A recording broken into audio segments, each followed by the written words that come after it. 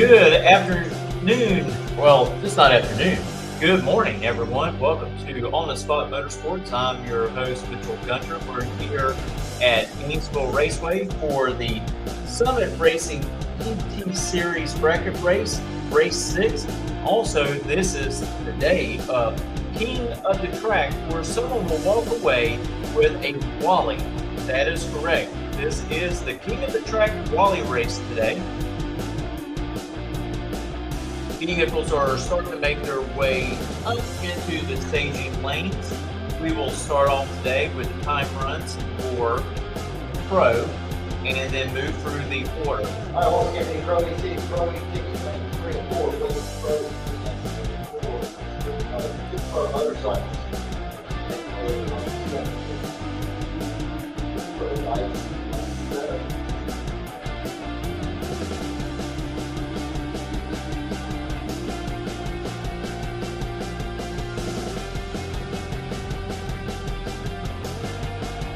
The track is supposed to go hot here at 10:15 with our time runs. All right, racers, looks like we're going to do one time run today before we go into eliminations. Make the best shot you can. One time run and then into eliminations. So there you have it. Only one time run today to try to speed up things here on the track.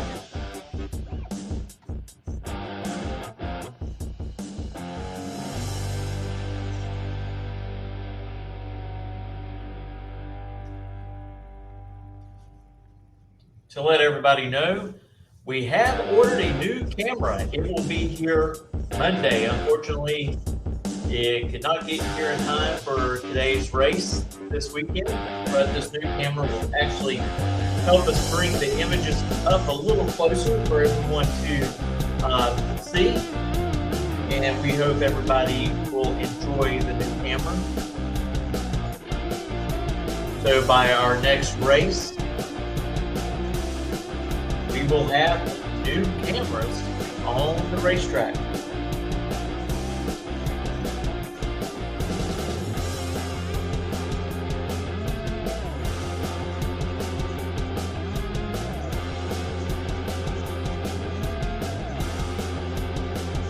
All right, Pro ET, let's slow down, please. Pro ET, let's slow down, please.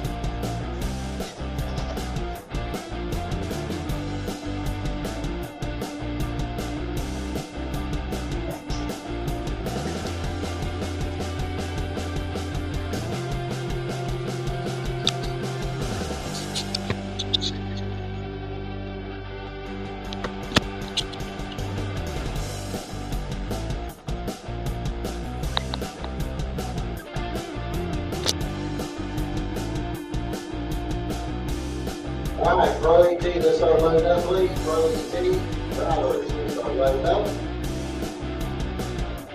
Super Pro motorcycles, lane 7, Super Pro bikes. So make your way into lane 7, please.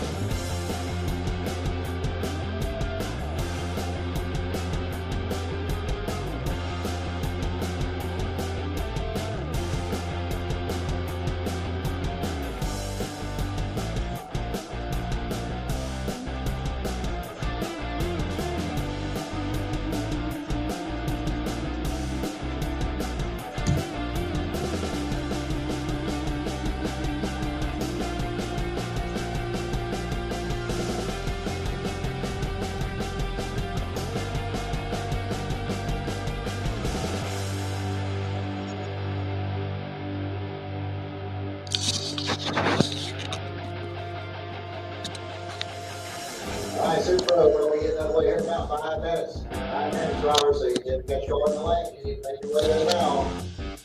Pro ET, you're going to be first down. We're going to be taking off here in about 5 minutes.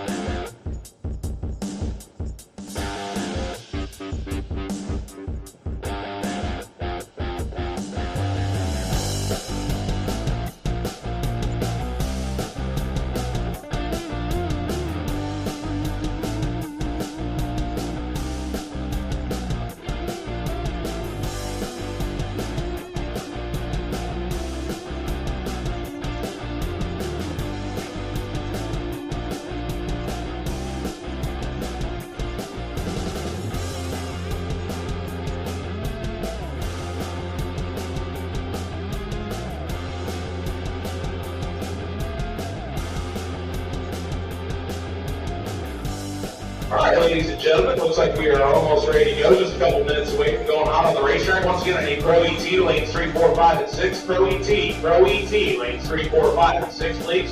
Super Pro car, I need you lanes 1 and 2. Super Pro car, lanes 1 and 2. Overflow to 3 and 4, please.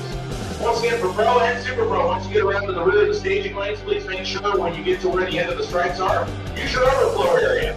I need Super Pro motorcycle lane 7, please. Super Pro motorcycle lane number 7, please.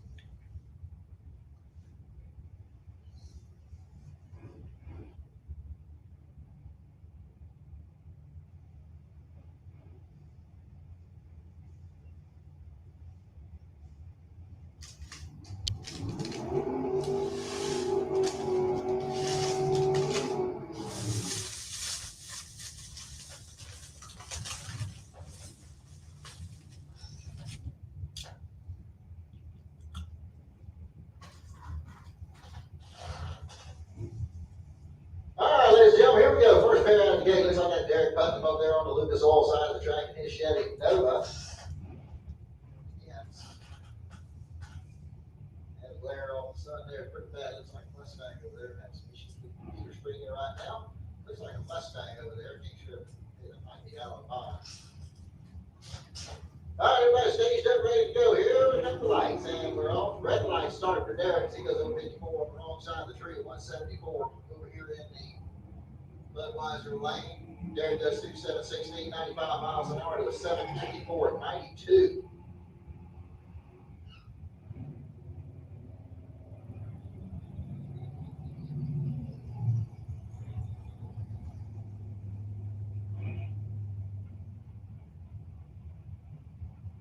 Okay, got a next pair coming out. Looks like a Chevy Camaro coming up over here on the soil side of the track. Chevy Malibu over here in the Budweiser lane.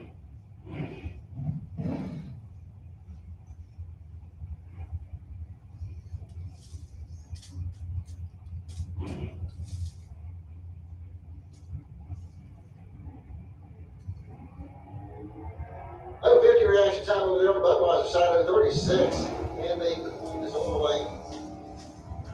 706 at 96 miles an hour there on the Budweiser side. 781 on the Lucas Oil Lane. D. Lichty coming up next over here in the Lucas Oil Lane with his Chevy Camaro. Going against the May over here in the Budweiser lane.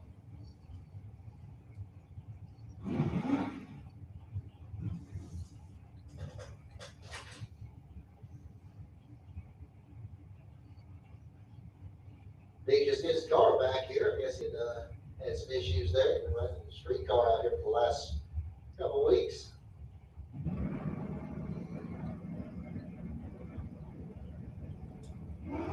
And pulls the trigger a little bit early on El Camino as he goes to 25 red, goes 60 to reaction time there in Budweiser lane. He goes through with a 662 to 102 miles an hour, 701 96 there in Budweiser lane.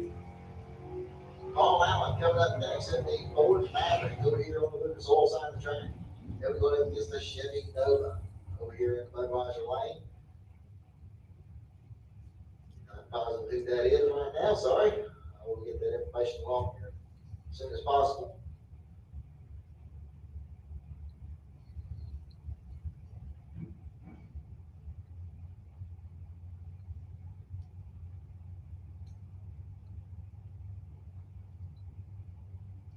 All right, ladies and gentlemen, we got the Nitro Grill open up behind the main grandstand area. So if you're something cool to drink or good eating out there today, you can head on back to the Nitro Grill. Also, Super Pro droppers, you can start making your way into lanes 1 and 2, please. Super Pro. You can start making your way into lanes 1 and 2. All right, we know we got there first, 643, 107 miles an hour. Looks like the next pair coming up. Might have Bob Hodgson over here on the Lucas Oil side of the track and Jeff Gatlin over here in the Budweiser lane.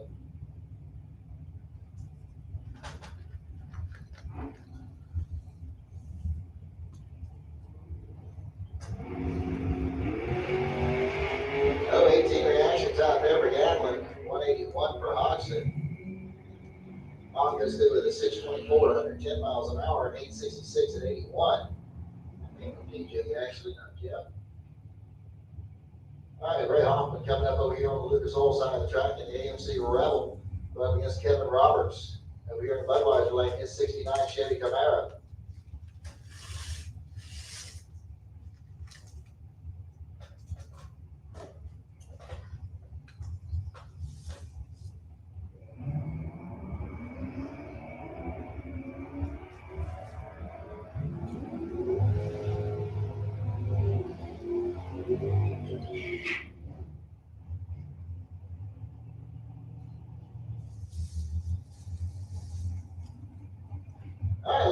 Coming up next over here on the Lucas Oil side of the track, 71 Dodge Dart, going up against the Ford Mustang over here in the Budweiser lane.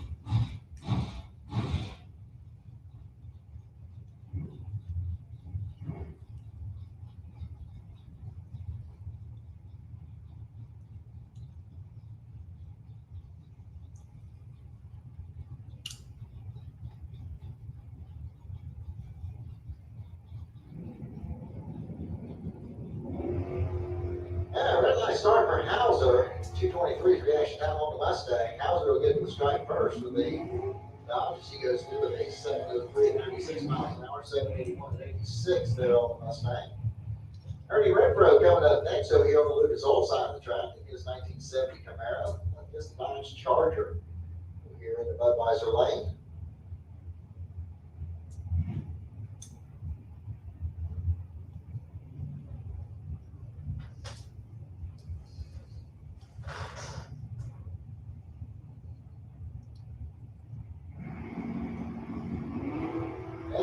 Start on the Charger. Ernie with a no 25 reaction time. 97 red on the Charger. 658, 105 to a 708, 112.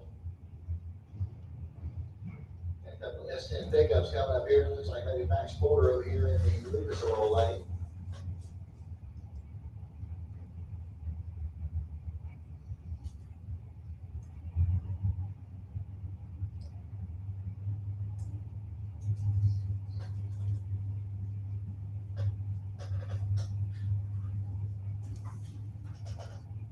All right, once again, these Super Pro motorcycles to lane 7, Super Pro bikes need you to lane 7, Super Pro cars need you to lanes 1 and 2, Super Pro cars lanes 1 and 2. Pro ET cars, you're going on your class right now, you should be in the lanes at this time. 017 reaction time over there on Lucas Oil side of the track at 25 in the Budweiser lane. Lucas Oil lane got there first, 6:33.105 to the 7:04.95. Don Dwayne coming up next over here in the Lucas Oil lane, the wheel standing Camaro, going up against Robert Simpson, 1970 Nova, going over here in the Budweiser lane.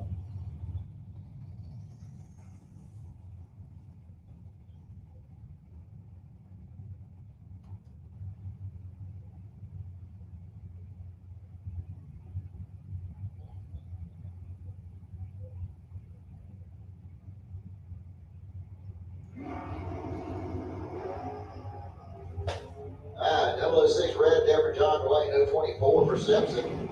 Dwayne will get there first, 616 at 110 miles an hour to a 761 at 91 for Robert Simpson. And Ram Victor Adams next over here in the Lucas Oil lane. He's out of Gainesville in the 89 Pontiac Firebird. Going against the S10 pickup over here on the Budweiser side.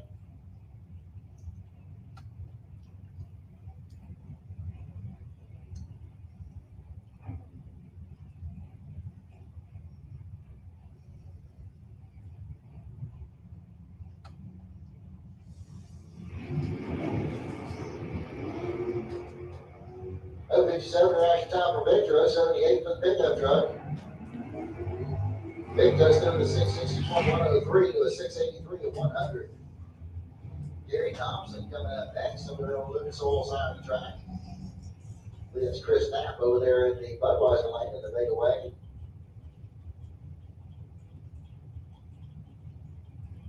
Thompson driving the Malibu out of Live Oak.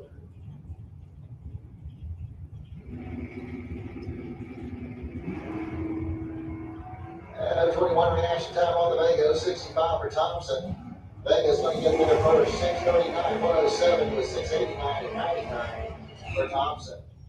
Ralph Bratton coming up next over here in El Camino. He'll be driving on the Lucas Oil side of the track by Mike Black in the Corvette over here in the Budweiser lane.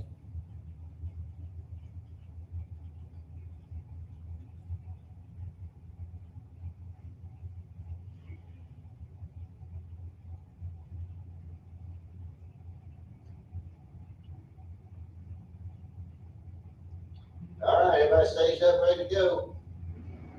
Red line started on the bed. He pulled the trigger 5 now too early.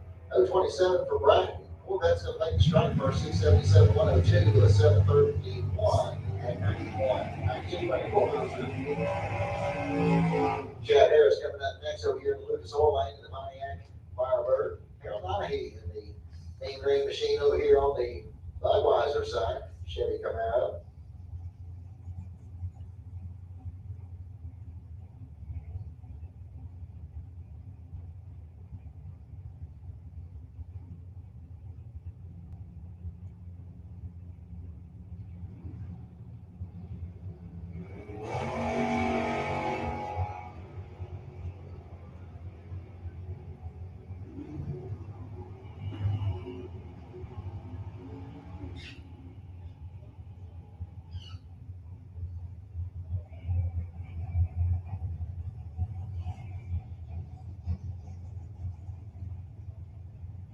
All right, George Emanuel coming up over here on the Lucas Oil side of the track, getting the Chevy Nova, going up against Leah Tadero over here in the Budweiser lane, her Chevy van.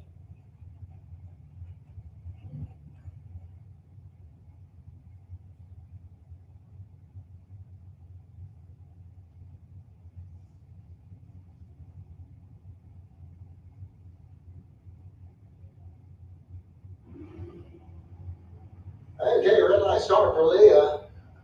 She's 043 red, right? George is 043 on the good side. Leah goes through with a 746 at 90 miles an hour to a 763 at 90 miles an hour. There for Robert Simpson.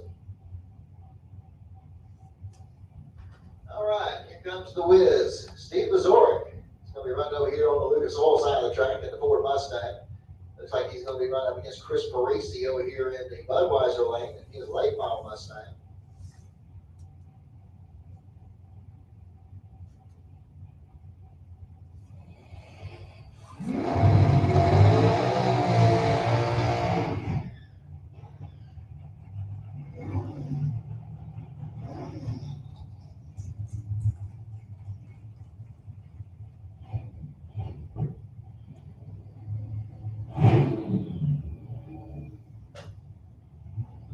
All right, so the Wiz over here on the Lucas Oil side of the track.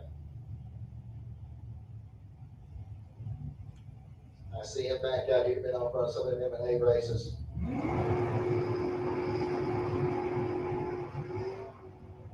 He's 0-14 on the tree. Red light started there for Parisi. And the Wiz goes through with a 623, 107 miles an hour, with a 761 for Chris Parisi.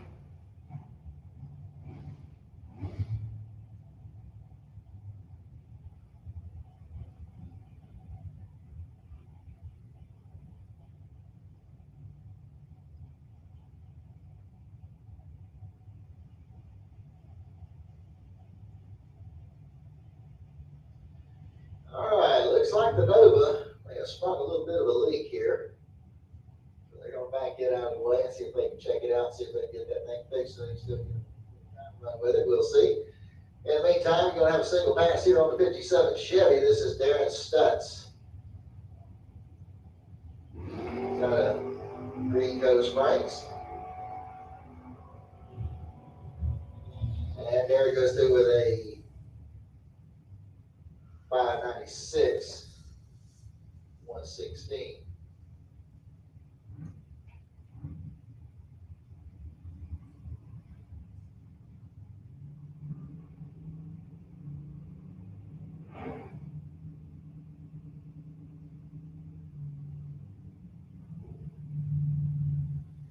All right, David Smith coming up over here next to the Ford Mustang. He'll run over here on the Lucas Oil lane.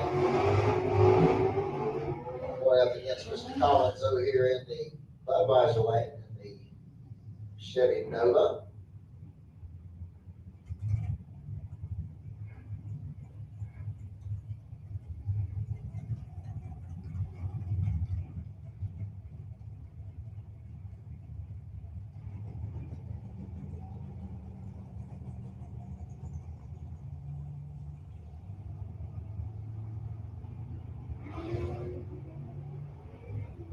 All right, 003 reaction time there for Smith. 073 red light start out of the Nova. Nova goes through with a 592, 115 to a 660 at 105. That's going to bring up Greg Turner next over here on the Lucas Oil side of the track in the Chevy Camaro, and Jason Rollins will run over here in the Budweiser lane in his Chevy Nova.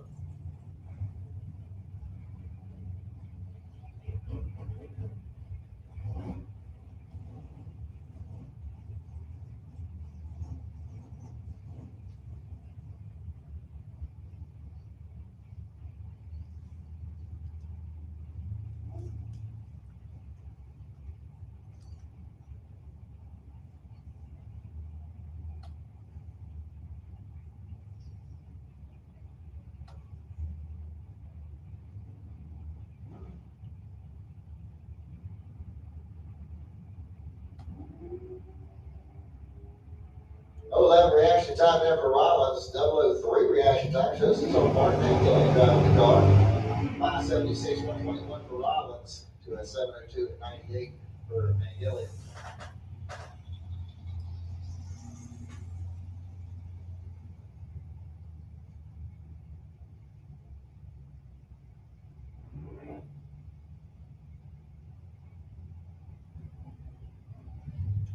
All right, John Bertha coming up over here on the Lucas Oil side of the track out of Mandel. He'll be running up against Pete Rugas in the 66 Impala. Rugas turns on the red light, and it looks like Bertha has broken the truck. So Rugas goes through with a 672 at 100 miles an hour. As staff will go out there and see what they can do about helping get the Bertha off the track. Once again, these are Super Pro bikes to lane 7, Super Pro motorcycles lane 7, Super Pro cars need you in lanes 1 and 2, please. Super Pro cars lanes 1 and 2.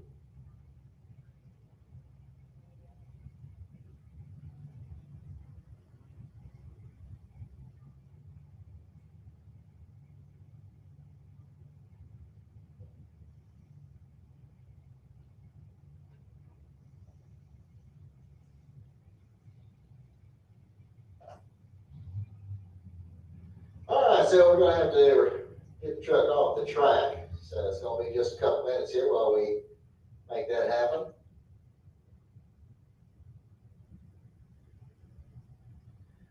Once again, folks, remember we got the Nitro Grill open up behind the main grandstands out there. So if you need some cool to drink or good, you can head on back to the Nitro Grill. We also have Sunoco race fuel on sale here. So if you need some high octane juice for the hot rod, we got all kinds of flavors down there that will probably suit your needs. Once again, ladies and gentlemen, please remember we're getting one time run today, and then we will be going to eliminations.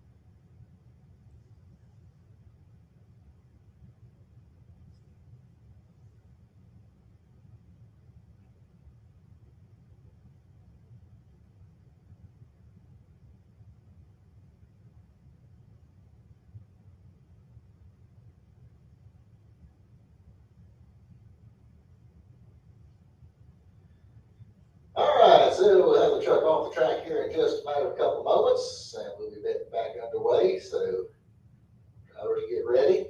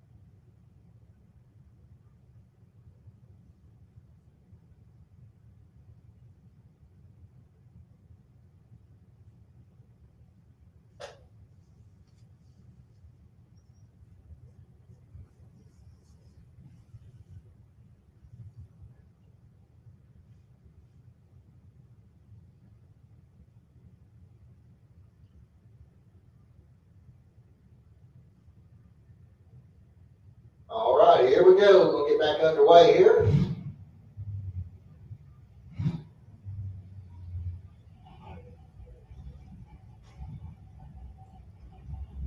Alright, looks like I got Russell Morris coming up over here on the Lucas Oil side of the track. He's out of Central Florida, the 87 O's. And Marcus Cruz out of McLean, the Dodge Challenger, is going to run over here in the Budweiser lane.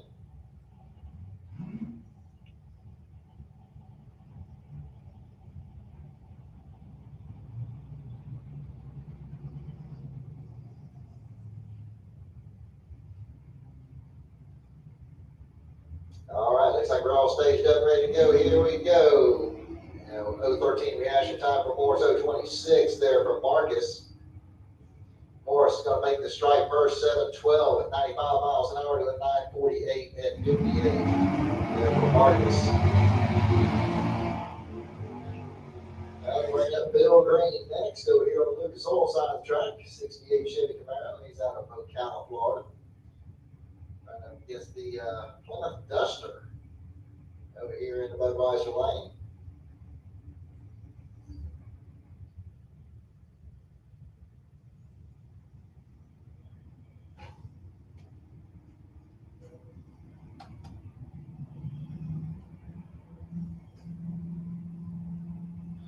All right, so Troy Stafford over here in the Budweiser lane. It's the 73 Dart. He's 047 on the tree. The Green's 039. Green gets there first, 6:49 at 104 to a 7:17 at 95 for Stafford. All right, Brendan George coming up next. He'll run over here on the Lucas Oil side of the track in his Pony, the Mustang. And he'll be going against the 69 Camaro over here in the Budweiser lane. Sure looks like Kurt Hunt's vehicle.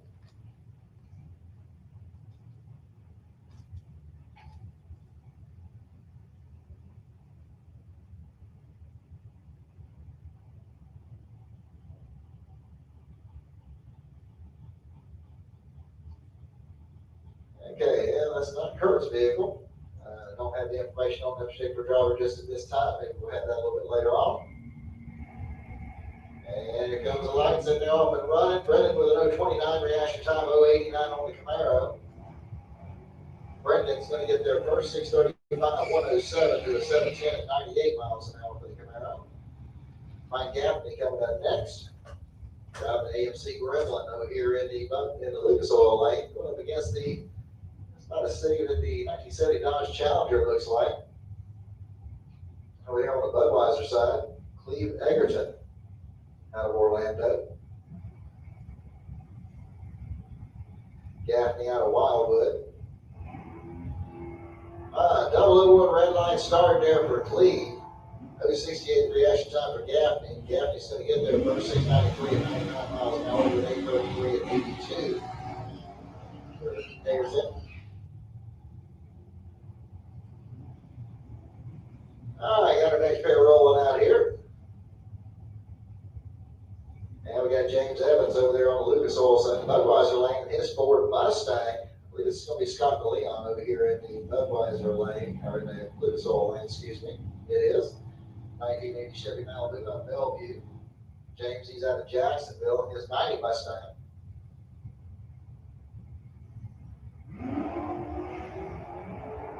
And 015 reaction time for Evans, 036 for Scott DeLeon. DeLeon gets there first, 678, 100 miles an hour, 697, 97 for James Evans.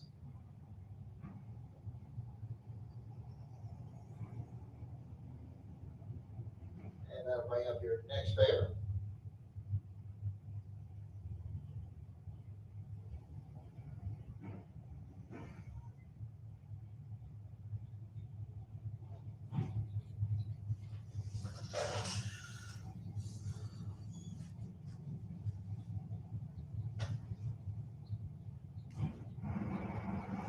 All right, Ryan Norton out of Edmond is following the S10 pickup truck. Don't have the information on the car over there in the Budweiser lane just yet. 6:49, 104 on the Lucas Oil side, and a 6:52 at 105 there in the Budweiser lane.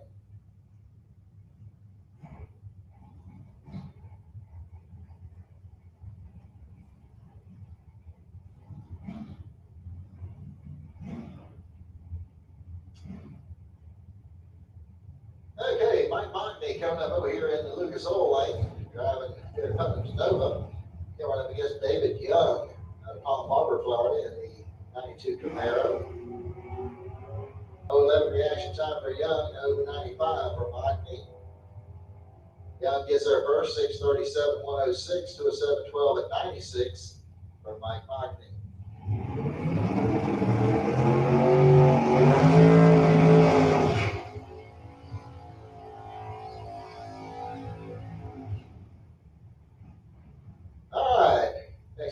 now. It looks like we might have John Siegel over here on the Lucas Oil side of the track. In the 79 Malibu wagon, that's a wheel stander there, going up against the Chevy Nova over here in Budweiser lane. Here again, don't have this driver's information handy at this time.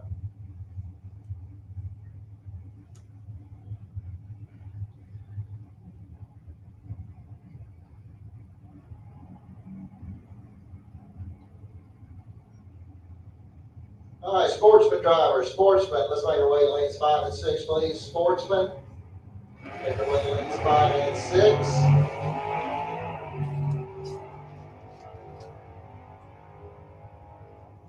And see with a 603, 112 to a 613, and 114 miles an hour on the Nova as we go over here to the Super Pro motorcycles.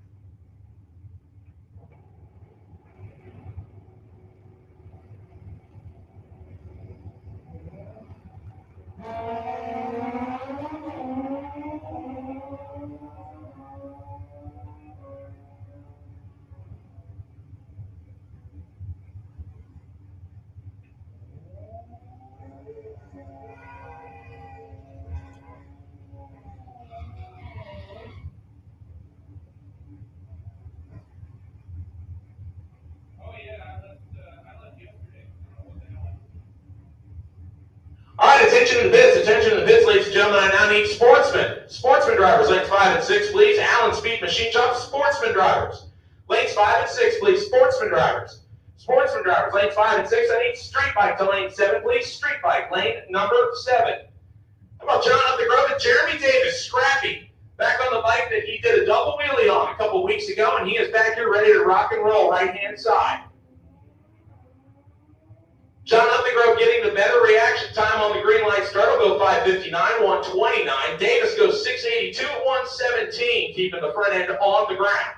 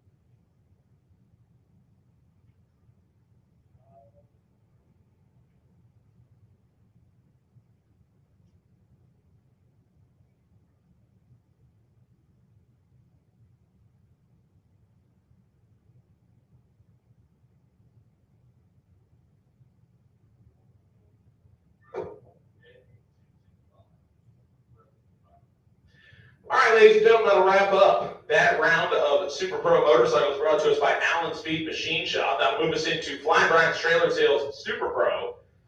So Super Pro lanes 1 and 2 start getting suited up, please. Super Pro lanes 1 and 2 start getting suited up, please. We're going to do a little bit of track spraying, and then we will go to Super Pro. Once again, Sportsman, I need you to lanes 5 and 6. Allen Speed Machine Shop, Sportsman Eliminator, lanes 5 and 6, please. For those of you that haven't heard already, because obviously my voice is a little bit louder than his is, we are thankful and grateful enough to be joined by Rick Bader, the retired guy who we have pulled back out of retirement. And hopefully they're giving him an extra payday and lunch and preferred accommodate. No, he's shaking his head. No. Now Rick Rick has shown us the way here for 12 seasons, 13 seasons, 14 seasons. Thank you, sir. Don't want to sell you short. And we are very thankful to have him here. Rick, thankfully, has been able to get out and race his own car this year. I know that was kind of difficult for him to do when he was employed up here in the tower on every Summit ET night. So I will have some relief out here today, and very much big thank you to Rick for coming on out and giving me a hand. I'm sure I'll be up here after round number 2 anyway. So once again, ladies and gentlemen, we will make one time run and go as we have close to 200 entries already. And we feel like, just especially because tomorrow is Mother's Day and based on what we've had happen so far, the number of cars and the amount of time it takes us to get through the first 2 rounds of competition with buybacks and so forth, that it'll make it for a much better day for everybody. So again, I know some of you have come up to me and talked to me about possibly running 2 time runs. I would encourage you to talk to Corey and talk to Jody, as they are our decision makers here at Gainesville Raceway, and they would very much appreciate your feedback. We have done 2 time runs in the past, but with the increased turnout, we don't want to keep everybody here until 10, 11 o'clock at night. The starting time being bumped up to the morning for our Summit ET races throughout the year is to try to get out-of-towners in here at a decent hour and also get them on the road at a decent hour. So again, we appreciate your feedback. We welcome your feedback. Just keep in mind that usually we make decisions based on what we hear. So if you don't tell us, unfortunately, we're not mind readers. We do have many talents, but mind reading is not one of them. So once again, if you do have feedback, please come to the first floor of the tower and see Jody, and she'll be happy to talk to you. Like I said, she's made some changes in the program where we've gotten close to 200 or over 200 entries in our first 3 races of the year. The double was very successful, and we made increased payouts in all of them. So again, we would appreciate your feedback. So here we go into Flying Rides Trailer Sales Super Pro action. Super Pro action coming to the water box right here. We'll start with Lisa Remba and Buddy Goolsby. Once again, for those of you that do not know, the buy run is chosen by the best reaction time from this round of competition. It will not carry over. We do that every single round. So the best winning reaction time from round number 1 will get the buy run for round number 2. Once somebody has had the buy run, you cannot get it again until we hit the ladder, or all the remaining competitors have had the buy run as well. So in the case of Pro ET, we had 2 drivers that had 003 reaction times, and we go to the first one. Same thing would apply here, and same thing applies during elimination. The first person to do it. So be 000 and you'll lock it up. Lisa Remba and Buddy Goolsby starting out with 14 and 15 trees. The Remba going to get there first in the Mopar. 655 at 105. 660 at 103 for Goolsby, sit tied as 10.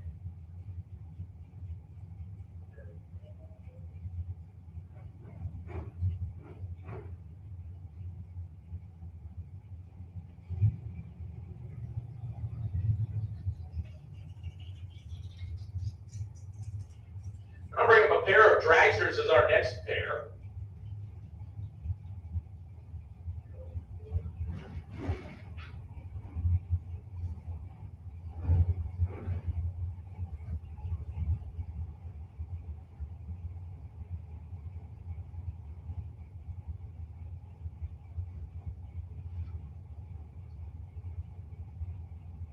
So Craig Light coming up left-hand side, the orange dragster.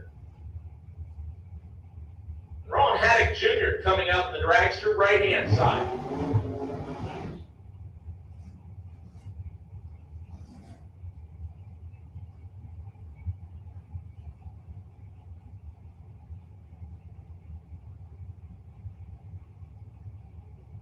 Once again, Super Pro drivers, please do not wrap around the rear of the staging lanes. Come to lanes 3 and 4. Super Pro drivers, do not wrap around the rear of the staging lanes. Please come to lanes 3 and 4.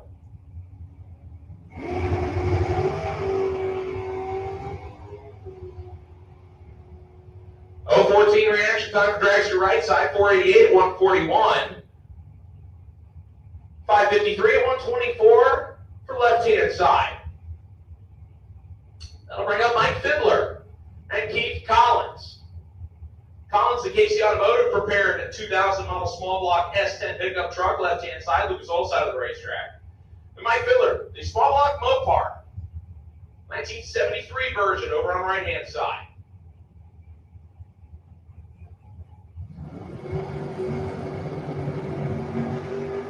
Once again, I need sportsman drivers. Sportsman drivers, lanes 5 and 6, please. Allen Speed Machine Shop, Sportsman Eliminator, lanes 5 and 6, please. I also need street bike. Street bike to lane number 7, please. Allen Speed Machine Shop, street bike, lane 7, please. Street bike, lane 7, please. Juniors, I will call you 2 lanes as soon as we have them available for you. Junior dragsters, I will call you to the lanes as soon as we have them available for you.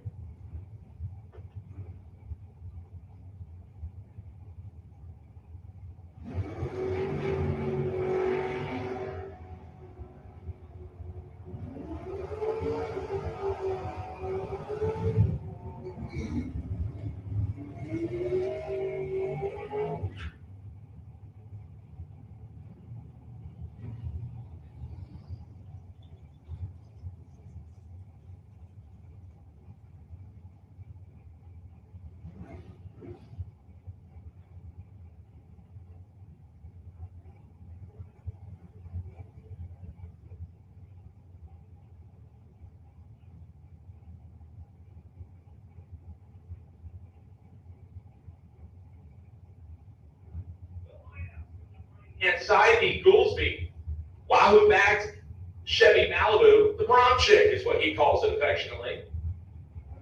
All jet black looking split window Corvette on Lucas Oil side of the racetrack. That is Larry Bannon. Or Larry Manning, it looks like. I'm sorry, I'm trying to read his handwriting. Corvette going to get there first left side, 551, 124. High house clocks a 737 at 92 miles an hour.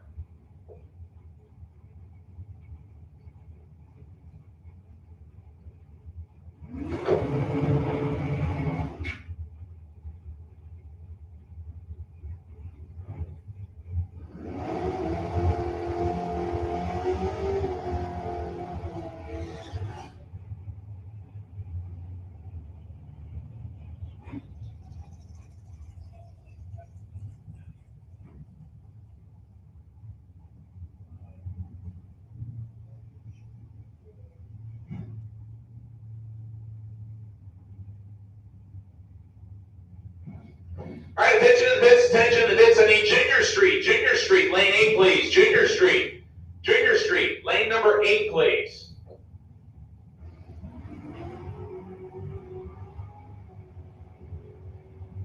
Right-hand lane, Billy Campbell in the Camaro, 637 at 108. Dragster left-hand side, 515 at 131 miles an hour.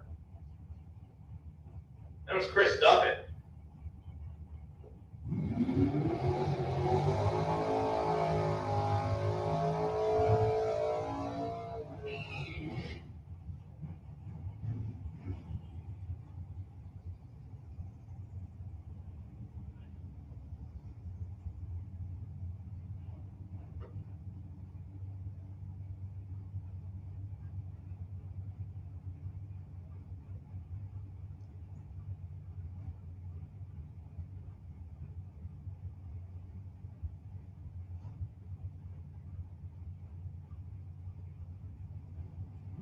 Jim Atkins coming up next, the 68 Nova left-hand side. Bill Highhouse, right-hand side, the dragster that will get to the finish line first, 478 at 144, 638 at 108 for the Nova driver.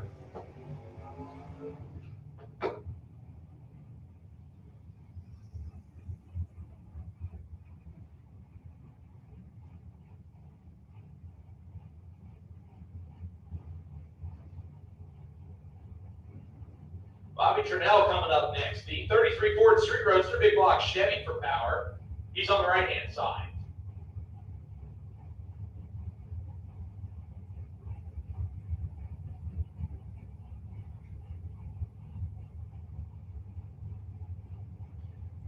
Dennis Ardilli coming up out of Jacksonville.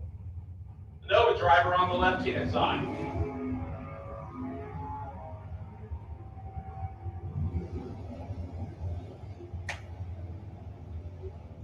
Nova goes 678 at 102. Right-hand side, 525 at 130 for Bobby Trinnell. Once again, I need sportsman drivers, lanes 5 and 6. Sportsman drivers, lanes 5 and 6. I need street bike to lane 7, please. Street bike to lane 7, please. I need junior street. Junior street. Lane 8, please. Junior street. Junior street. Lane number 8, please. Sherby Bow coming up right-hand side, no 18 reaction time.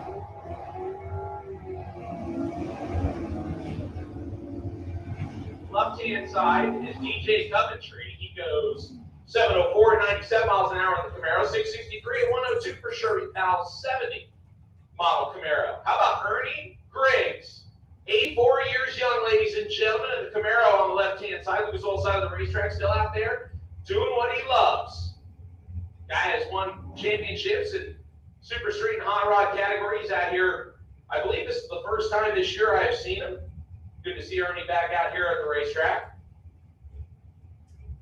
Out of Ocala Tire Service, big block Camaro, left-hand side. He'll stage up against Bruce Gurton, another big block Chevy powered hot rod. This is a 79 Ford Fairmont on the Budweiser side. How about 000 perfect for Ernie Griggs, 84 years young, and clocks a perfect reaction time. 7:30 at 1:14. By the way, time might seem a little off. That's because he's on the throttle stop setting, but Ernie Griggs, 000 reaction time. Bruce Gurton was 003 and in the way. 5:62 at 1:24 for Bruce Gurton.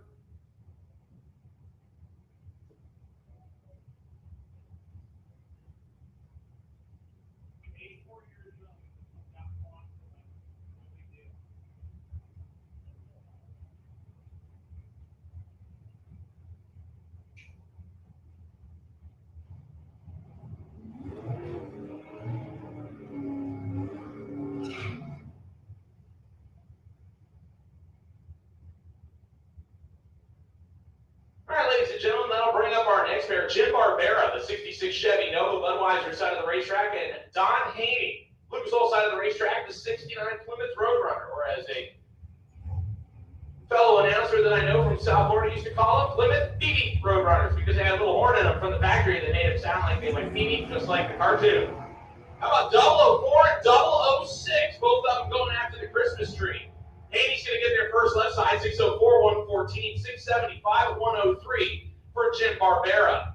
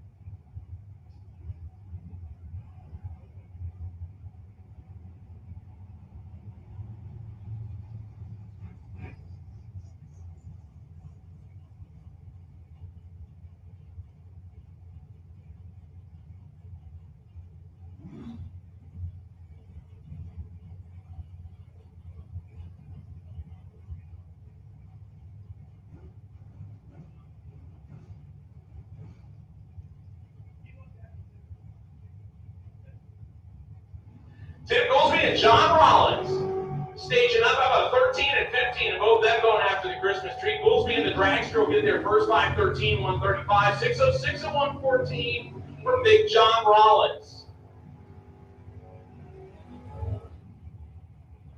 Aaron Dorcar's coming out of the burnout box as we continue to work our way through round at number 1 of time runs here at Flying Barn Trailer Sales Super Pro action. Once again, for all of you that are here on the property and want to let your friends and loved ones at home watch the action, big shout out to On the Spot Motorsports with David Rogers and Mitchell Gunner. They're out here actually live streaming today.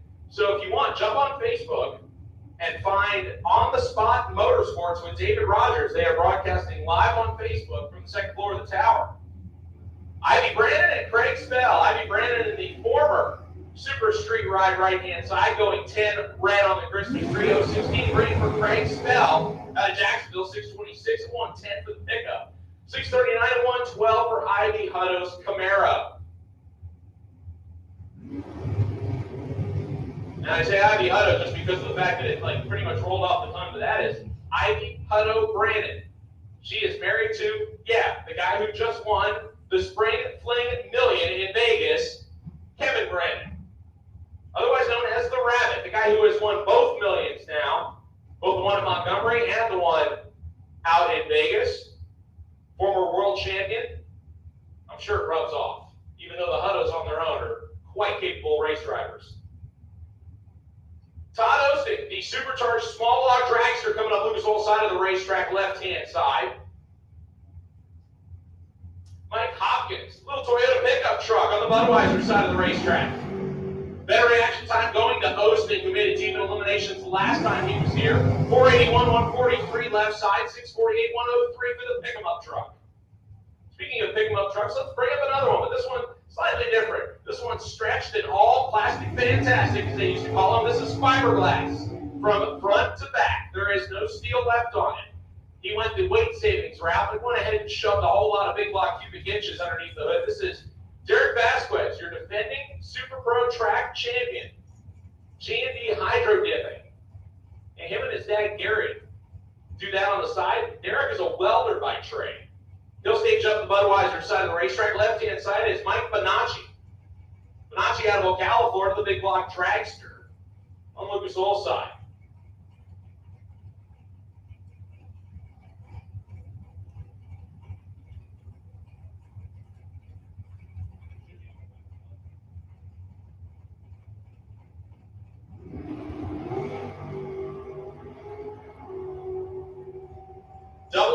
For Derek Vasquez, Budweiser side, 547, 127, 515, and 133 for the extension ladder.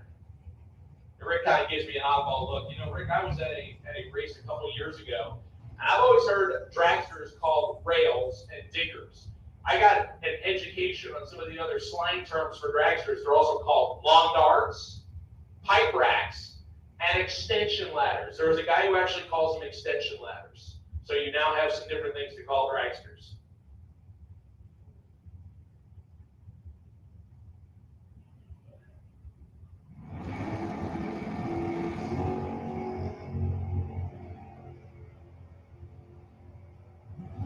Very Royal out of the left-hand side, but maybe going 597 at 116, 668 at 108 for John Dwayne, who is also racing in Pro ET as we work our way through what looks like most of Flying Ryan Trailer Sales Super Pro action.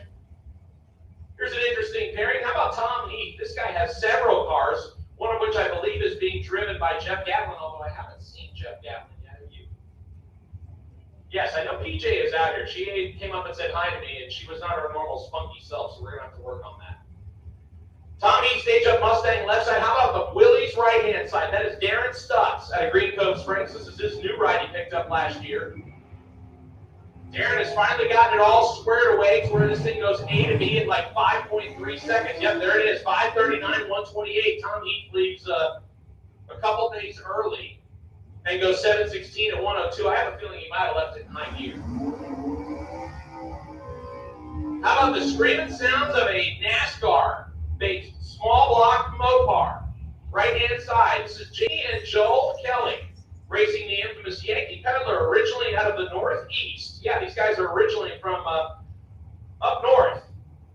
And they moved down to Florida well over a decade ago, and they have had considerable success in the foot brake categories. Jamie now wheeling his dad's ride.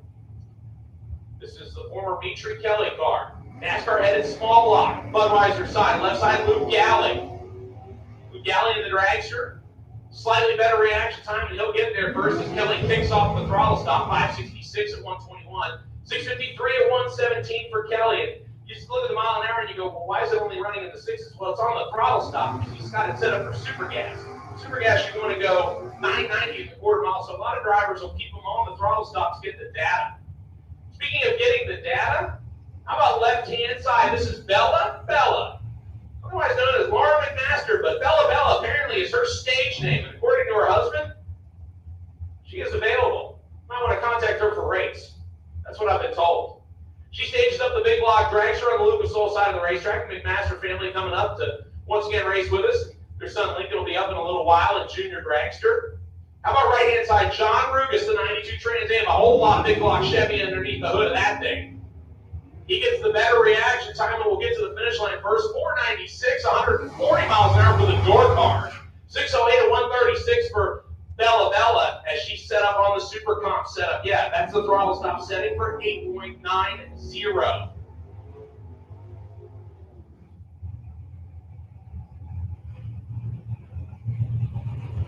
Right-hand side coming up, Victor Adams.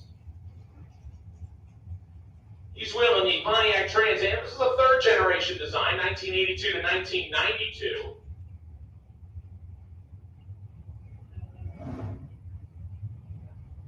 Small block Chevy for power, left-hand side for Victor Adams. Jerry McGill coming up, left-hand side, the 2007 undercover chassis. Yeah, that's who builds the dragster. Big block Chevy for power, Victor Adams going wheels up, and Jerry McGill says, hang on a minute, I'm going to get there first, coming through. 532 at 130 miles an hour, left-hand side, 666 with a 7 on the end of it, at 102 for Victor Adams.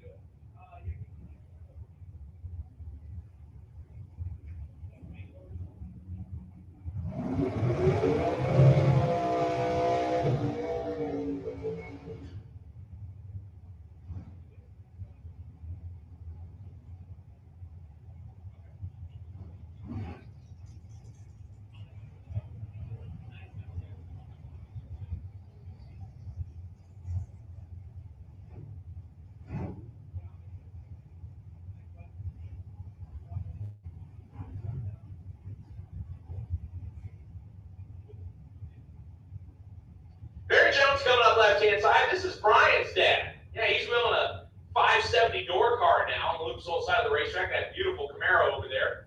I'm going to stage up right-hand side. Smoking Joe. On the Budweiser side of the racetrack, I hear this guy's good friends with John Siegel.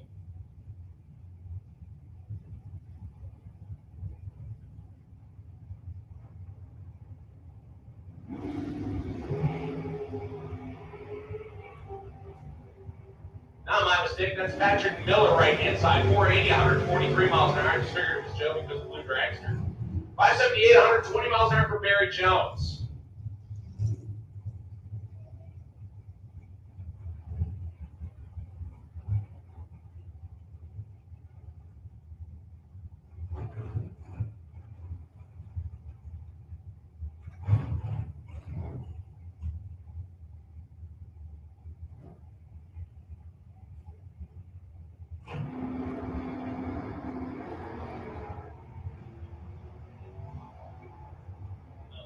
Bruce Rick, Paul Farrar going down the racetrack. Farrar in the GTO 661 with a Jacksonville-based hot rod 713 at 95 miles an hour for a little Mustang. Yeah, that's a Mustang 2 that they built from 1974 to 1978. Once again, I need Junior Street, lane number 8, please. Junior Street, lane number 8, please. Junior Street, lane number 8, please. Mike Matrison coming up next. The beautiful 1964 Chevy 2. Yeah, they also called these a Nova, but they were also called Chevy 2s from 1962 to 1968. They'll stage up on the Lucas Oil side, right-hand side of the S10 pickup truck. TJ Gravola out of Brunswick, Georgia. 421 cubic inch small block in the colorful S10 truck on the Budweiser side.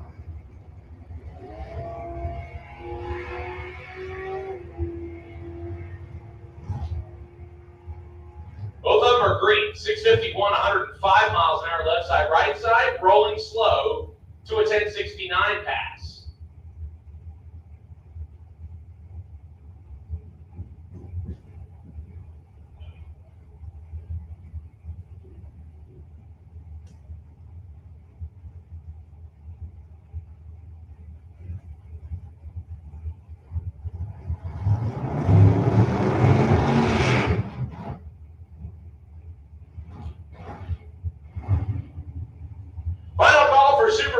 Time run. Final call for Super Pro for your time run, lanes 3 and 4, please. Final call for Super Pro for your time run, lanes 3 and 4, please.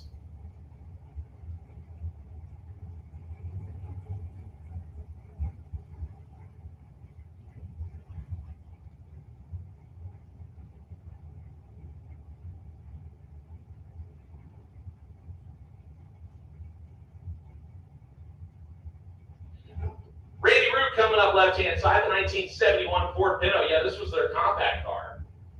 358 cubic inches of Chevrolet.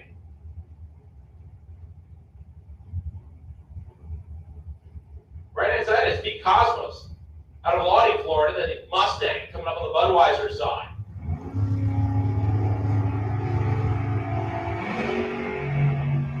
Both of them clean and green. The Pinto out from the Mustang trying to get around him, and it does. 513 at 145. 667 at 100 miles an hour for the Pinto. Just felt like he probably got his doors sucked off of him as the Mustang driver came around right at the end.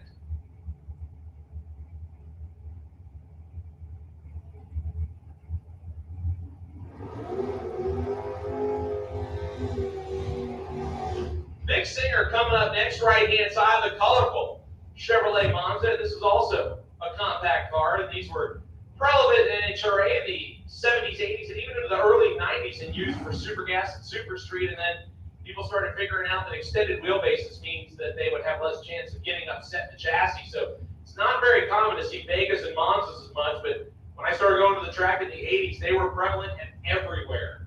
Nice lightweight little car. Vic's got a small block Chevy underneath the hood on this one. Left-hand side, a whole lot of big block cubic inches for Flying Brian Jones. Flying Brian's trailer sales, left-hand side, Lucas Oil side. Former track champion here at Gainesville. Looking for a 4-second ET.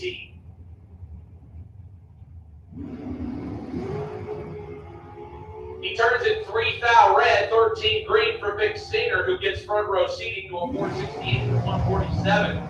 For Flying Brian Jones, how about 657 and 104 for the little small block Monza?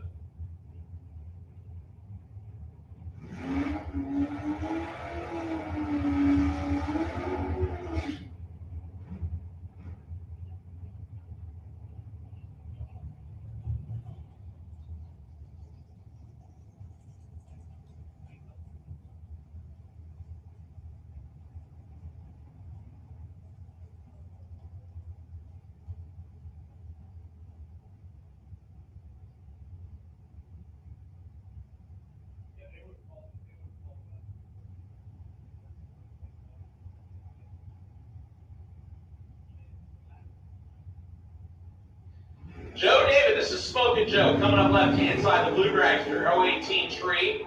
Lined up against Paul Allen, the Maverick. 480 at 143 miles an hour for Joe. 697 and 99 for Paul Allen.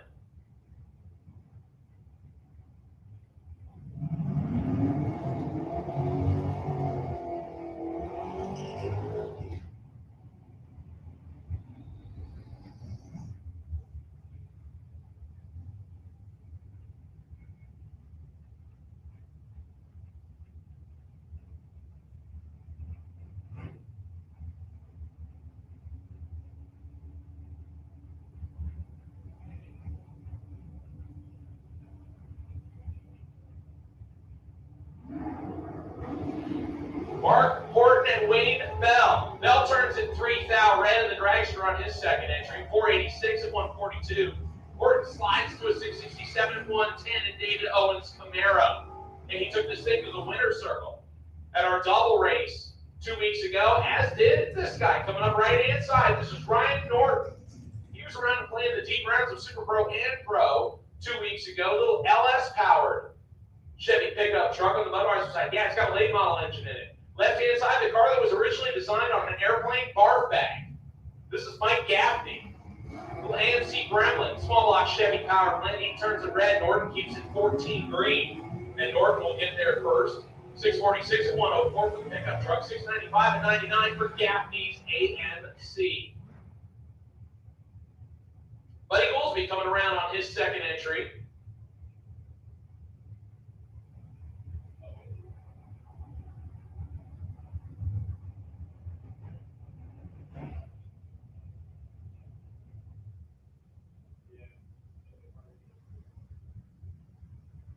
Actually, that might be Glenn Newman's. And actually, yeah, it confirms it is. He's lining up with Richard Lindsay. Richard Lindsay in the Mustang on the Budweiser side, who's been out of it for well over a decade now, back behind the wheel. 646 for Newman's, 650 for Richard Lindsay. That will bring up Chad Kennedy.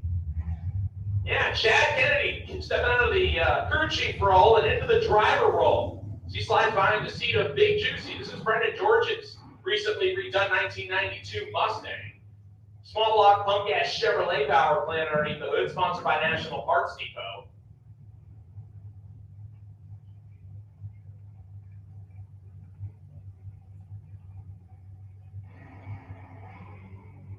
And Chad Kennedy almost makes it look perfect. 001 red light. I think we need to promote him from the crew chief role. 632 at 107. He slides behind the wheel and is a foul away from cutting a perfect light in his first time in the car.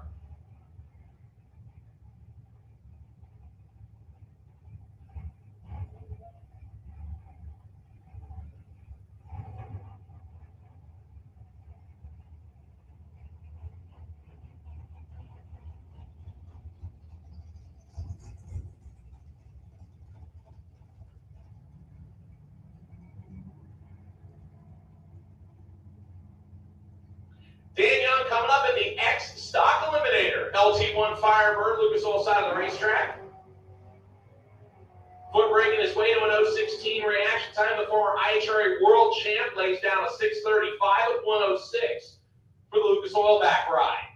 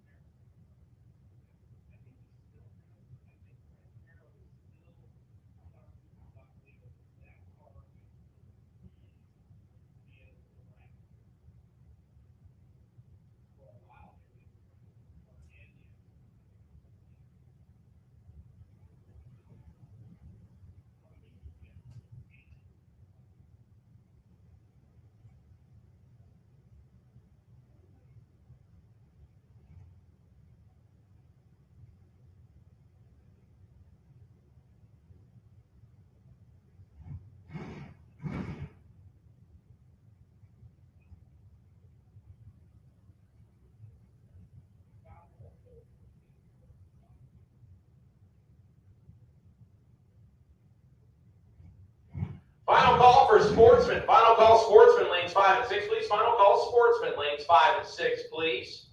I need you there. Sportsman, lanes 5 and 6, please.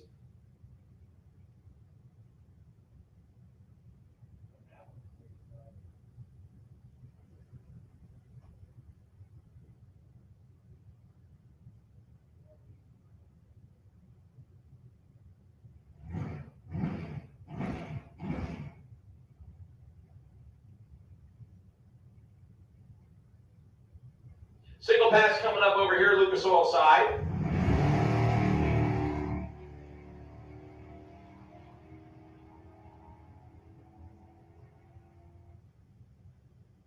.596, 121 miles an hour left-hand side.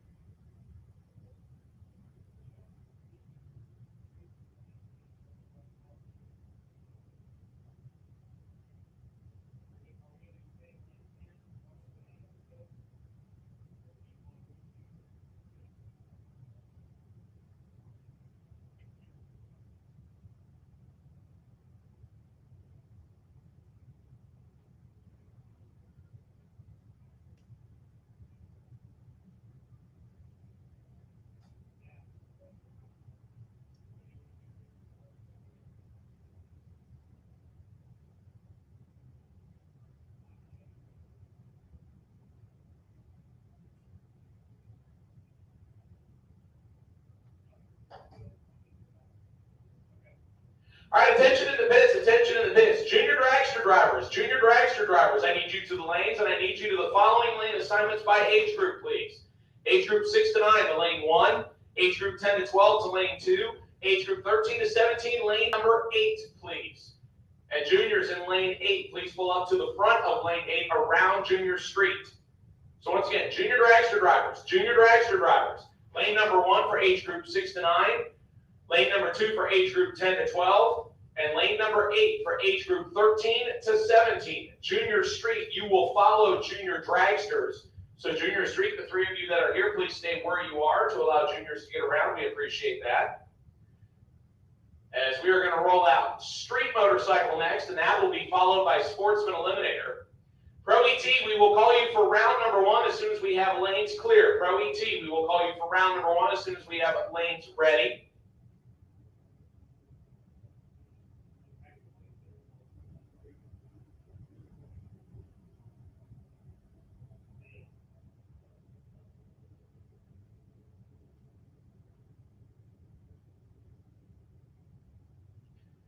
All right, let's go into round number 1 of time runs for street bike. This is quarter mile, no electronics. We'll run them on the full distance. And since we are getting close to round number 1 of eliminations, I think I'm going to hand the microphone back over to Rick Bader to do round number 1 of street bike, brought to us by Allen Speak Machine Shop. And that'll be followed by Sportsman Eliminator. So final call for Sportsman Eliminator lanes 5 and 6, please.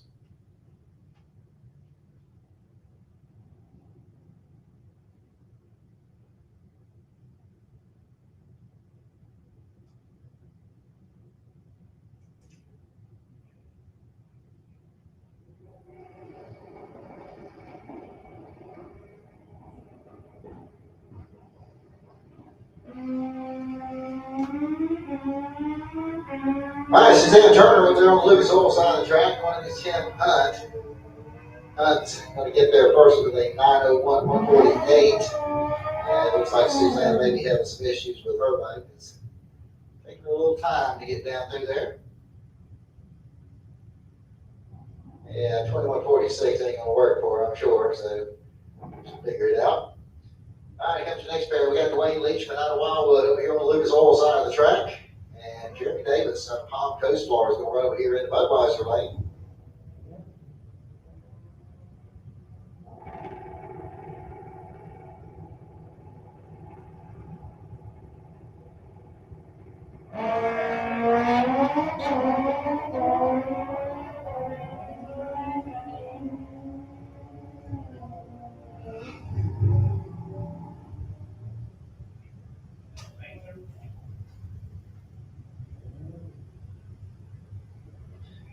All right, here we go. We got John Upthegrove coming up over here on the Lucas Oil side of the track. He's out of Keystone Heights, and Larry Berger out of Jacksonville is going to run over here in the Budweiser lane. Okay, sportsman drivers, y'all should be getting loaded up and ready to go. Sportsman, y'all should be getting up and ready to go. Loaded up, ready to go, please. Once again, junior dragsters, 13 to 17, need you to lane 8. Junior dragsters, ages 13 to 17, lane 8. Junior dragsters, ages 6 to 9, need you to lanes 1 and junior dragsters, ages 10 to 12, lane 2. So 6 to 9 in lane 1, 10 to 12 in 2, 13 to 17 in lane 8. Junior dragsters, start making your way to the lanes, please.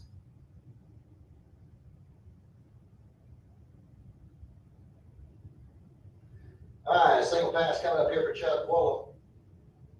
Chuck out of Reddick.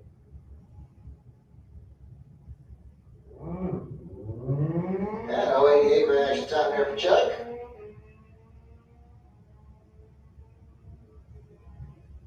And Chuck's going to go through with a 994 at 133 miles an hour. And we got a license pass coming up here.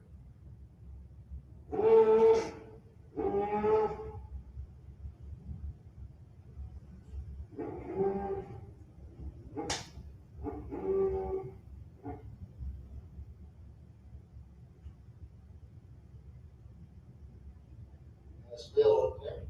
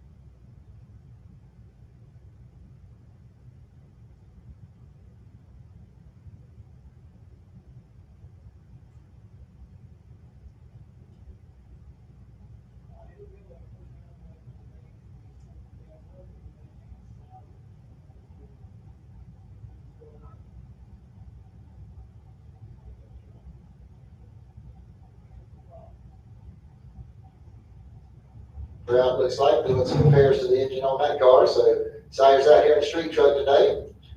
We're going up against John Landola, same thing. Having to run on something else because his main hot rod is down at this particular time. They're both going to be anxious to get it back together and get back in the cars they prefer to drive out here instead of their personal rides. All right, so both of them are all staged up, ready to go. And we got a 152 reaction time for Sayers, a 125 for Landola. And it looks like Landola is going to get to the stripe first with the Jeep as he goes through the 1310 at 103 miles an hour. As Sayers goes 1484 at 95 with the pickup truck.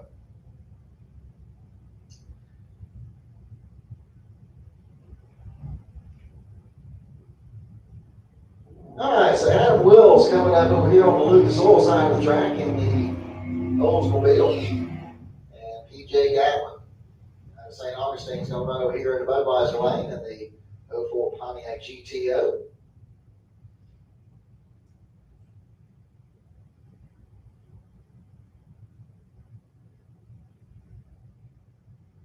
All right, attention independents. Pro ET. Start making your way into lanes 3 and 4. Pro ET. Start making your way back to lanes 3 and 4. Overflow for Pro ET, you'll go into 5 and 6 behind Sportsman. Once again, I need junior dragsters, 13 to 17-year-olds, I need you to lane 8. Junior dragsters 6 to 9, need you to lane 1. Junior dragsters 10 to 12, need you to lane 2. Pro ET, start loading up lanes 3 and 4 with overflow to 5 and 6. Okay, so PJ went through the 1346, 1181 over there on the Lucas Oil lane. All right, JT Barrett coming up next. He's out of Jacksonville, driving that Ford Mustang, going up against Kevin Roberts in his 69 Camaro.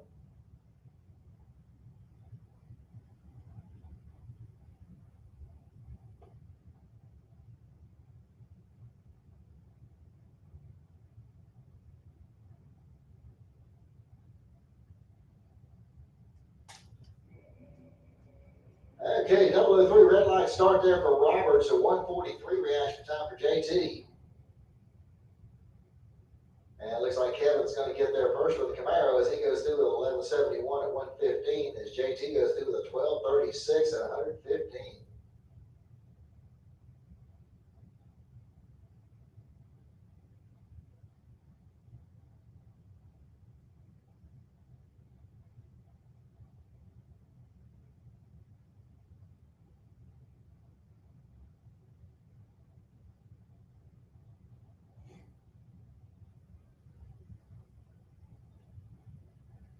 All right, over here on the Lucas Oil side of the track, we got the Ford Mustang. I believe it's Mike, I think the last name's Cook. Had a hard time making it off the tech card there.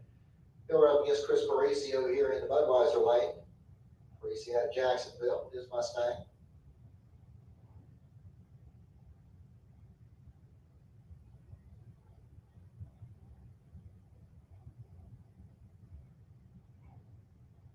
All right, track crew trying to drive a little condensation off the track there, probably got a tailpipe or something like that. So back underway here in just a couple moments. Once again, Pro ET, need you to lanes 3 and 4. Pro ET, start making your way into lanes 3 and 4, please. Junior dragsters, 13 to 17 years old, I need you to lane 8. Junior dragsters 6 to 9, lane 1. Junior dragsters 10 to 12, lane 2. Sportsman, lanes 3 and 4. Overflow will go to 5 and 6.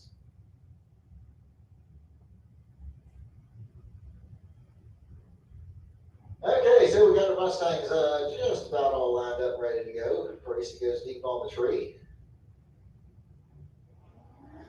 And he's 027 on the tree. And something went right there with Chris's car. I don't know if he spun or something, but he definitely is not getting up to speed like he normally would. Looks like he backed off of it. Looks like the car did slip just a little bit. As the Mustang over there on the Lucas Oil Lane goes 1577 to 86 miles an hour. Parisi goes to 1764 and 68. That's well below what he's usually doing.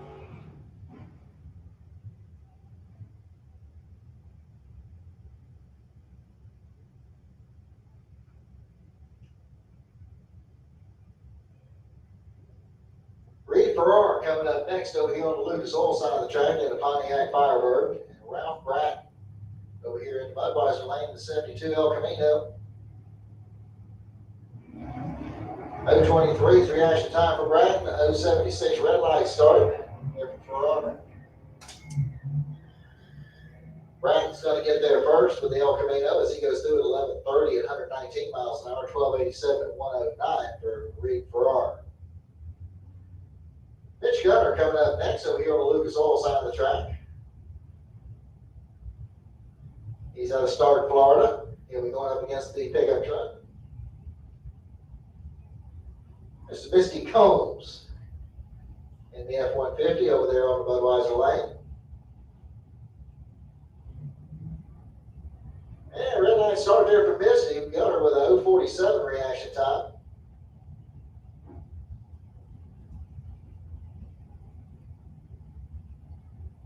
And it looks like Mitch will get there first, 12:71 at 108 to a 13:66 at 105. And I'll bring up Bart Pangillion over there on the Lucas Oil side of the track in the Chevy Corvette.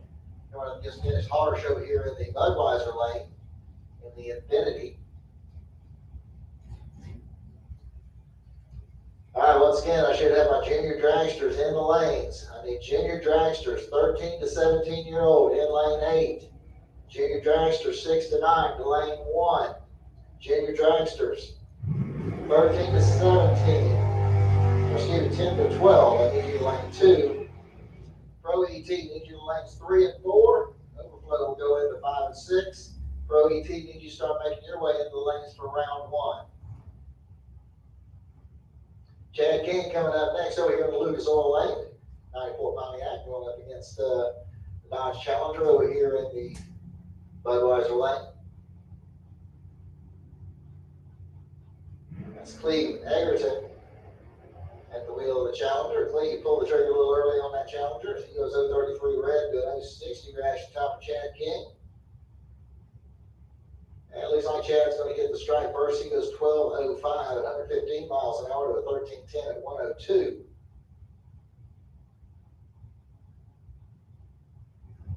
All right, Robbie Hodgson coming up next. Hodgson in the S10 pickup over here on the Lucas Oil side of the track. And Kenny Hires out of Lake City going right over here in the Budweiser Lane. His Chevy pickup.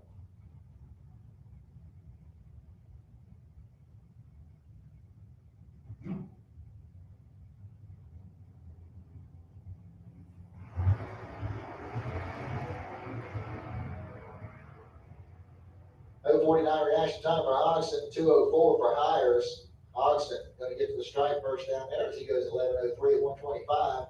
Kenny Hires 12:81 at 102.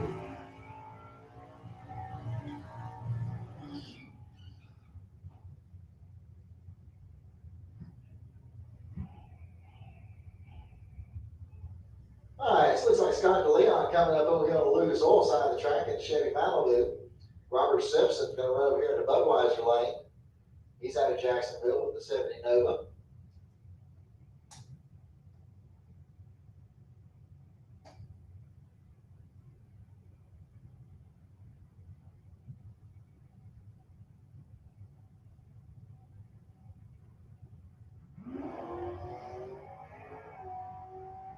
Okay, Simpson pulled the trigger a little early on the Nova as he goes 0:12 red, 0:44 reaction time for Leon. And he goes 11:60 at 85, 11:92 at 113 there for Robert Simpson. Monica Roberts coming up next. She'll run over here on the Lucas Oil side of the track in the Chevy Camaro.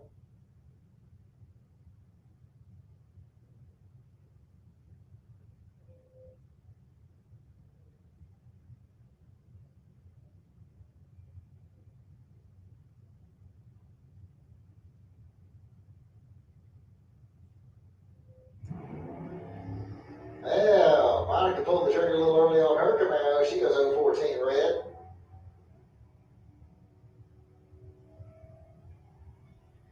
Additional pedaling out the backside goes 12:57.107. Okay, it looks like that'll wrap up our first and only time session here in Sportsman. It looks like we're getting ready to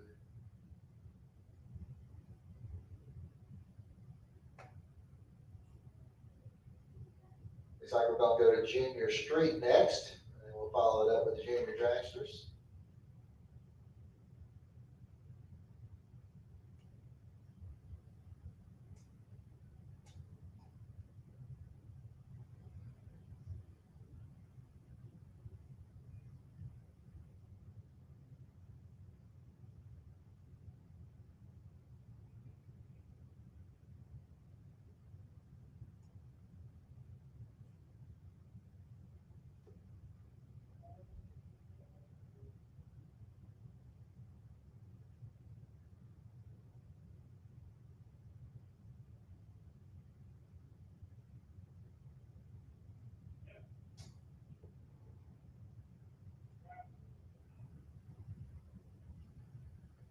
All right, so here we go with Junior Street.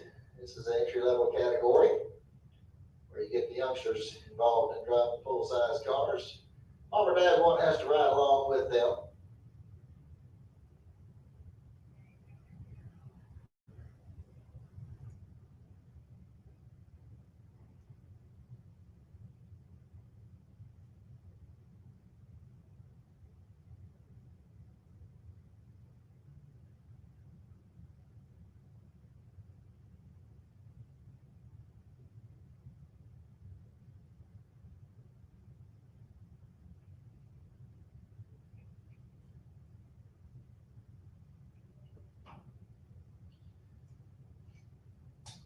All right, so it looks like we're going to have Cody Harris at Lake City over here on the Lucas Oil side of the track, driving the Chevy Camaro.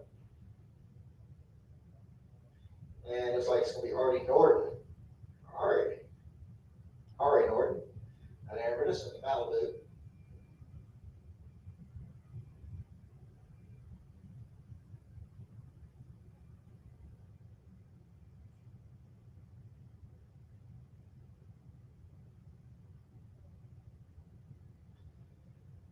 All right, so both drivers are now stationed, ready to go.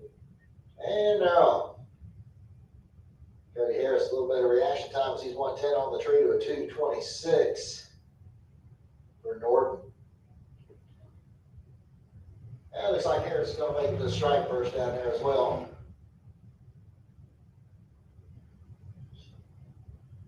$11:24.73 miles an hour to a 13:05 at 63.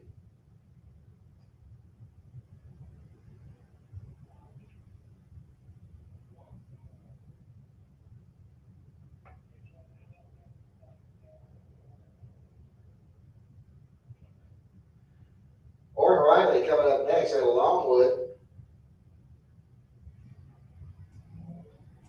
Driving the big old Reese wagon. A lot of car right there. 089 on the tree. It was 1036 or 1039 at 65 miles an hour. Those cars will run on 8th mile.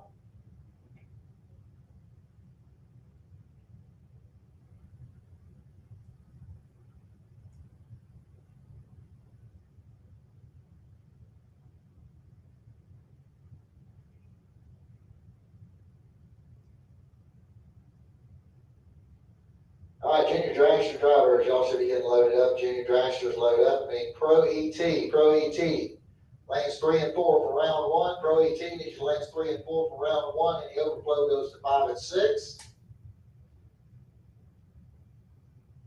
Super Pro Motorcycles. And y'all play in the lane 7, please. Super Pro Bikes. Make your way to lane 7 for round 1.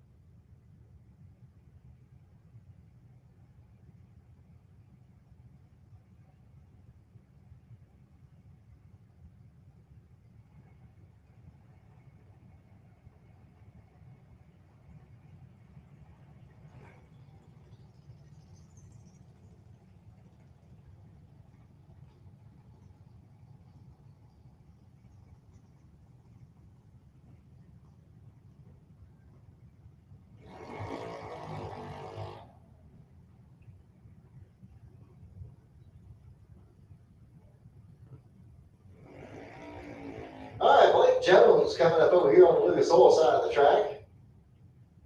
And he'll run up against Kylie Mockney over here in the Budweiser lane. Kylie's out of Venice. Riding him up out of the Jacksonville area.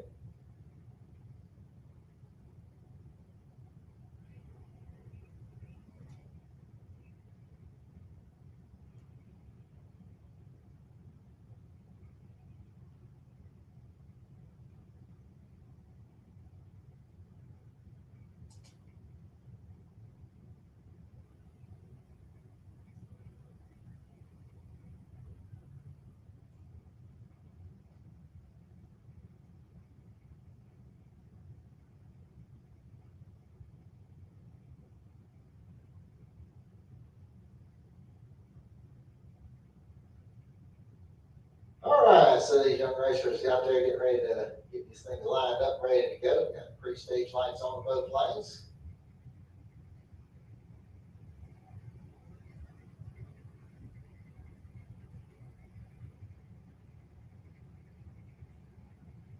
So Kylie's got hers all staged up, waiting on Blake to move his in. And he's now set as well. And Blake pulls the trigger a little early there as he goes 012 red. Kylie goes 053 green.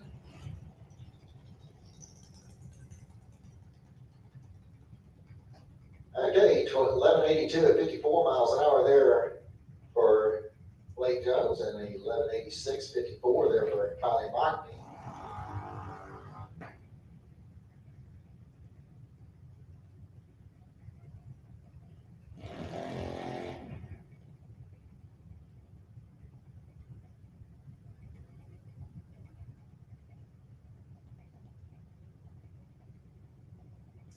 All right, Ryder Horse coming up over here on the Lucas Oil side of the track. And Ryan Cook is going to be running over here in the Budweiser lane.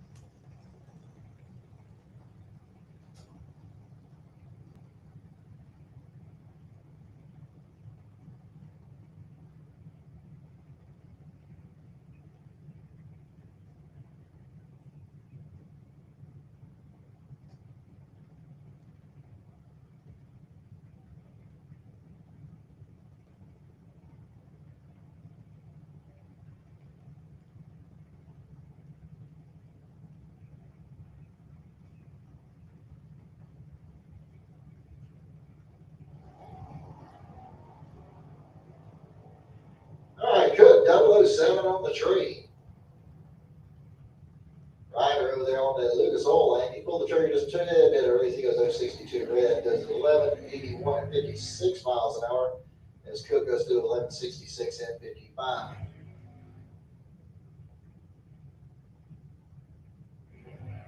All right, Everly Siegel coming up next out of Riverview, right over here on the Lucas Oil side of the track, and Lincoln McMaster right over here in Budweiser lane out of Leon Springs.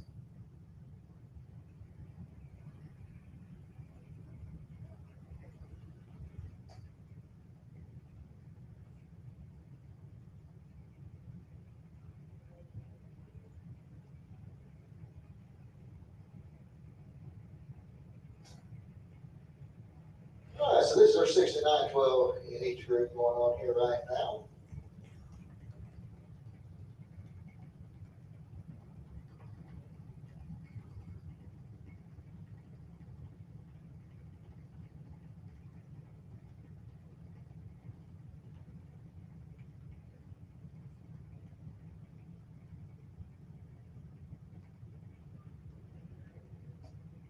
All right.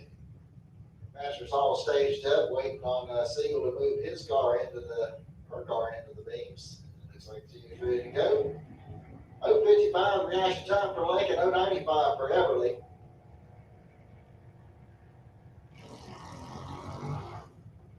And here we go to the stripe. And Lincoln goes to 1191 at 49 miles an hour, 1190 at 53 there for Siegel. next over here in the Lucas Oil Lane at Orange Park.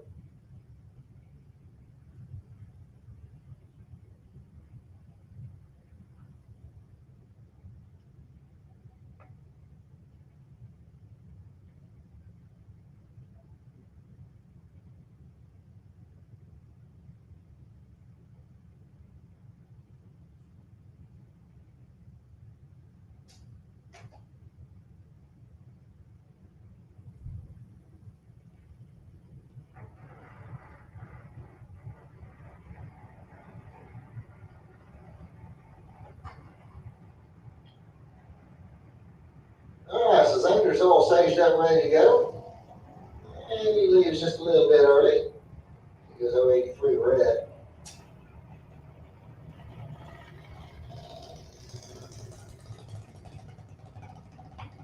And Xander goes through 1173 at 54.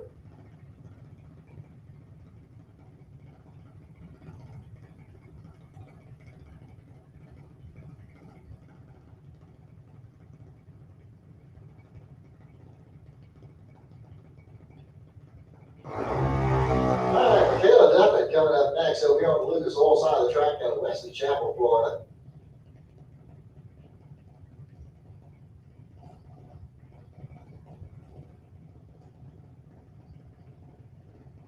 Sierra Hayes going to run over here on the Budweiser lane.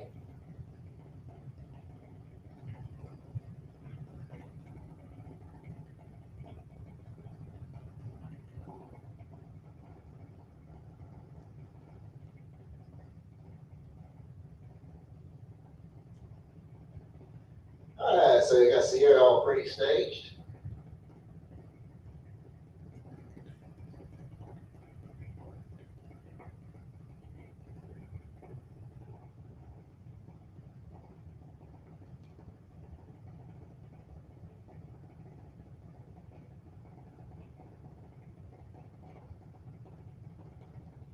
Okay, both drivers now staged and ready to go. Lights on the way down, and we're off. Got a red light start from Michaela over there on the Lucas Oil side of the track. 2:56 reaction time for Sierra.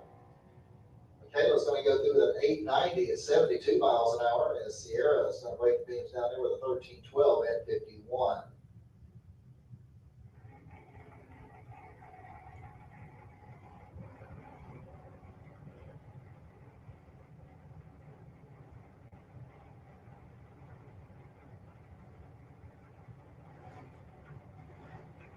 All right, so next pair getting ready to come around the corner here, we're going to have Kate Holloway over on Lucas Oil side of the track at Inverness, Florida.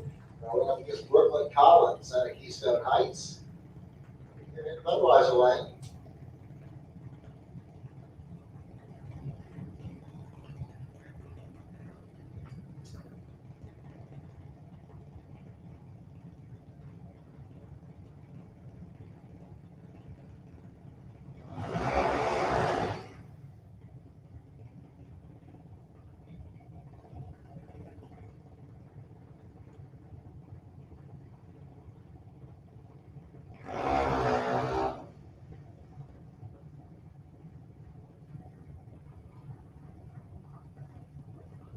All right, folks, remember we got the Nitro Grill opened up behind the main grandstand area out there. You'll see it's approaching the noontime hour, so if your stomach's starting to tell you it's time to feed, you can head on back to the Nitro Grill, and they'll be glad to get you fixed up and then your food and beverage needs.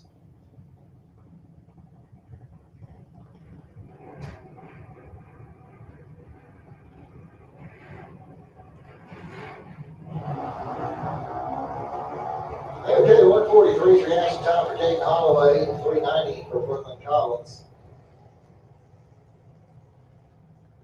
And Brooklyn drives around on the top end with a 931 to 71 miles an hour to a 956 at 67 for Kate.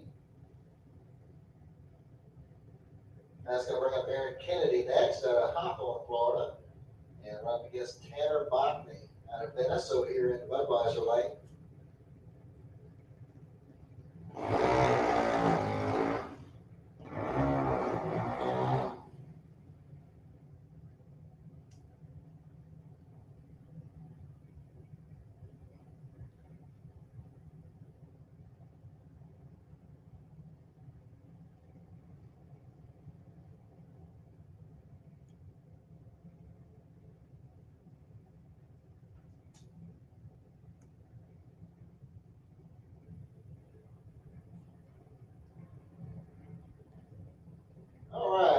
crew chiefs making their final adjustments out there.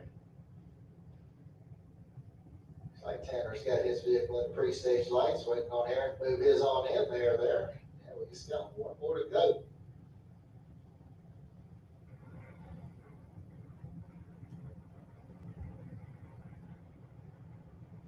All right, so both drivers now on stage and ready to ride. Here we go. Lights coming down. 070 reaction time for Aaron Kennedy. 092 for Tanner Botany.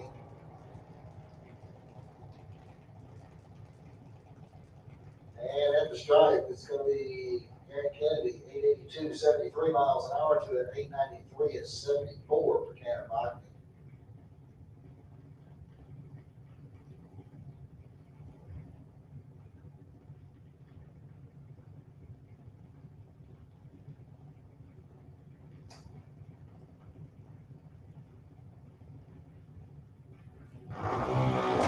All right, Parker Collins coming up over here on the Lucas Oil side of the track. And Savannah High House, so we run over here in the Budweiser lane. All right, once again, the Pro ET. Pro ET lanes 3 and 4 with overflow to 5 and 6. Pro ET. Need you to make your way to the staging lanes, please. Lanes 3 and 4 with overflow to 5 and 6. Super Pro motorcycles, need you to lane 7, please. Super Pro bikes. Make our way to lane 7, please.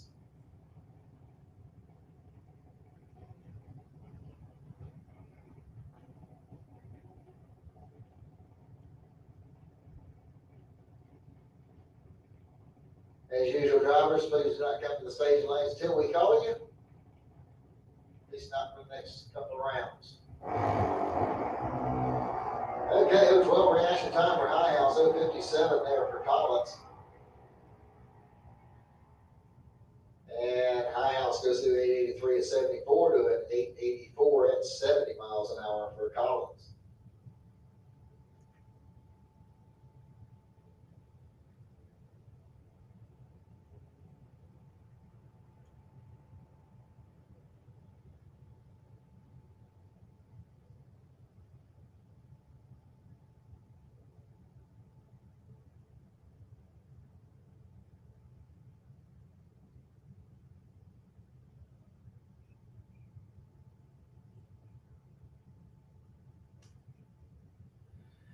All right, so we're going to be on down here for just a few minutes while we do a little fluff and buff on the Raceway. In the meantime, I do need to get Pro ET into the lanes for round 1. Pro ET needs you to lanes 3 and 4 for round 1 with overflow into 5 and 6. Super Pro motorcycles needs you to lane 7.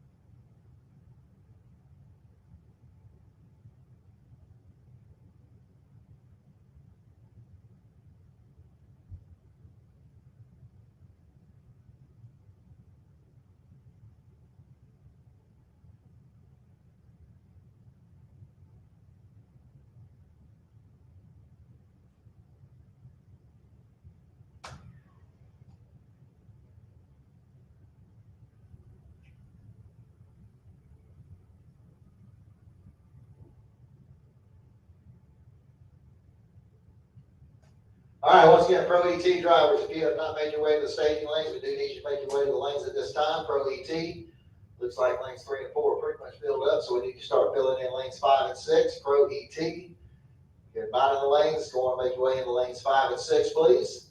Super Pro motorcycles, need y'all up in lane 7. Super Pro bikes, let's make our way into lane 7, please, for round number 1.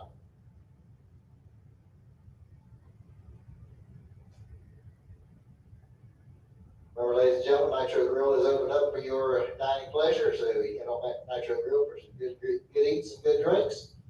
Also, we do have some Oco race fuel on sale here today, so if you need some race fuel, you may need to let us know up here in the tower so we can get somebody to come down and help you out, but we will make sure it happens.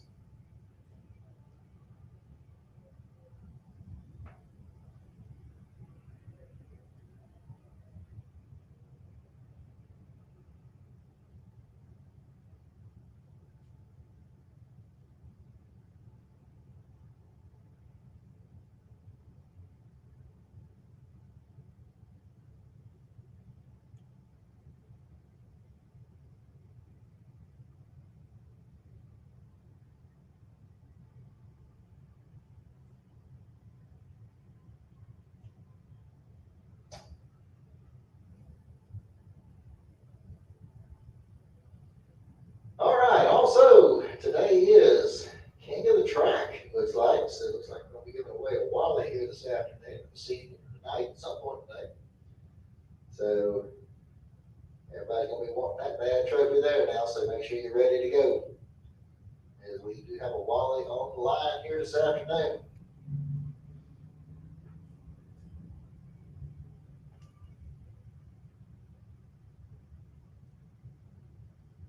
So it looks like we got a few more laps to go out here on the track before we're going to probably put out a little bit of spray out there.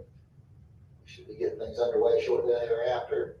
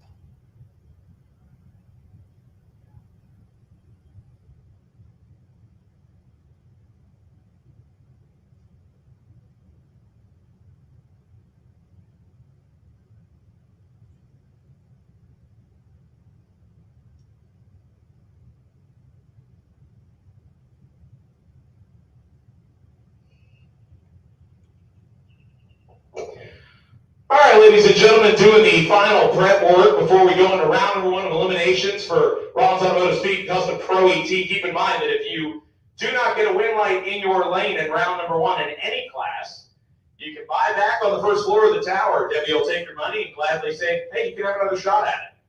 But we only do that for round number 1, so get your poop in a group by round number 2. I think that's what they say. So David Smith, the potential buy run for Pro ET, going to roll up here in front of us. And ladies and gentlemen, it's about that time, so let's go ahead and take care of some business as we always do before round number 1. I would ask you all to please rise and remove your headgear. As the man who does not like the nickname that we always call him, the Reverend Phil Green from Racers for Christ will lead us in our invocation. followed by our national anthem. So Phil, if you would please, sir. Thank you, Derek. Before we pray, I'd like to do a little moment of silence. As most of you probably know, we lost Greg Long this week, last Sunday. Longtime racer here at Gainesville Raceway. Those of you who knew him knew he was a neat guy. He'd help anybody out and give you the shirt off his back. So I'd like to take a moment of silence before we go into prayer.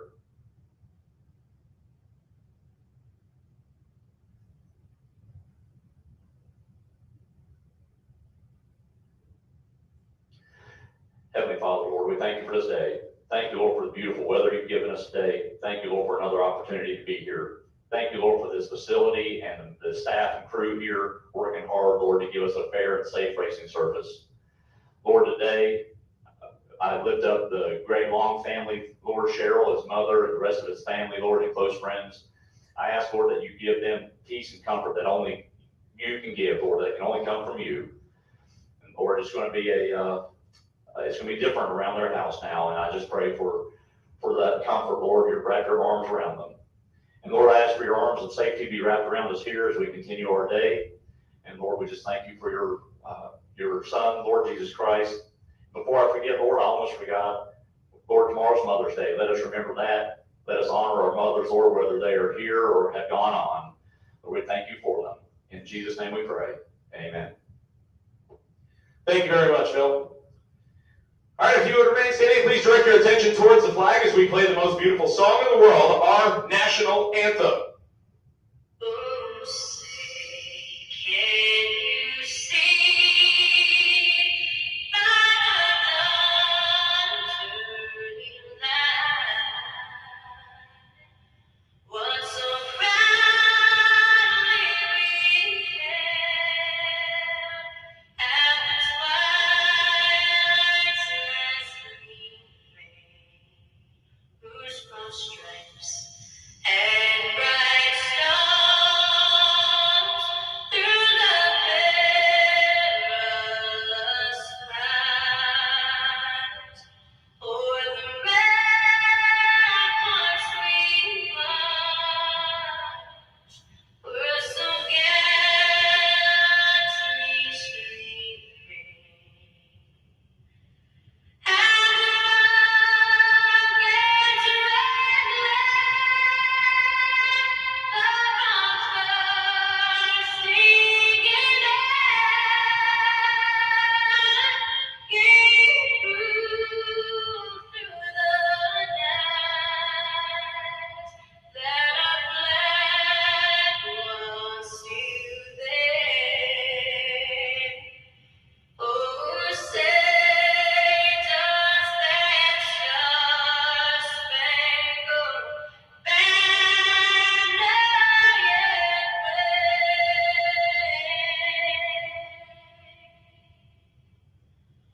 o'er the land of the free and the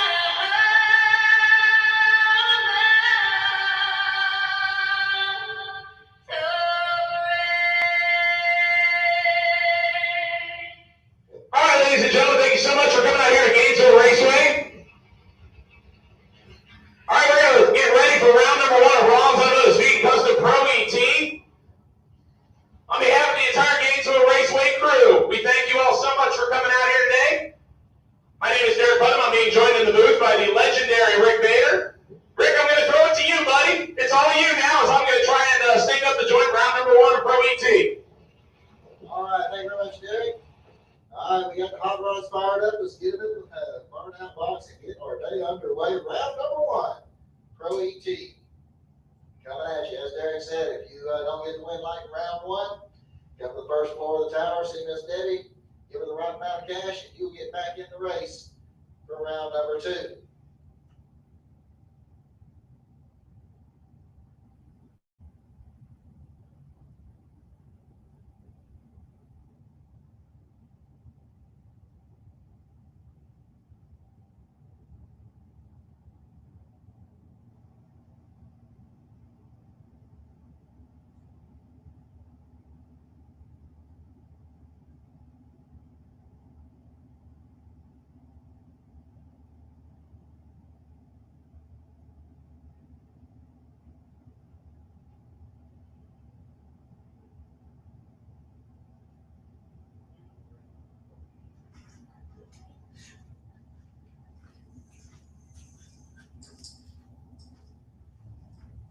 attention out the pits. Understand we had a little mishap out there. Somebody with a golf cart run into a Dodge Charger out there. And if the individual would come up to the second floor of the tower, please, would be greatly appreciated. So if you had a fender bender out there and you haven't made contact with a silver Dodge Charger, please come to the second floor of the tower, please.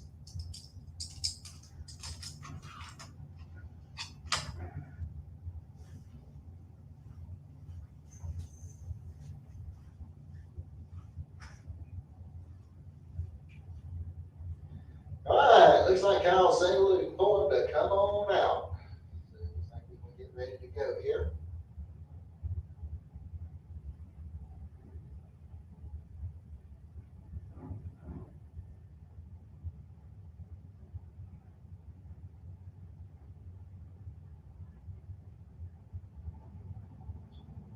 All right, looks like first out of the gate here, we're going to have Brendan George coming up over here on the Lucas Oil side of the track in the Ford Mustang.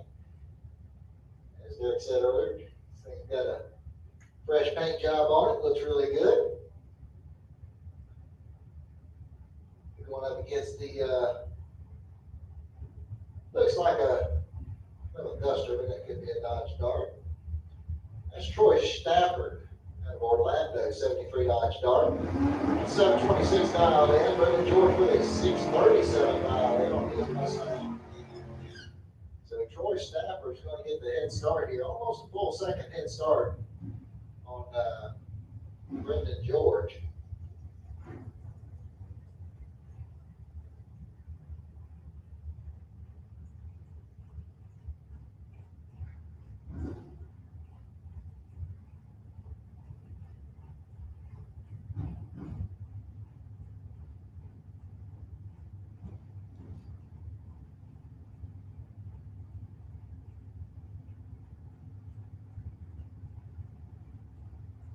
All right, we're all staged up, and round number one is underway.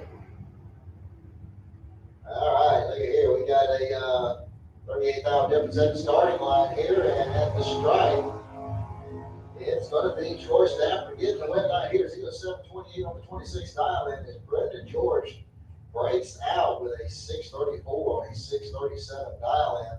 He's behind on the tree as well, so Brendan will be visiting the first floor here in just a little bit. Miss Debbie's got her first customer.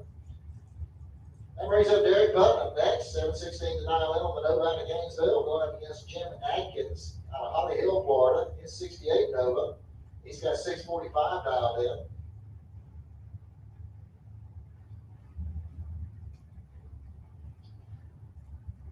All right, looks like we may have a little debris or something out there on the raceway, so we're going to put them on hold here for just a moment.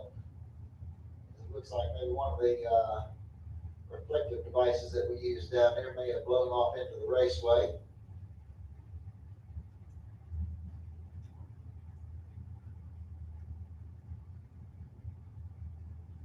As we do have some personnel on the way out there to it.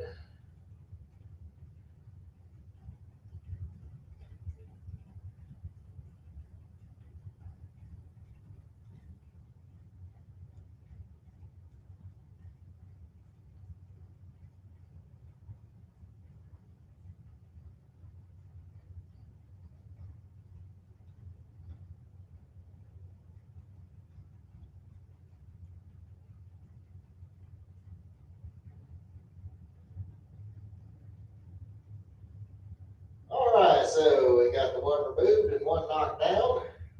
People over the wall, we're ready to go. Let's get it back into lanes or back into the beams here. Continue with round one at Pro ET. Once again, Pro ET, you should be in the lanes at this point. Pro ET, you should be in the lanes. If you are not, make your way into lanes 5 and 6. Super Pro motorcycles. You need it in lane 7. Super Pro bikes need you in lane 7. All right, we got clean green light starting both lanes. Looks like you got 52,000 difference at the starting line. And Derek Putnam is going to seal the deal. Got away with a better reaction time. He's over 40 on the train with 717 with that 716. And Atkins breaks out with a 639 on his 645. That brings up John Dwayne. Next over here on the Lucas Oil side of the track, 6:15 to dial in on the Chevy Camaro. Here we're going up against Harold Donahue here in the Budweiser lane in the mean green Chevy Camaro. He's got a 650 dialed in.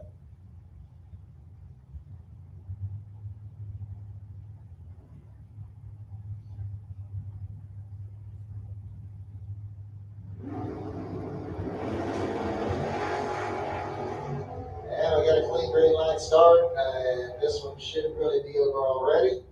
And John Dwayne's going to get the win light here as he goes 616 on a 615, as Harold's car goes 672 on a 650. Russell Morris coming up next out of Citrus, 712 to dial in on the 1987 Olds 442. Going up against Georgia Bankham on a High Springs, 762 is the dial in for his 68 Nova.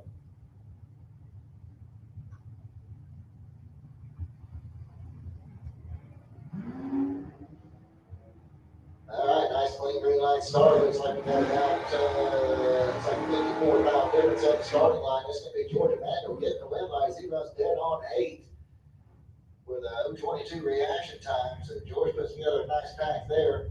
And Morris fouls out here in round 1 with a breakout 709 on his 712.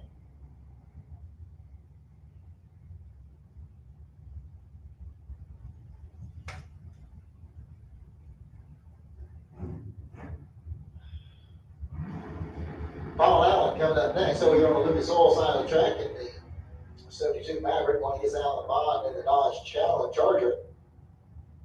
And only 5,000 separated the two at the starting line. This is going to be Paul Allen getting the win line here, 699 on a 697.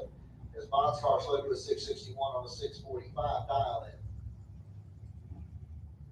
Sean Henson coming up next out of Hawthorne, Florida, 706 to dial in on the 78 Buick Regal. And Leah Tadaro out of Gainesville, 748 to dial in for the 74 Chevy van. So Leo get the little bit of a head start here.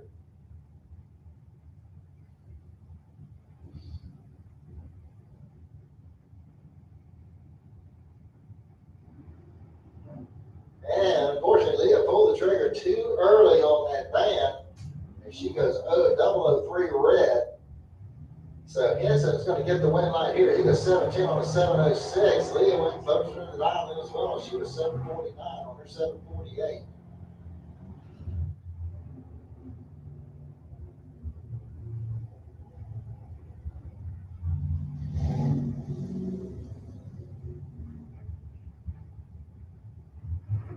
All right, Mark Hoffman coming up next over here on the Lucas Oil side of the track with the AMC Rebel. One up against Ryan Norton out of Inverness, Florida, in his S10. Hoffman gets the early head start there with the AMC, and a red light start for Ryan Norton gives automatic win here too. Mark Hoffman. And Hoffman, both drivers go a little too quick. Hoffman went under by a ton, but it was redundant at that point.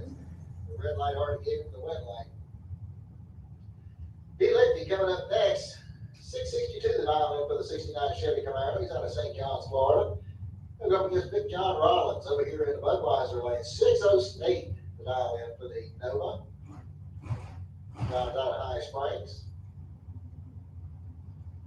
So D will get the early head start here in the Camaro. John trying to run him down.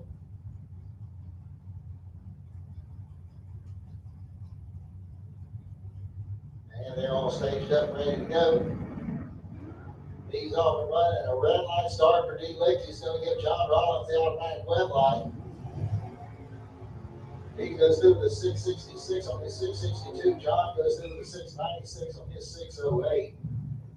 John already seen the win light pop up in his lane, so he didn't have to leg it out. John was 009 on the tree. Victor Adams coming up next. 663 is his dial in. The 89 Pontiac Firebird from Gainesville going up against Jesus Alberto out of Odessa, Florida. 683 is the dial in for his 96 S10 pickup truck. So Jesus will get the early head start here. Vic going to be right there on his heels. And it looks like we got about 32,000 difference at the starting line. And it's going to be Alberto picking up the win line here, 685 on a 683. As Vic runs dead on 2.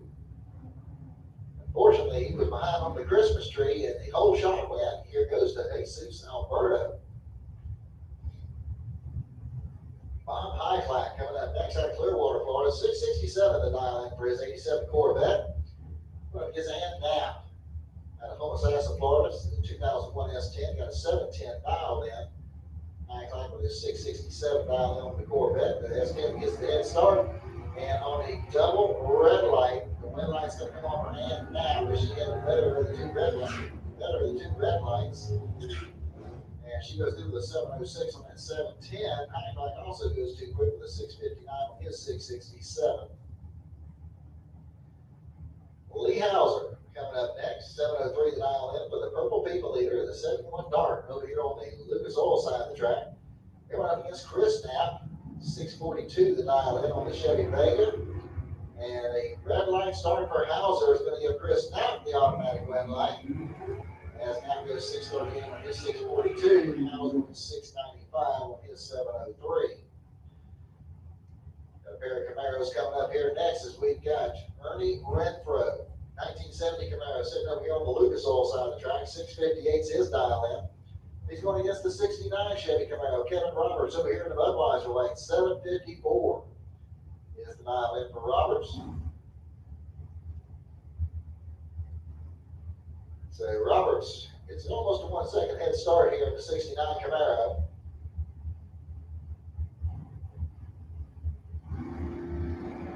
And there he goes, and man, red light start there for Ernie, but that lane has not been very forgiving in the second finish so far. And he goes through the 655 on his 58. Kevin Roberts goes up his dial in with a 752 on his 754. Mark Horton coming up next. He'll run over here on the Lucas Oil side of the track. 668 the dial in on the Chevy Camaro. He'll go up against Darren Stutz, Green Coast Springs in his 1957 Chevrolet. He's got a 597 dial in on the 57. So Horton will get the head start here. A little over half a second.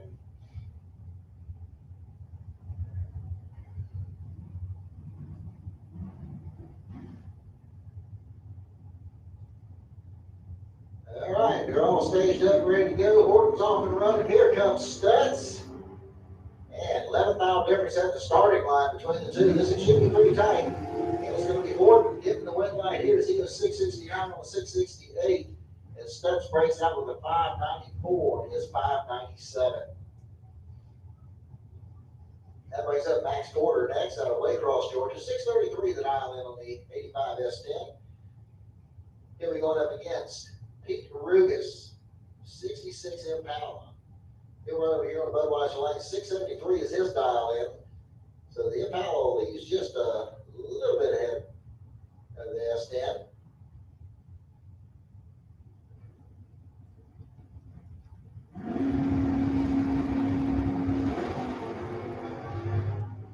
Okay, they're away clean and green. You got a 20 mile difference at the starting line. Here we go to the stripe. Your win light's going to come off of Pete Rugas. He goes 674 to 673 as Porter breaks out by 6 mile. Porter was ahead of him on the Christmas tree too, 028 to 048.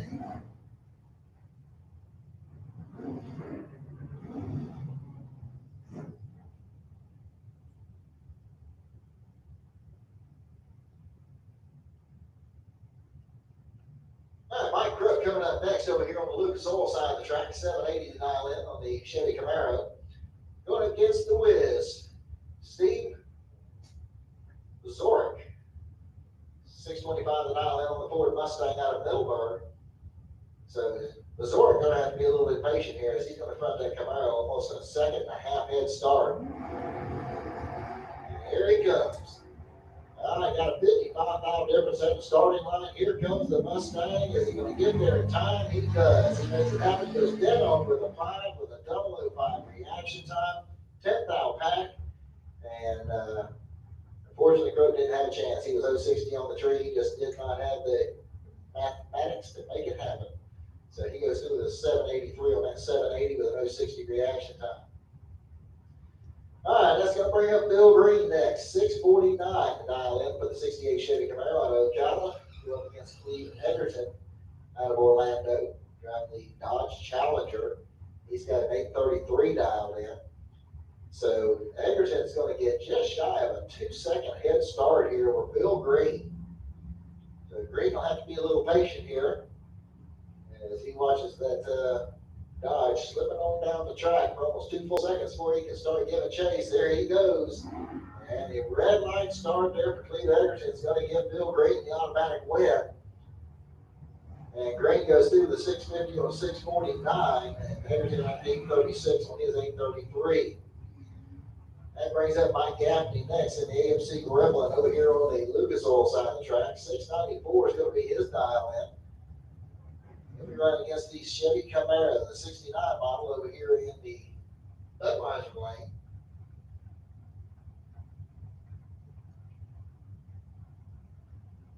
This is Jeff Sloan out of Beverly Hills, Florida. And it looks like Sloan, it looks like he may have left before the tree was even activated, so he's eliminated. And Mike Gaffney will get the win light here as he goes through the 694 with a 1 on a 694 dial in. He was 009 on the tree. Gaffney had it together right there on that run. And unfortunately, the Camaro will not get time as he left before the tree was activated. Scott DeLeon coming up next out of Bellevue, 675, his dial in, going up against Jason Rollins over here in the Budweiser lane, 576 the dial in for the Nova. So DeLeon gets a full 1 second head start here over Jason Rollins.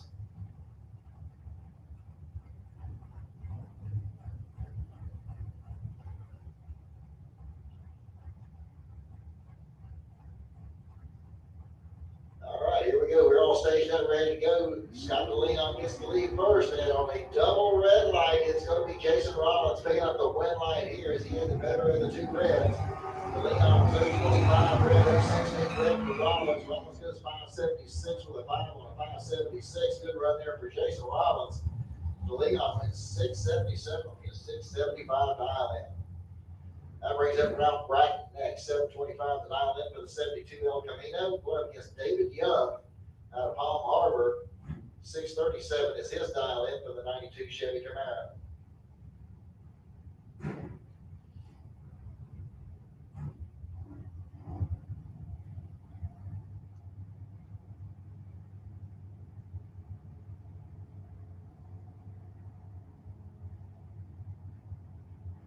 All right, so back off and running. Looks like that green light starts, and they are dead even on the starting line. And the win light's going to come on over there for David Young as he goes 6 on a double breakout. Young breaks out with a 635 on the 37, as Brad breaks out with a 720 on the 725. Both drivers were 013 on the tree. Bob Hoxton coming up next over here, Lucas Oil side of the track. 624 is his dial in on the Chevy pickup, going up against Richard Lindsay out of Gainesville, the 96 Mustang. He's got a 642 dial in. So with Lindsay going to get the head start here from Justin Whisker. And they're off and running. Got green light starts in both lanes. Here we go to Stripe Hodgson's going to get the win light 625 on a 624. Lindsay runs dead on with a 3, which means he was late on the tree. Hodgson had a better reaction time of 37 to a 180 for Lindsay. That brings up John Siegel next over here on the Lucas Oil side of the track. 606 the dial in. Didn't run up against the Vega over here in the Budweiser lane. Kirk Sperry out of Cocoa, Florida, with the little Vega. He's got a 698 dial in. So the Vega will get the head start here over the wheel stand and wagon of John Siegel.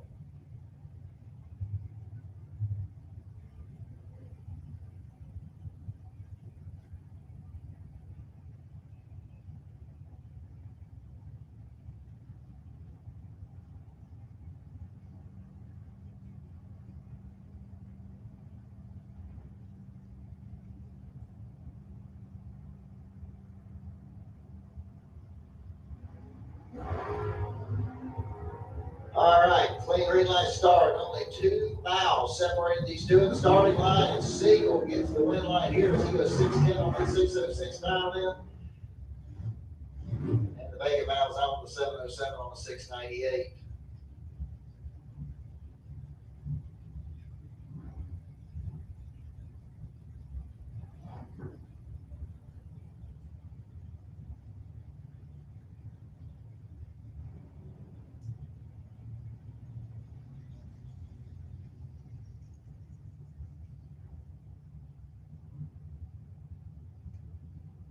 All right, well, we got the Chevy Nova over here on the Lucas Oil Lane. The name I got on the thing is not correct for the driver. I guess you got the check mark right now.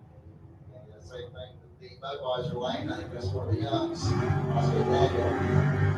Red light's going to go over here on the Lucas Oil side of the track. 606 on a 6-flat dial in. We're going to Gary Thompson next. 689 is going to be the dial in on the Malibu out of McAlpin, Florida. They went up against James Turner at Keystone Heights in the, I guess, Little Mercury Capri.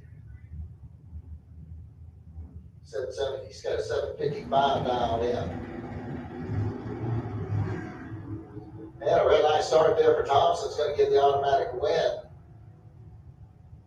to the Budweiser lane. As he goes 760 on a 755 dial in. Thompson also went too quick with a 688 on his 689 dial in.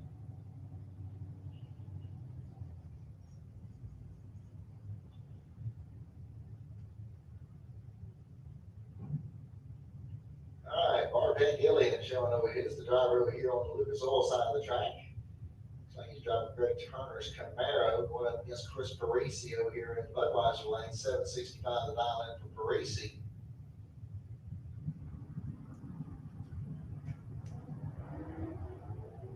And red light start over here on the Lucas Oil side of the track. Pat Gillian's going to give Chris Parisi the automatic win light. As Parisi goes 764 with a 9 on a 65 dial in, a 004 reaction time. He gets the car pretty much figured out. And he goes in 697, 695 dial in. Chad King coming up next. He'll be running over here on the Lucas Oil side of the track. 94 Pontiac Firebird.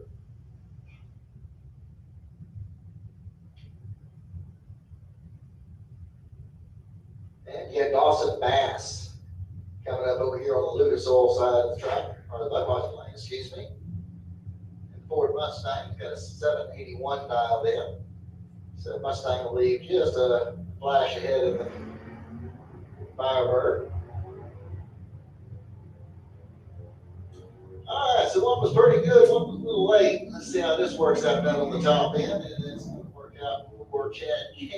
As he did have better reaction time, he goes 789 on a 773 dial in. As the Mustang goes through with a 779 on a 781. John Bertha coming up next, 740 to dial in on the S10 pickup. He'll run over here on the Lucas Oil side of the track. And PJ Gatlin is going to be over here in the Budweiser lane, 863 to dial in for the 04 GTO. She's out of St. Augustine. And PJ is off and running. 1/1000th of a second separated the two at the starting line. This will be tight down at the finish line. Here we go. It's going to be PJ getting the win light. 867 on a 863 dial in. As Bertha dials out with a 765 on a 740. Mike Mockney coming up next over here on the Lucas Oil side of the track. 713 to dial in. As he is at the wheel of Derek Putnam's Nova. And he'll be running up against Robert Simpson over here in the Budweiser lane. Simpson, driving his 1970 Nova. He's out of Jacksonville. He's got a 759 dialed in. Monty with a 713. So Simpson will get the early head start here. Monty making the drive up from Venice, Florida. That's at least a 4-hour ride. Maybe a little bit longer. All right, they're off and running. Looks like they have about a 13th-hour difference at the starting line. And at the stripe, it's going to be Robert Simpson getting the red line here. So he goes 760 on 759. He was 031 on the tree. Maki was 045 on the tree, went 715 on a 713. So Simpson moves on into the next round, and Maki got a date downstairs. Here comes Marcus Cruz. 862 dial in on the Dodge Challenger. He'll run over here on the Lucas Oil side of the track. 862 is his dial in. And James Evans in the Ford Mustang. He's got a 696 dial in. He's out of Jacksonville. And looks like he had about 73,000 difference at the starting line. At the stripe, it's going to be Marcus Cruz picking up the win light here. So he goes 869 on an 862 dial in. He was 012 on the tree.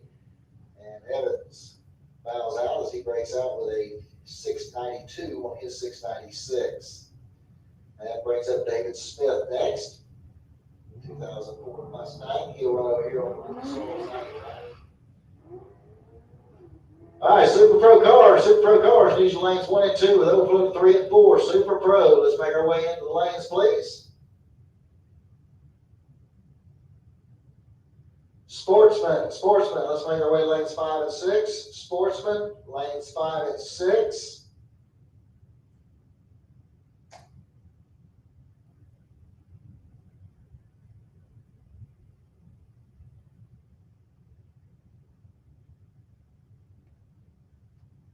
All right, Super Pro, lanes 1 and 2 with overflow into 3 and 4. Super Pro, lanes 1 and 2, overflow to 3 and 4. Sportsman, make your way to lanes 5 and 6. All right, so here we go into the Super Pro motorcycles. We got John Up the Road coming up over here on the Lucas Oil side of the track. 555 is going to be his dial in. Going up against Jeremy Davis over here in the Budweiser lane. 646 is his dial in.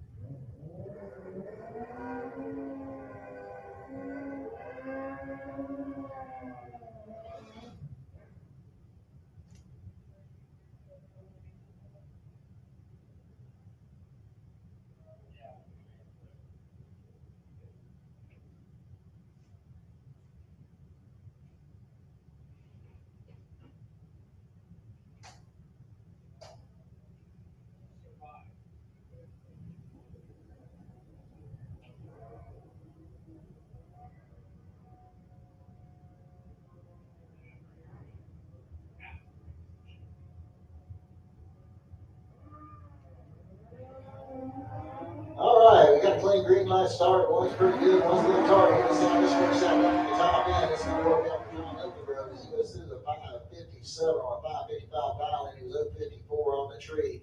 Davis broke out by a ton, 622 on a 646. As he knew he was behind on the tree, so he was trying to make up time, but it wasn't going to work. Dwayne Leachman coming up next, 562 the dial in over here on the Lucas Oil side of the track. Coming up against Tim Hunt. Hunt with a 552 dial in. Go right over here in the Budweiser lane, so at least we'll get just a flash of a head start here. And then Hunt's going to be chasing after him. And oh boy, 14-mile difference at the starting line. And seeing Hunt raise up before he even got to the 8th mile mark. I think he knew he had it in hand, so he would make sure he wasn't going to break out. He went 557 on a 552. Leishman slowed to a 611 on his 562 dial in.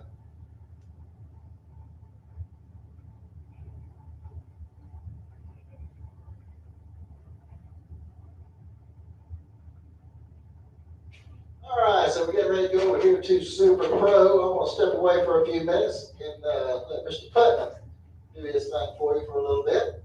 I'll check back in just a little while. Thanks, Rick. Appreciate you coming over and helping out. As I said, the legendary Rick Boehner, who was with us for 14 years, coming in to help me out so I can actually try and pretend that I know what I'm doing. And thankfully, I parked correctly round number 1 Pro ET. So, Rick, thanks very much. We're getting ready to go into round number 1 of Flying Brian Trailer Sales Super Pro. I'm going to do a little bit of racetrack touch-up before we get there. But once again, Flying Brian Trailer Sales Super Pro. If you are not in the lanes already, I need you to lanes 3 and 4, please. Flying Brian Trailer Sales Super Pro, I need you to lanes 3 and 4 as we have lanes 1 and 2 full. So lanes 3 and 4 are open for you. Good first round of Rounds on Moto Speed and Custom Pro ET. A lot of good matchups there. A lot of people get knocked out that you did not expect to see. So we'll get ready for round number 1 of Flying Brian Trailer Sales Super Pro. I need round number 1 of Allen Speed Machine Shop Sportsman ET. Round number 1 of Allen Speed Machine Shop Sportsman ET. Lanes 5 and 6, please. Round number 1. of Allen Speed and Machine Shop Sportsman ET. Lanes 5 and 6, please. I need Street Bike to lane number 7, please. Street Bike to lane number 7, please.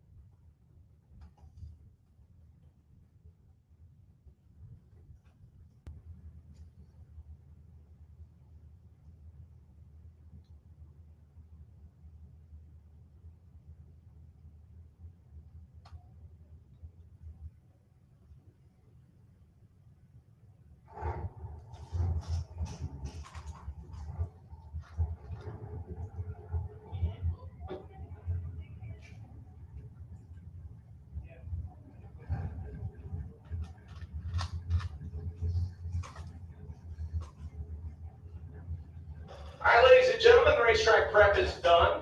We have once again called Sportsman, lanes 5 and 6, please. Sportsman, lanes 5 and 6, please. We're going to roll round number 1, Flying Ryan Trailer Sales Super Pro into the water.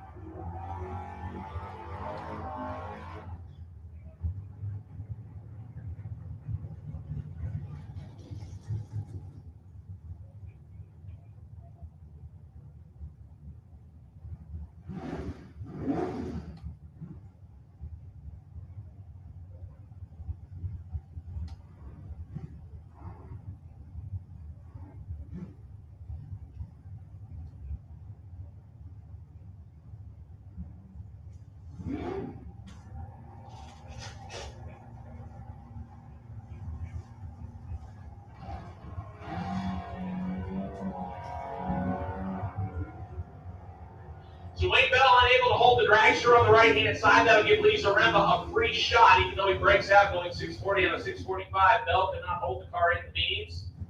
And auto start got it.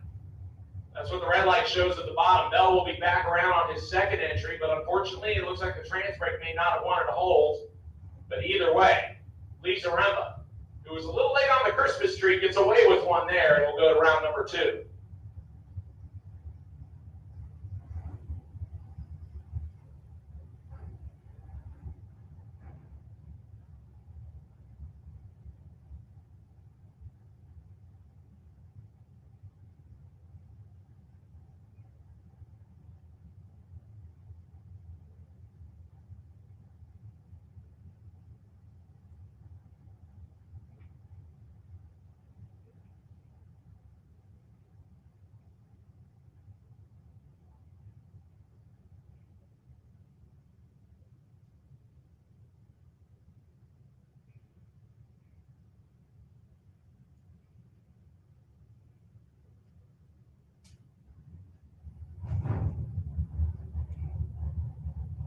All right, here comes our next pair, Tommy Campbell and Buddy Goldsby.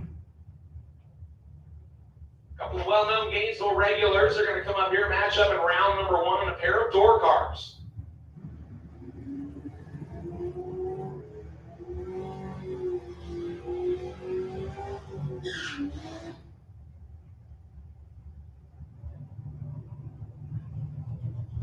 Tommy Campbell making the tow from Fleming Island, reportedly Big block power, 1987 Chevy Camaro, looking for 637, right-hand side of the racetrack. He'll get the head start to Buddy Goolsby, the zip tie 91 S10 pickup. Small block Chevy for power, 658 is his dial-in. There's 2100s between the dial-ins. Left side will lead first. Tommy Campbell will try to play catch-up.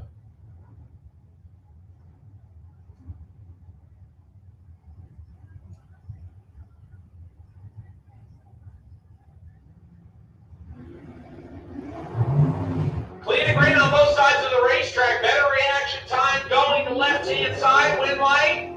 Left-hand side. Both of them are 200s above their dial-ins. Buddy Goolsby's 13 on the tree. Tommy Campbell is 24 on the tree. 11 thousandths between them on the reaction times. 11 thousandths difference at the finish line.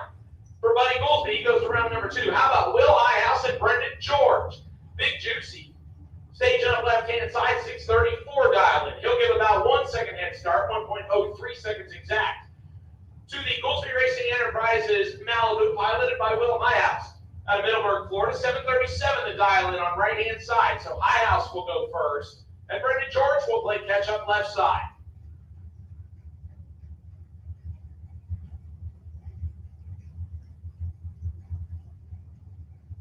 And a little bit of a staging battle ensuing. Highhouse goes in first. Brendan George rolls in. Clean and green on both sides, and Highhouse is in trouble. Brendan George in control, left side, win light, left side. 100th above for Will Highhouse, and he falls to the whole shot. Brendan George, 500ths above, 005 tree. That is the win light. George takes 11th thou of strike. Highhouse, 064 on the tree, and that took him a hole he couldn't get out of.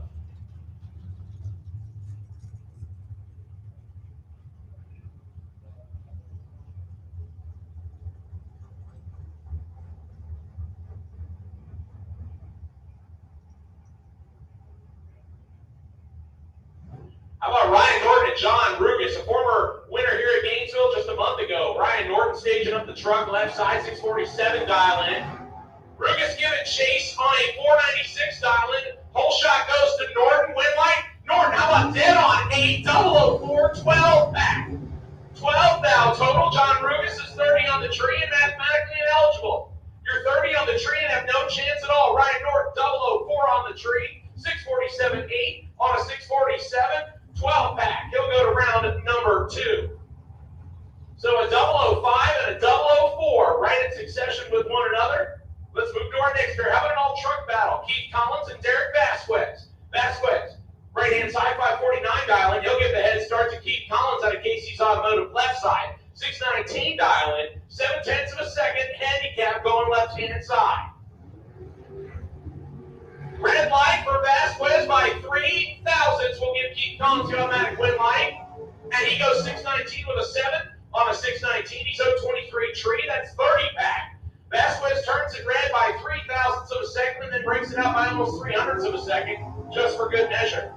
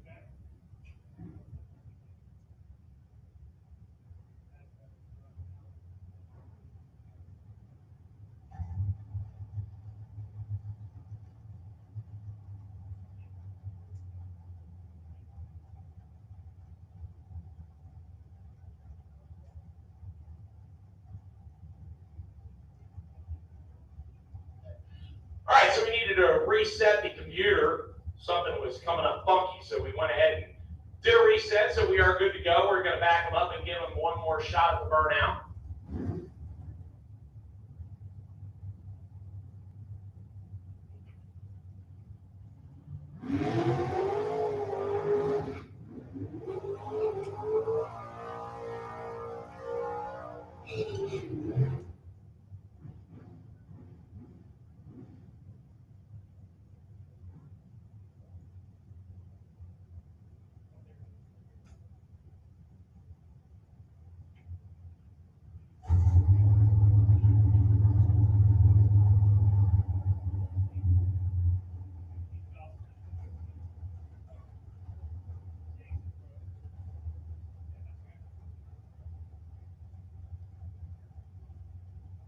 Jim Atkins staging up the 68 Nova right side, 645 dial. He's running against Tim Goolsby.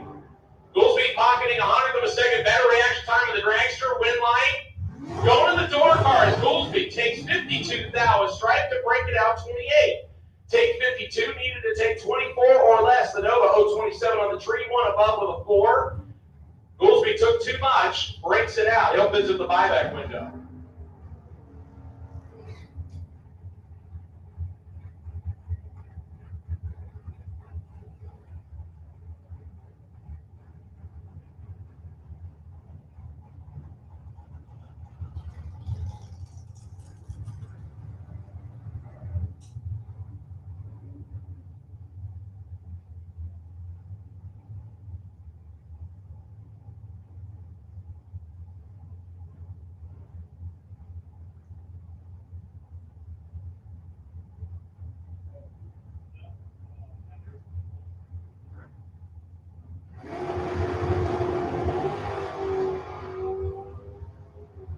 Leggett and the dragster going for a 554 dial. Jim Barbera looking for 675. And Barbera 900ths above allows the dragster to slide around the whole shot. 555 on a 554. Barbera had him by 400ths on the tree, but could not run the dial in. That sunk his chances.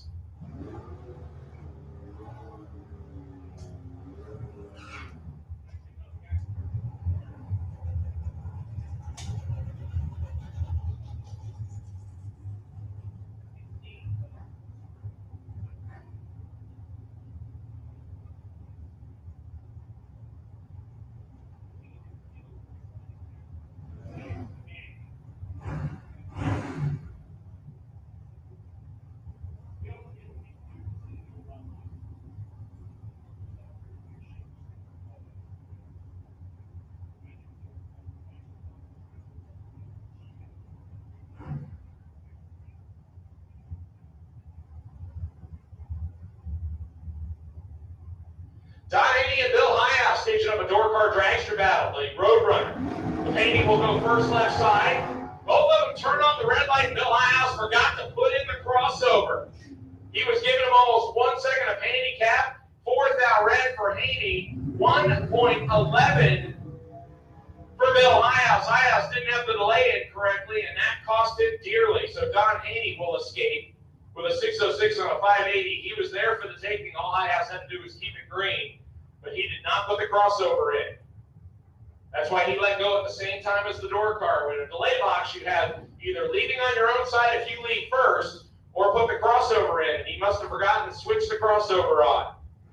Barry Jones and Sherby Powell. All Camaro battles staging up next. Barry Jones, the senior of the class sponsor, flying Brian Jones, staging up the 1967 Camaro left side, 576 dial-in. 663 dial-in for Sherby Powell, former class champ here at Gainesville. The 1970 Camaro small block Chevy power plant. So right side will lead first by about 87/100ths of a second. So about, call it 1.5 bulbs on the Christmas tree. Clean and green on both sides of the racetrack. Jones is in trouble. Sherby Powell in control with an 063 tree. I never thought I'd say that. An 063 green light is the huge huge hole shot. 665 on a 663 for Sherby Powell. Barry Jones breaks it out by 7,000ths of a second and does not get there first. Hole shot win for Sherby Powell. Barry Jones can visit the buyback window for round number 2. How about TJ Robola, the S10 pickup truck? Colorful entry left on the right-hand side. 626 the dial, and he'll get the head start by 41/100ths of a second. With a little Pinto Brandy Rube out of Webster, Florida. Small block Chevy-powered hot rod. 667 his dial in. So left side will lead first by 41/100ths of a second, and right side will try to play catch up. Once again, I need sportsman drivers for round number 1. Sportsman drivers, round number 1, each 2 lanes, please. Sportsman drivers, round number 1, each 2 lanes, please. And this time, True Start takes effect. And it takes effect on both red lights. The worst of the 2 red lights was to Brandy Root. That's why the wind light is on for DJ Gromola. 643 on a 626. He was 6 thou red. Randy Root was 16 red. The lesser of the 2 red lights gets the wind light, so TJ Gromola takes the S10 to round number 2. Mike Fiddler and Paul Farrar coming up in our next battle. Farrar, the GTO, down in 655. He'll get a slight head start, 12/100ths of a second. For Mike Fiddler, the 73 Plymouth, scan left side. You'll see it in the tree, but it won't be a lot. Both of them off the starting line, the whole shot going to Paul Farrar and the GTO wind line slide right side. How about dead on 5? 655 on the 655, 017 tree, 22 pack. Mike Fiddler is 049 on the tree and 200ths above, and that puts him 50 thou short. Paul Farrar, nice 22 pack, goes to round number 2. How about Bruce Gurton and Todd Osting, a couple of guys that are just as familiar and comfortable on the bracket side of things as they are the super classes. Both of these cars have run in super comp before. So Bruce Gurton dialing in the big block Chevy powered 79 Ford Fairmont at 562. He'll get the head start by 8/10ths of a second from the blown small block of Todd Osting. The Mollis chassis dragster dialing 482, right side goes first. Both of them clean and green, and someone is perfect. 000. Wind light right hand side. How about Trips hit 566-1 on a 562? He takes 9/1000ths of stripe. Todd Osting is 017 on the tree, and 3 above it comes up 9 thou short. Bruce Gurton knocks out a 000 reaction time, and we'll go to round number 2.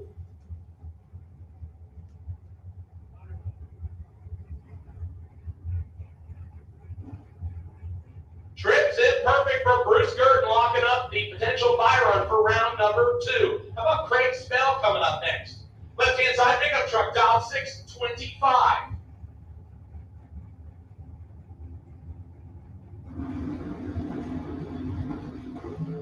He'll get the head start from Patrick Miller.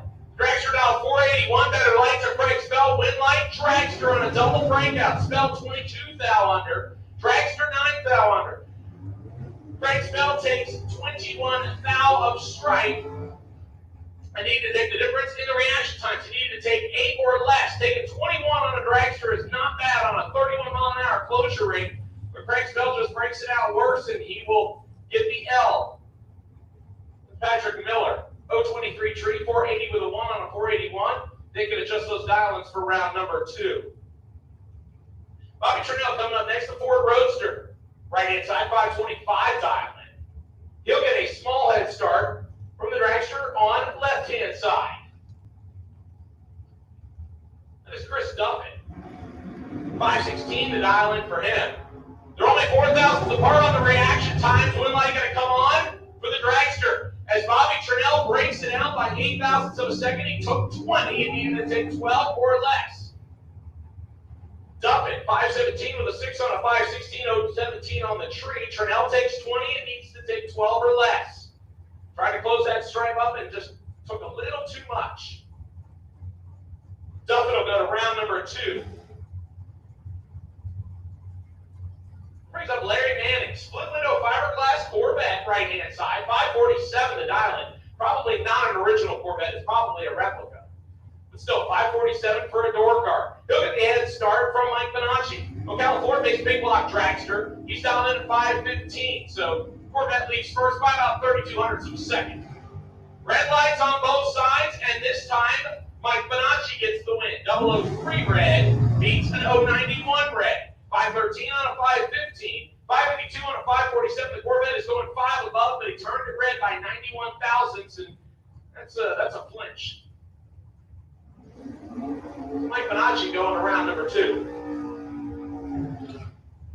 What's going to need street bike to lane 7, please. Street bike, lane 7, please.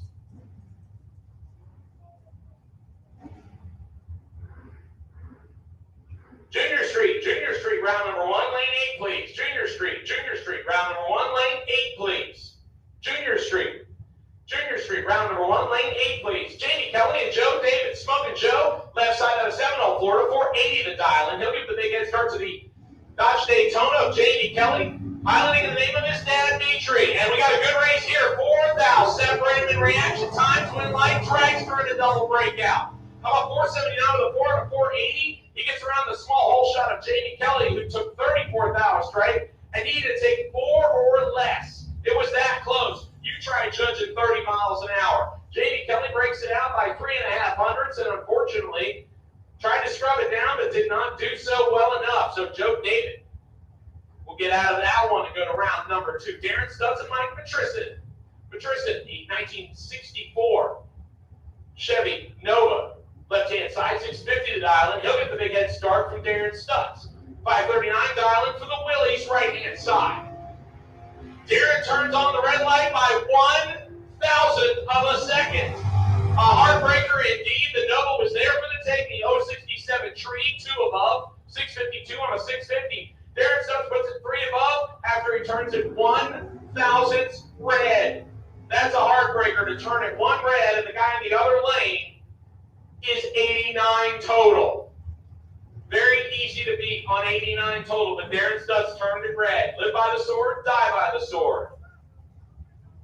Our next pair, Ivy Hutto Brandon.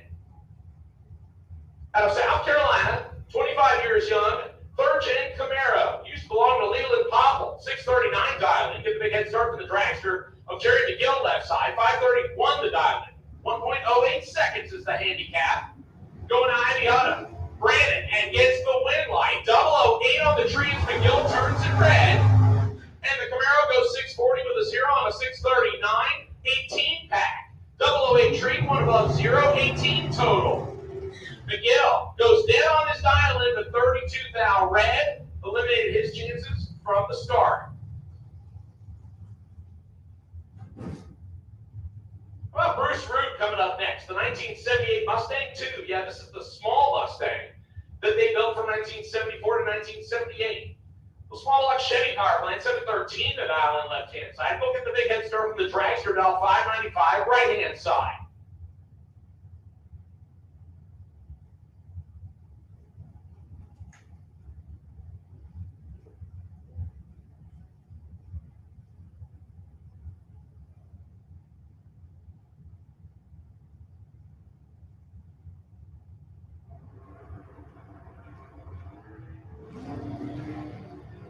Big hole shot left-hand side for Bruce Root. Can he make it pay off at the top end?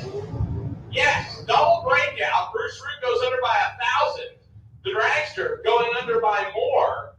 The reaction time of the dragster started with a 2. So that eliminated their chances as Bruce Root is 042 on the tree and a thou under, 712 with a 9 on a 713.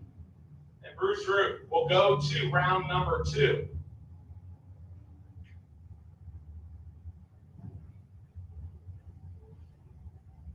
Mike Hopkins coming up next, a Toyota pickup truck. Right-hand side of the racetrack, Budweiser side. 649 to dial in. How about the handicap here? 1.79 seconds.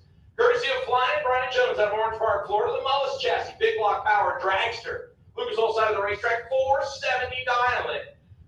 Pickup truck's going to lead first by over 1 full Christmas tree, 1.79 seconds. That's an eternity.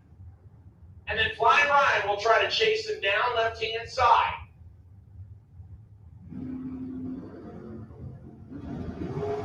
Green lights, both sides, 8 thou separated. A win light coming on for Flying Brian Jones. Both of them 1 above with a 7. Excuse me, Barry Jones is 1 above with a 9. And 18 on the tree, about 6 thou margin of victory. 471 on a 470, beating a 650 on a 649.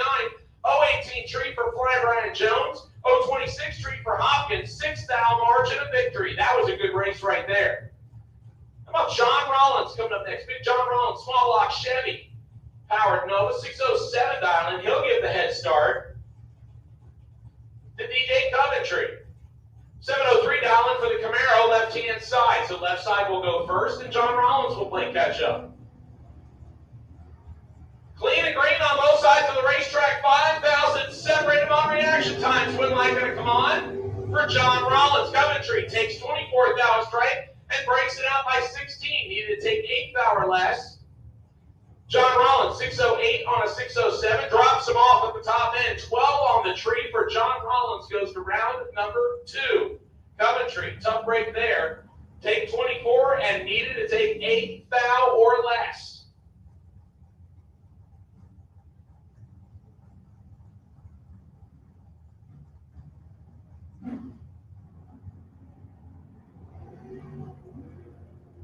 Red light for the Vega, left-hand side will give Big Singer the automatic wing, and the Monza on the right-hand side goes 655 on a 657. Left side going almost a quarter of a second above the dial in after turning the red light on by 21 thousandths of a second. How about Pete Cosmos? Look at the dial in for the door car, 507 for the Mustang on the right-hand side. He will face Cameron Frederickson.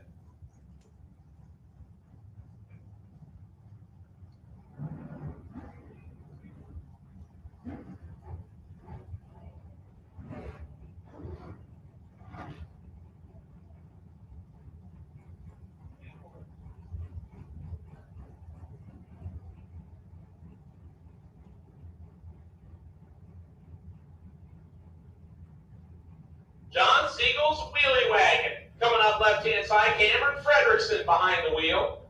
This guy picked up the win here at Gainesville on our last double race on Sunday as he outlasted all comers. The small block Chevy-powered wheelie wagon dialed in 596. He will get the head start from Pete Cosmos. The Mustang driver, Budweiser side, 507 the dial in.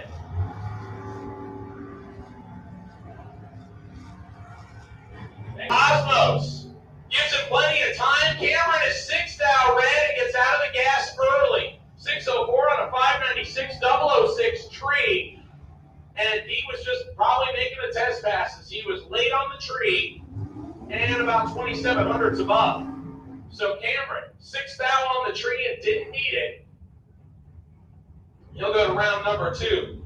So Siegel's wheelie wagon with both drivers. I believe going to go to round number 2. How about John Dwayne and Mike Gaffney? Mike Gaffney, the AMC, dialed 694 left side, 669 dialing right-hand side for John Dwayne.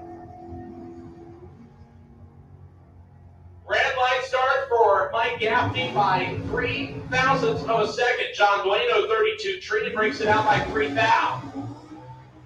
Mike Gaffney goes under by 28 thousandths of a second, 691 on 694 after the 003 heartbreaker.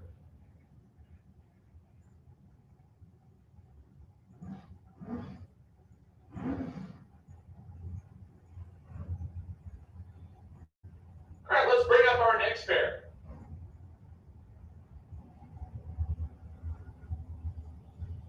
This is Mark Horton, jumping behind the wheel of a dragster. This is Roland Maddox's old car. Dialing 486 right-hand side. He will face Mike Boss, the 63 drop-top Corvette, 579 the dial in left-hand side. So left-hand side will go first by 93 thousandths of a second. Red light for Horton by 008. How about 002 for Mike Boss? And one above 0, 12-pack. 002 tree, 580 with a 0 on a 579 12-pack for Mike Boss. And Mark Horton might have known he was in trouble there. He matches his dial-in with a 7 and turned it 8th thou red. He was going for the throat and came up just a little bit shy, but could have been a great race if he would have kept it 00 green. His 12th total being thrown down by Mike Boss. I'll tell you what, round number 1, people are throwing daggers out there already. How about Tom Heath and Luke Galley? The ironic thing is Tom Heath actually owns Luke Galley's old Mustang now. Normally driven by Jeff Gallon. I hear it is down for repairs right now. So Tom Heath, the only one that he brought out of his stable, 660 dial-in for the Mustang left side, 565 the dial-in. For Luke Galley, right-hand side, the dragster will give chase. Tom Heath goes first. Tom Heath turns it red. Luke Galley going to get away with one here as his reaction time started with a 1. And he Heath breaks it out by 12 thou for good measure. Tom Heath probably wishes he had that one back. Tom Heath turns it 22 thou red and then backs out of it to go 668. Lou Galley was 190 on the tree and 12 thou under. Very beatable. And Tom Heath turned it red to throw it away his chances. We have a little bit of fluid down right-hand side. We're going to take just a minute to clean that up. So once again, looks like I have all of my street bikes in lane number 7. I do need Junior Street to lane 8, please. Junior Street, lane 8, please. Junior Street, lane number 8, please. Mr. Mockney, are we buying back in?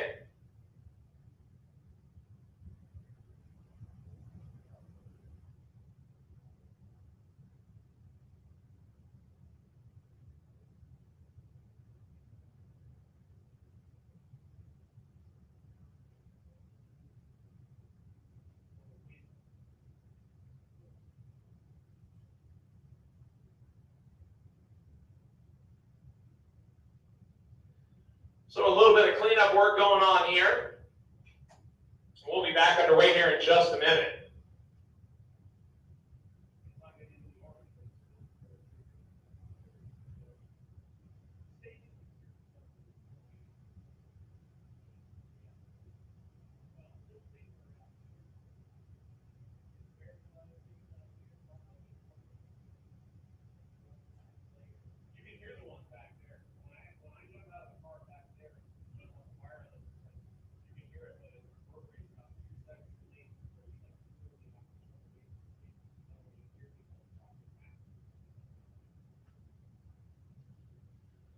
So once again, a little bit of fluid coming out of the dragster. We're going to get that cleaned up, and then we will resume with Bella. Yeah, talk to her husband, David, who's out there alongside. He hears she has great rates for Mother's Day, I've been told. Yeah, there's a good story behind it. And just so y'all know, they both signed off on me actually saying this. As a matter of fact, one of them encouraged me to say it. There is a good story on Facebook about Lauren McMaster, otherwise known by her stage name, Bella. If you want more information, slide up in her DMs.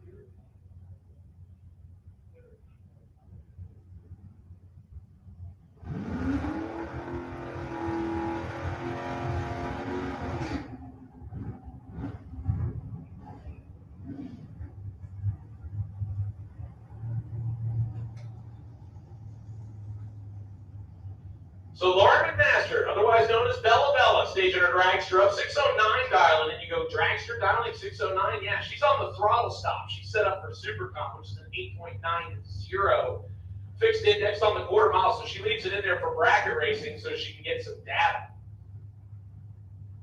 697 the dial in right hand side for Paul Allen, little small block Ford powered 72 Maverick.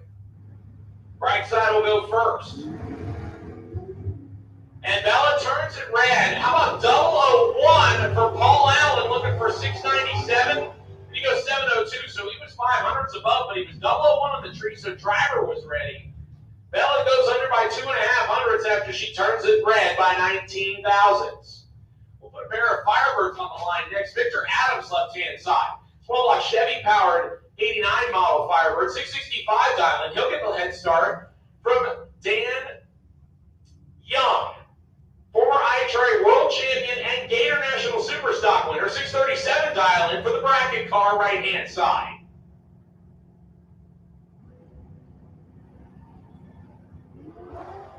Red light coming on for Victor Adams. Dan Young, 004 on the tree.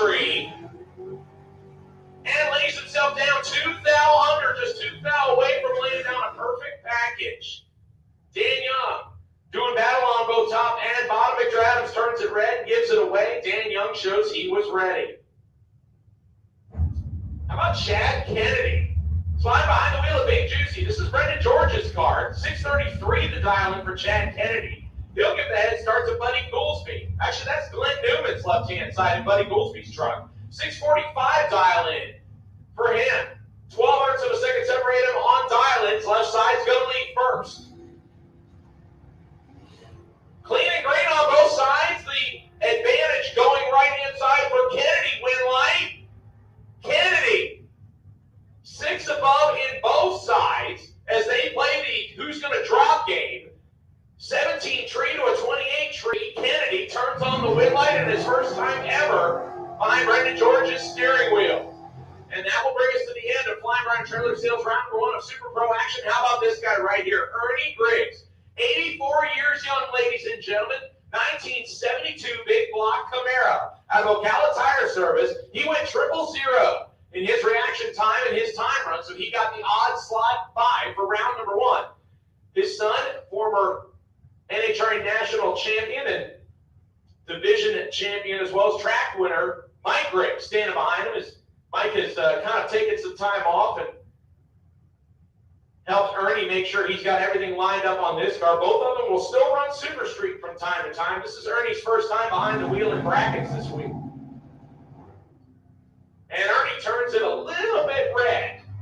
So they're going to make adjustments to the delay box on that before round number 2. 7:33 now 7:30.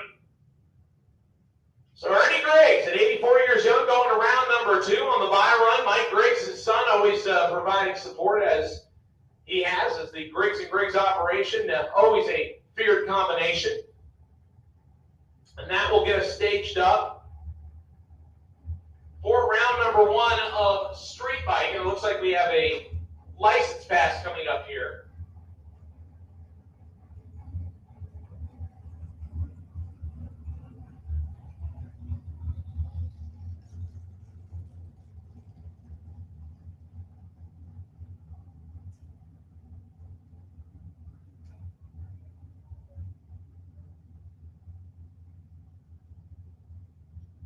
All right, attention to the pits, attention to the pits. I need junior dragsters. Junior dragsters, age group 6 to 9 to lane 1, age group 10 to 12 to lane 2, and age group 13 to 17 to lane 8, please.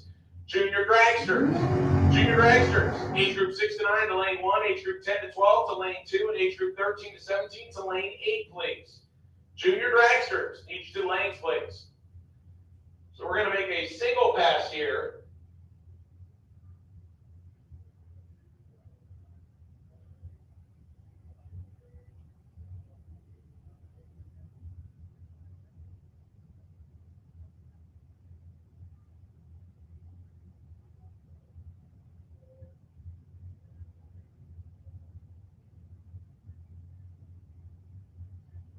All right, so we're getting a single pass here for the dragster driver on the left-hand side.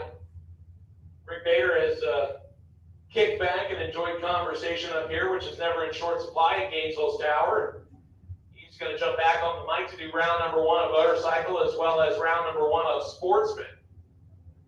Once again, I need junior dragsters, age group 6 to 9 to lane 1, age group 10 to 12 to lane 2, and age group 13 to 17 to lane number 8, please. Junior Street, you should already be in lane number 8 and ready to go.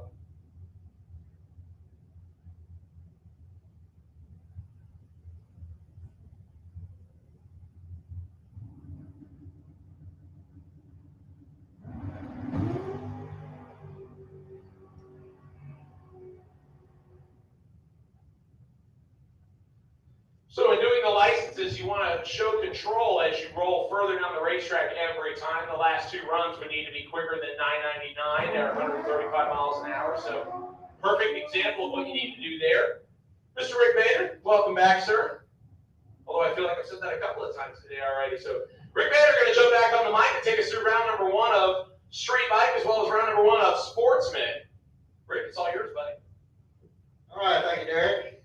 We'll get things kicked off here with bikes. Out there on the line, we got Dwayne Leachman. He's out of Wildwood. He's got an 882 dialed in. He'll run over here on your Lucas Oil side of the track. Go up against bike 252. It's a young lady.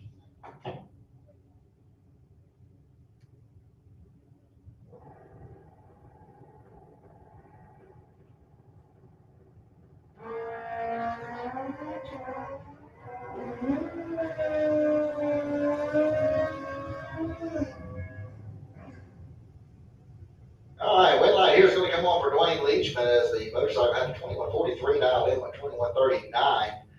Leachman went 895 on his 882. He was on 059 on the tree to 147.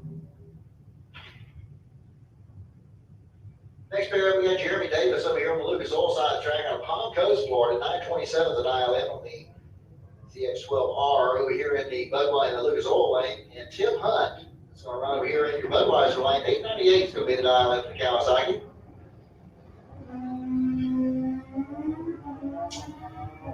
Well, both drivers' reaction times start with the ones, and neither one was real sharp. But let's see how this is going to work out down on the top end. And it looks like Tim Hunt's going to be the beneficiary of it here as he goes 902 on his 898 dial in. As Davis's bike slowed to a 963 on a 927. Hunt did have a better reaction time. Chuck Willem coming up next. 994 is going to be the dial in over here on the Lucas Oil side of the track, going against Larry Berger over here in the Budweiser lane. 1519 the dial in on the bagger. So Berger will get the head start here. And then Chuck's going to see if he can try and run him down. And here comes Chuck. Chuck got his work cut out for him as he's behind on the tree. Let's see how it's going to work out down on the top end. And Chuck's going to pick up the wind line on a double breakout as Berger breaks out by a ton. And Chuck breaks out by 8 miles. And Chuck Willem picks up the wind light there. And looks like we got a single pass on your buy right here for John Up the Grove. 864 is going to be the dial in for his Kawasaki. He's out of Keystone Heights. All right, once again, we need the junior dragsters in the lanes, please. There's 6 to 9-year-olds. I need you to lane 1, 10 to 12-year-olds, lane 2, 13 to 17, lane 8. I need y'all to start making your way into the lanes, please. Junior Street, you should be in the lanes at this time. Junior Street, y'all should be in the lanes. Looks like y'all are. I see all 3 of y'all back out here. Go on, pull them on up. Sportsmen, you should be in the lanes at this time as well as you're on deck. Sportsmen, you're on deck.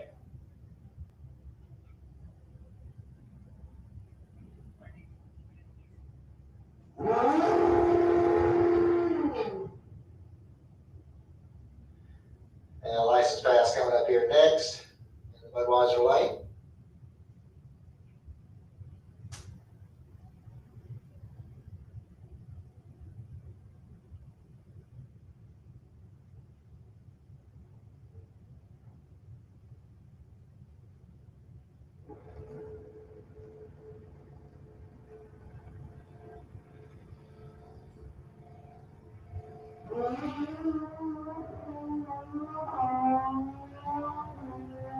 All right, he's off and running that little wiggle out there about 60 feet, but he straightened it out and got it worked out. He goes 904, 133. So a good pass there. As we go to sportsmen. Once again, junior dragsters, you're needed in the lanes. Junior dragsters, your 6 to 9-year-olds, I need you over here in lane 1, 10 to 12, I need you in lane 2, 13 to 17, make your way to lane 8, please.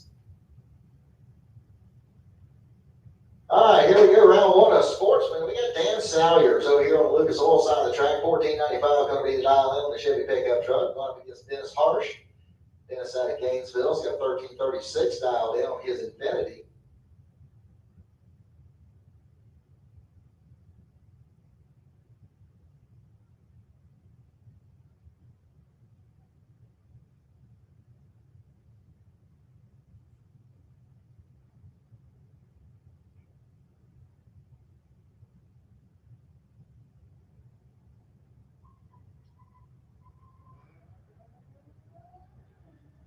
Okay, well, one of them is real good and one of them was way late. Let's see how this is going to work out down on the top end as Harsh is coming on hard down there trying to catch Salyers.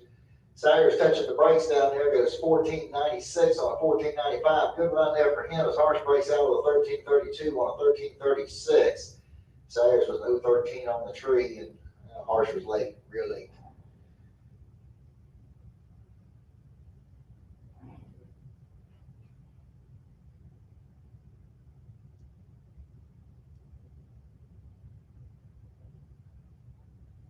All right, Mike Crook over there on the Lucas Oil side of the track, 1580 to dial in on Ford Mustang, going up against Misty Combs over here in the Budweiser lane, 1360 to dial in on the F-150. And here we go down to the top end, see some brake lights coming on, and it looks like the Mustang's going to get the win light here as he goes 1589 over 1580 dial in, as Misty breaks out with a 1352 on that 1360 dial in. Bart Pengillian coming up next, 1263 to dial in on the Chevy Corvette. He's out of Melrose, going up against Kevin Roberts, 1170 to dial in for the 69 Chevy Camaro.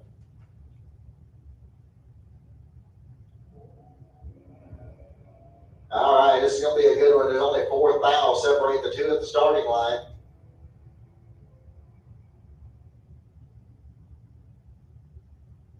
And here we go to the stripe. It's going to be Bart getting the win light here as he goes 1263 with a 5 on a 63 dial in. Good run there for him. Kevin Roberts goes out with 1173 on 1170 dial in. Kevin was just ahead on the tree by 4 foul. So a good run there for Bart. JT Barrett coming up next out of Jacksonville, driving the Ford Mustang. He'll run up against John Lamendola, out of Gainesville. 1310 dial in on the Jeep.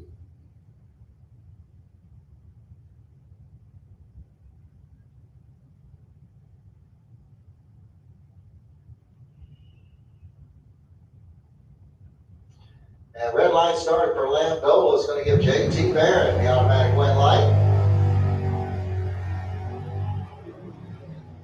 And we're going to leg him out the top end here, and JT goes through the 1233 on a 35 dial in, and Lamendola went 1306 on his 1310 dial in.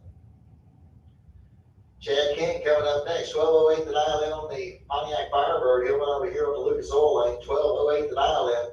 Chris Parisi out of Jacksonville over there on the Budweiser side, 1178 the dial in for his 2020 Ford Mustang. Pro ET, need you lanes 3 and 4, please. Pro ET. Start making our way back to lanes 3 and 4 with overflow into 5 and 6. Pro ET, lanes 3 and 4, overflow to lanes 5 and 6, please. All right, Chad King gets the win light here as he goes 1209 on a 1208 dial. Now, excuse me, he better let Parisi bits up the win. He broke out, but Parisi got the win light. Brings up Mitch Gunner next. 1271 the dial in on the 2014 Dodge Charger. He'll run up against Robert Simpson over here in the Budweiser lane. 1194 the dial in for his Chevy Nova.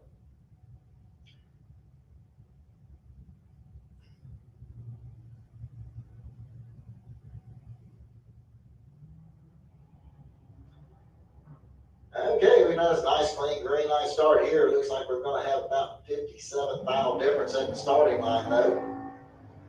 And here we go to the stripe. Your red light's going to come on down there for Robert Simpson as he goes 1196 on a 94 dial, and he was 005 on the tree. Gunner breaks out with a 1264 on a 1271 dial in. Robbie Hogston coming up next, 1150 the dial in on the S10 pickup. And we're going up against Mr. Egerton over here in the Budweiser lane, 1311 the dial in on the Dodge Challenger.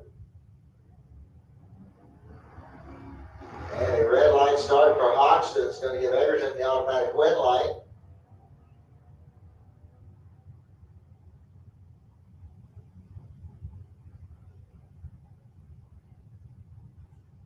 And Egerton goes through with a 1304 and a 1311. Hoxton went 1249 on 1150 dial in. And that will bring up your next pair is we're going to have Monica Roberts. She's going to run over here on the Lucas Oil side of the track. Looks like she's got 1346 dialed in. Going to be running up against PJ Gatlin. Looks like got those things reversed just a little bit.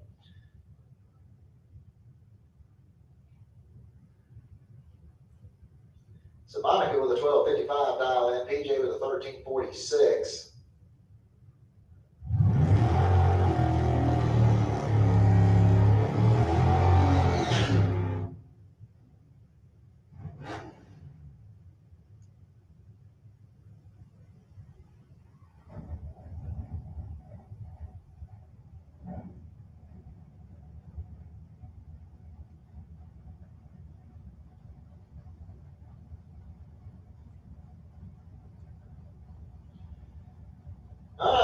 PJ, she's already deep staged the car. She's ready. Waiting on Monica to get in the lights. Monica's got a pre-stage bulb on. You slip in there and get her stage light on. There it is. And we got a nice green light start. And one was way tardy. One was pretty decent. Let's see how this works out down at the top end here. The advantage goes to PJ Gatlin at this point, but it's going to be Monica slipping in there and snatching it away from her. Monica goes through the 1280 on 1255 as PJ goes 1382 on her 1346.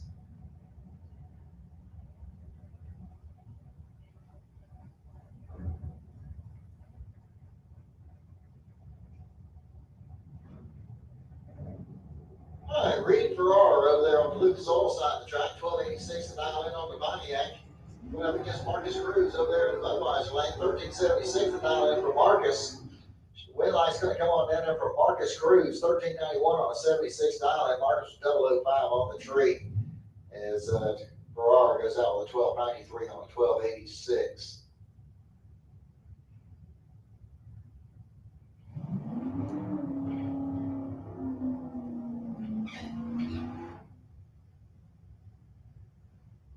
All right, Adam Wills coming up over here on the Lucas Oil side of the track, driving the Oldsmobile, and he'll be going up against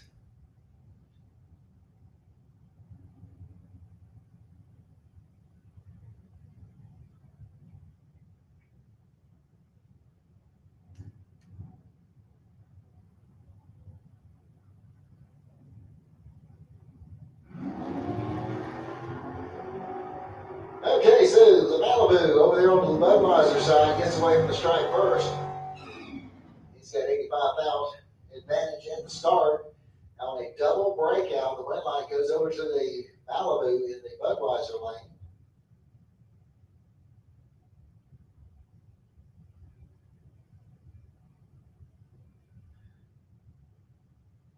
And it looks like we got a Byron coming up here for Ralph Bratton. 1133 is going to be the dial on the El Camino. Once again, I need Pro ET. Pro ET needs you in lanes 3 and 4 with overflow to 5 and 6. Pro ET, start making your way into lanes 3 and 4 with overflow into 5 and 6. I need junior dragsters. Junior dragsters, ages 6 to 9 to lane 1. Ages 10 to 12 to lane 2. Ages 13 to 17 to lane 8.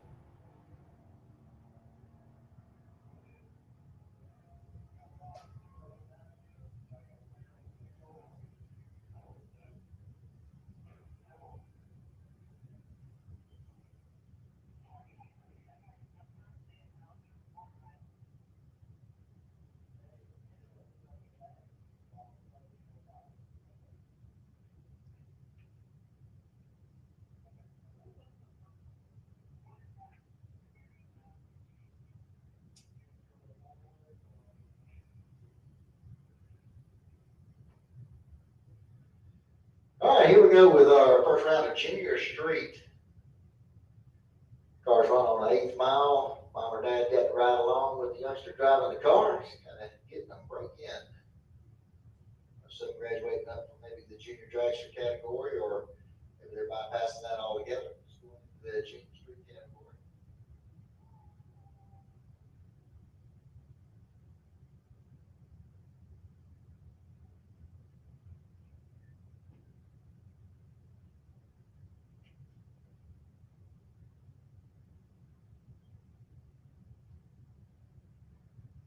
All right, so you got Ari Norton coming up over here on the Lucas Oil side of the track, driving the 79 Malibu. And we got Cody Harris over there on the Lucas Oil side of the track. 690 to dial on the Chevy Camaro. Red light start over there in the Ferrari. So the automatic win here is going to go to Cody Harris in the Camaro. And both drivers go too quick. Ari went through the 1275 on a 1305, and Harris went well below his dial in as well. And that'll bring up Orion Riley in Longwood, Florida. 10 flat to dial in there on the 93 Caprice wagon.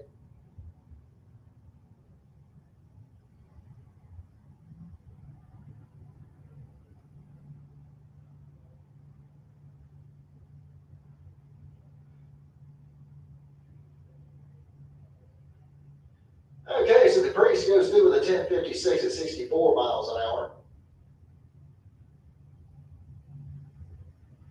And it looks like we're going to get ready to go over to the junior dragsters. I do need Pro ET. Pro ET, it needs you to staging lanes 3 and 4. Pro ET, lanes 3 and 4 with overflow into 5 and 6. Super Pro motorcycles. Make your way back to lane number 7, please. Super Pro motorcycles. Lead you back to lane 7, please.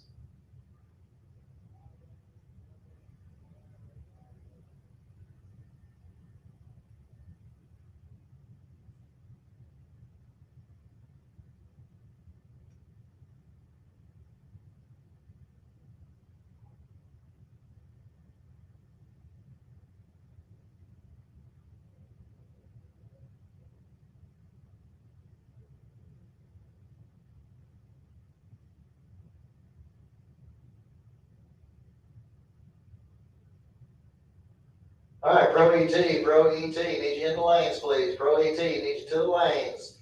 3 and 4 with overflow to 5 and 6. Let's bring them on down. Pro ET, need you in the lanes. Junior dragsters, y'all should be in the lanes at this time. Junior dragsters, y'all should be in the lanes at this time. 6 to 9-year-olds in lane 1, 10 to 12 in lane 2, 13 to 17 in lane 8.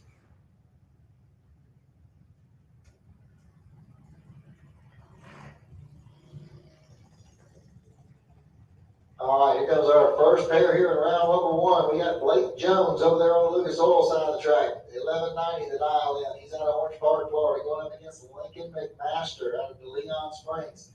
1190 is his dial in as well. So we got a heads up run here in round 1.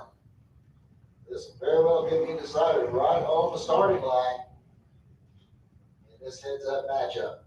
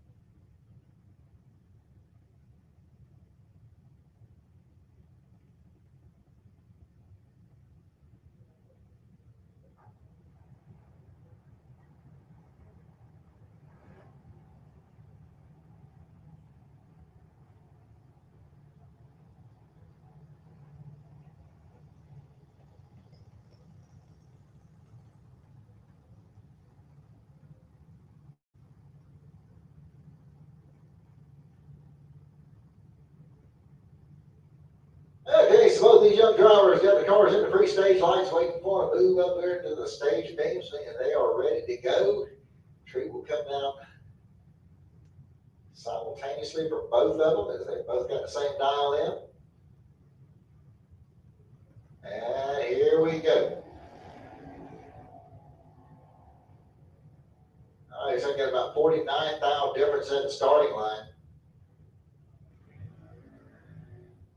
And here we go to the stripe, and it's going to be Lincoln McMaster getting the win light here as he goes 1199 on the 90 dial in as Blake Jones runs too quick, goes 1182 on the 1190. Blake actually had better reaction time, but just car just run a little too quick on him. That'll bring up Everly Siegel next over here in the Lucas Oil lane out of Riverview, Florida. 1190 is her dial in, going up against Kylie Mockney out of Venice. 1190 the dial in here. First two pairs, all the cars out, dial 1190.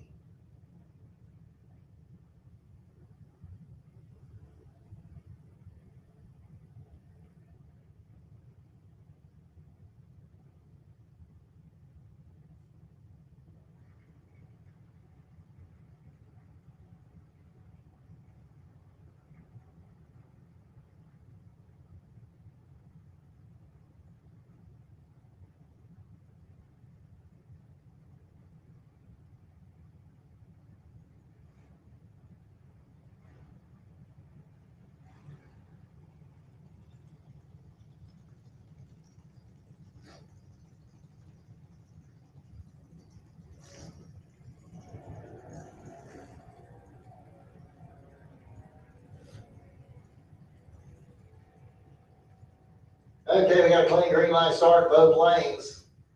Here we go to the stripe. The wind light's going to come on a double breakout for Kylie Bachny. She breaks out by 6 thou, and Siegel breaks out by, looks like 19.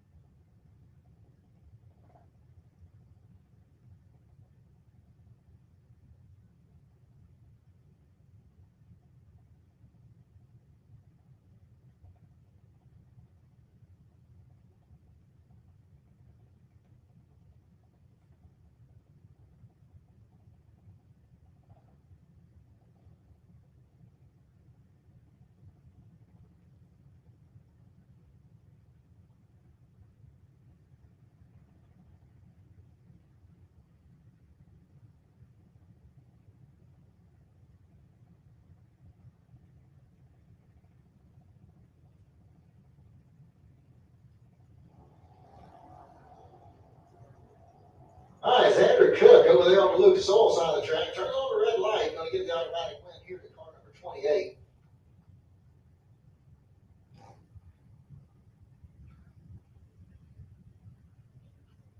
Big rider horse. And he goes 1190 on 1195. That's a good run there. Brings up Ryden Cook next. Orange Park, 1190 the dial in over here as well.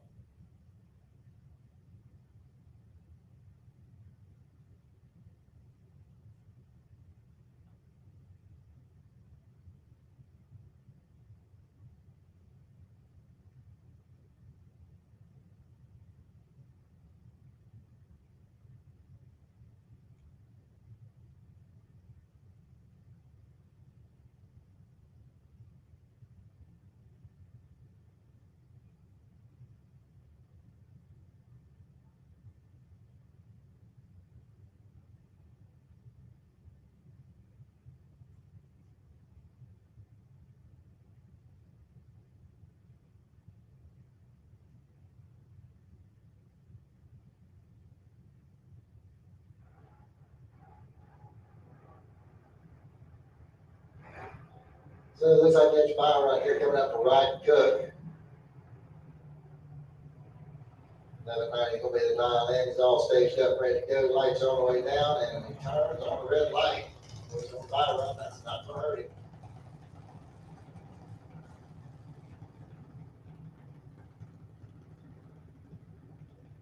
And he breaks the beam down there with 1192 at 54 miles an hour.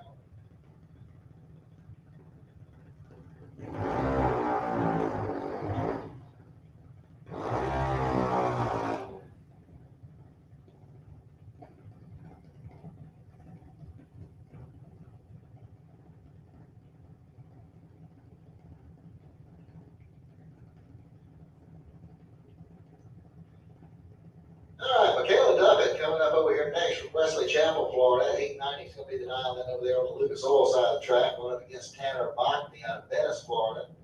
890 the dial in for Tanner as well.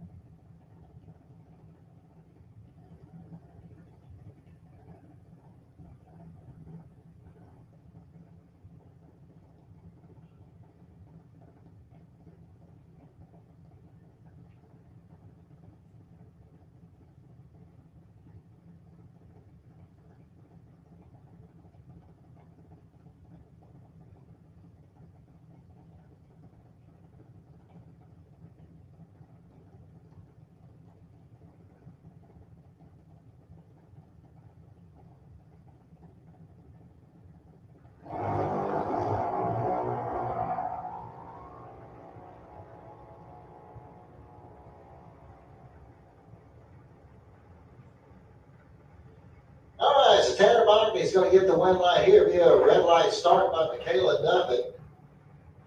Although Michaela runs dead on the dial in with a 1. So a good run that way. Just pulled the trigger too early on that little car. And Tanner breaks out with 887. He's 890. But Still gets the red light, give the red light start. Caden Holdaway coming up next, 9:56 to dial in from the little track shot at Everest. Right up against Brooklyn Collins out of Keystone Heights, 9:30. Dial in here in the Budweiser lane.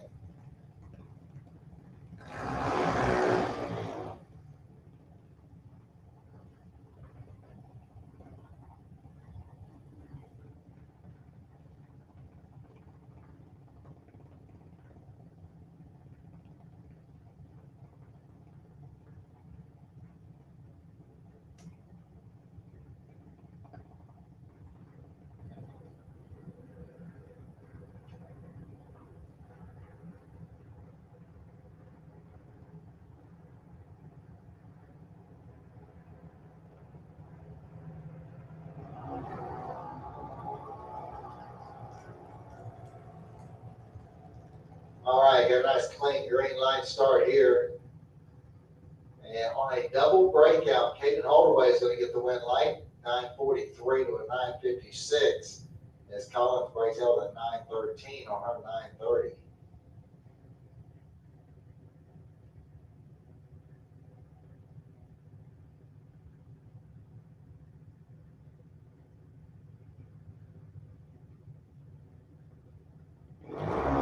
All right, Aaron Kennedy coming up over here on the Lucas Oil side of the track. 890 is going to be the dial in down Hawthorne, Florida.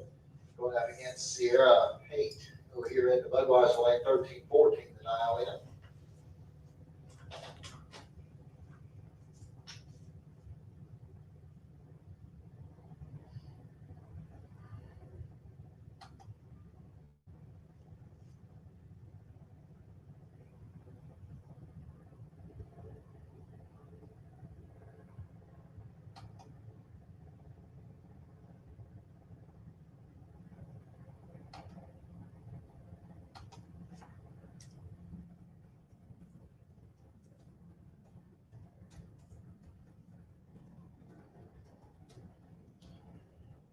All right, so Sierra's off and running.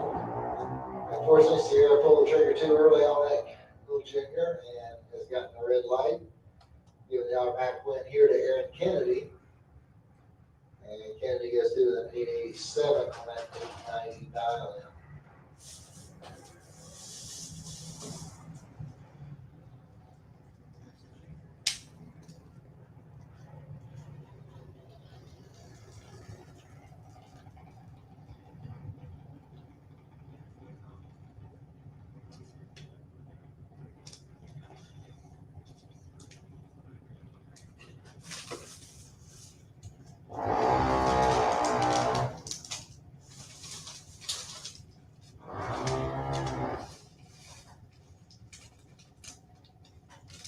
Okay, Parker Collins coming up over here on the Lucas Oil side of the track. 880 is going to be the dial in there in the Lucas Oil lane.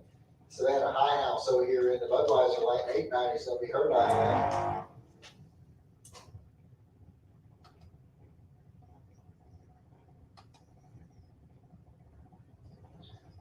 All right, Pro ET, you should be in the lanes. Pro ET, you should be in the lanes. 3 and 4 with overflow into 5 and 6. Super Pro Motorcycles need you back to lane 7. Super Pro Bikes need you to lane 7.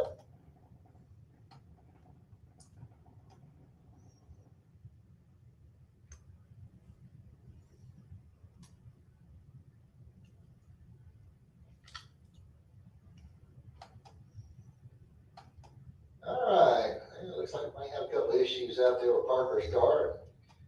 Got a bunch of folks going over there to see if they can try and give him a hand. Get this thing back out there and get that young lady to where she can race.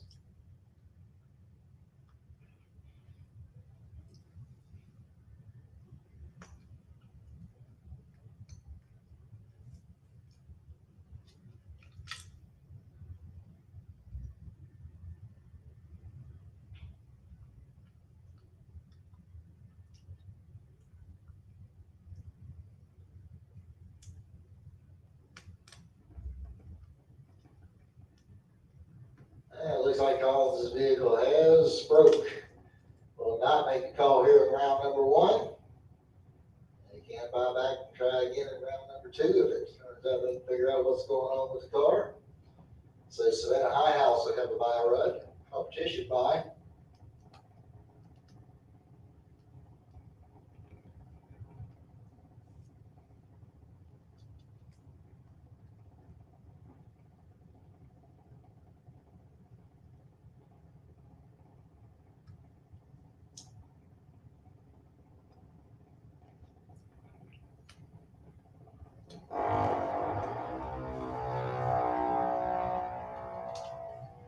Alright, so Savannah High House out there on the bio run.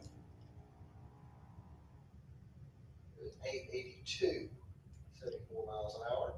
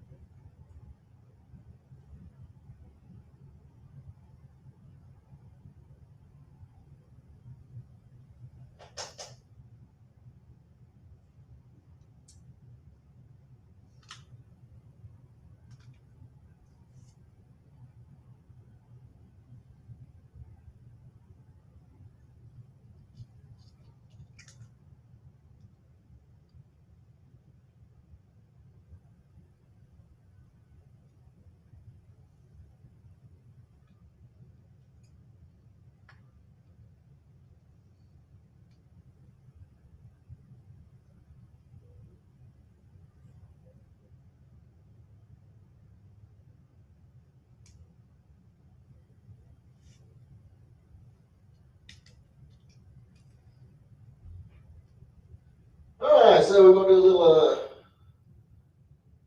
track prep here before we go back into Pro ET. Pro ET drivers, y'all should be in the lanes at this time. Pro ET, you should be in the lanes. These Super Pro motorcycles to lane 7, Super Pro motorcycles. You start making your way into lane 7, please.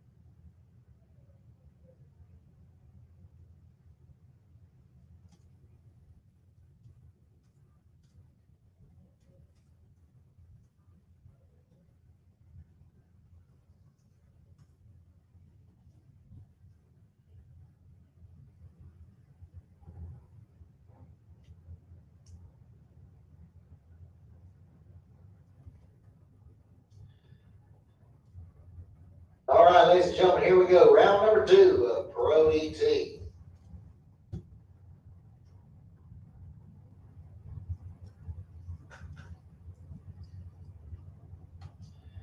Once again, need a Super Pro motorcycle. Super Pro motorcycle. Start making your way to staging lane 7, please. Super Pro bikes, lane 7.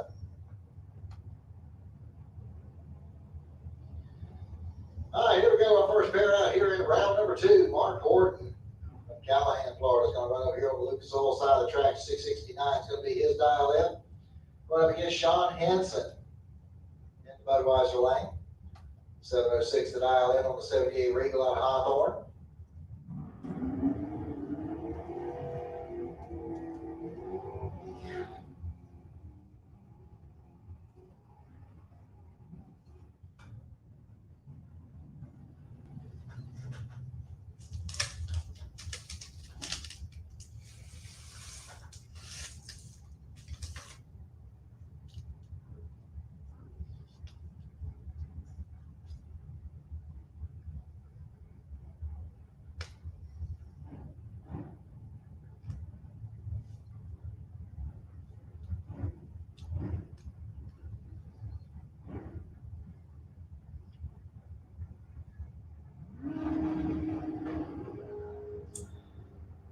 Okay, Mark Horton's going to get the win light here on a double red light start. He had the better of the 2 red lights. So he'll pick up the win. Horton goes through with a 666 on a 696. Hansen goes 704 on a 706.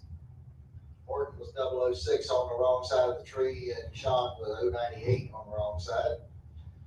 Derek Putnam coming up next over here, Lucas Oil side of the track, 714 the dial in on the Chevy Nova. He's out of Gainesville. He'll run up against Ryan Norton out of Inverness. 647 is the dial in for Norton in the 2000 S10.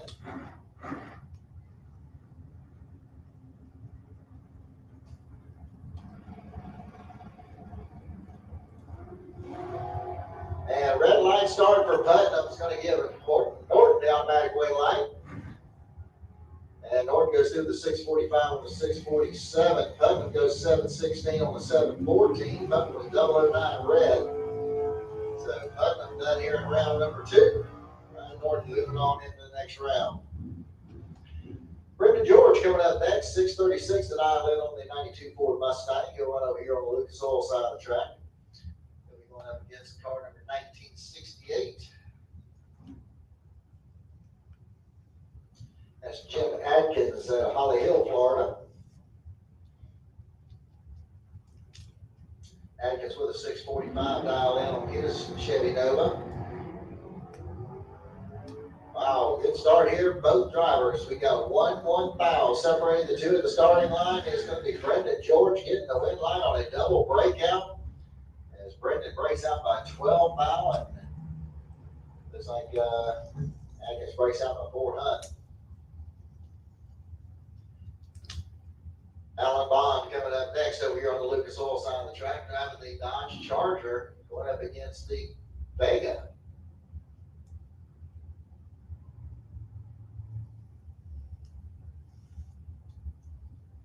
They lost Kurt Sperry out of Cocoa, Florida. He's got a 708 dialed in. Alan Bond got a 660 dialed in with the Dodge Charger. And they're off and running, and one of them is way late. And it cost him the race. As Sperry goes through with a 708 on a 708 dial in. He was 064 on the tree. Bond goes out with a 651 on a 660. And now coming up next over here on the Lucas Oil side of the track, 707 the dial in for the S10 out of Homosassa, Florida. Right up against Leah Tadero over here in Budweiser lane. 748 is going to be the dial in for the 74 Chevy van.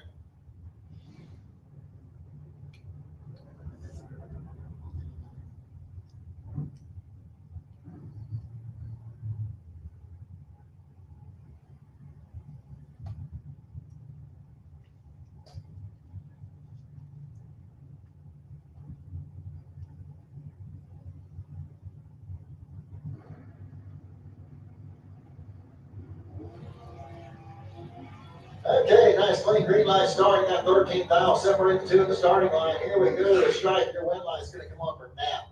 712 on a 707 dial and picks up the win as Leah breaks out by 3 thousandths. Leah actually hit on the tree, but breaks out. That brings up Chris now. 640 to dial in on the Chevy Vega wagon over there on the Lucas Oil side of the track, going up against Georgia Daniel. George out of High Springs got a 763 dial in his 68 Nova. Looks like got about 5 miles separating the two at the starting line. This will be pretty tight. The wind light's going to come on for a nap. 645 on a 640 as George breaks it out with a 761 on a 763. David Smith coming up next over here in the Lucas Oil lane. 659 the dial in for the Ford Mustang, going up against Jesus Alberto out of Odessa, Florida. 684 is the dial in for the S10 pickup.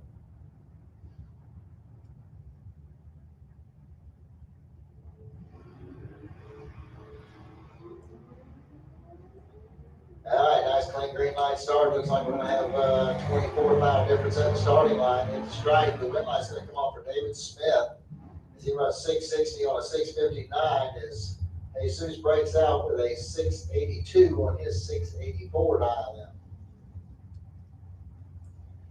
That'll bring up brother Bill Green next. 649 the dial in on the 68 Camaro. He's out of Ocala.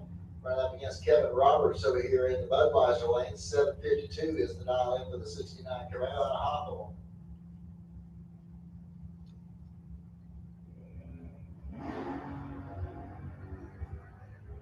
$13 difference at the starting line. Should be pretty close. Let's see what's going to happen. Bill Green's going to get the win line as he runs dead on 4. As Kevin Roberts goes through with a 755 on the 52. Roberts actually had the better reaction time by 13 thousandths. Just good, made it work on the top end. Paul Allen coming up next, 703 the dial in for the 72 Ford Maverick. And here we run up against Troy Stafford. Troy with a 720 dial in on the 73 Dodge Dart.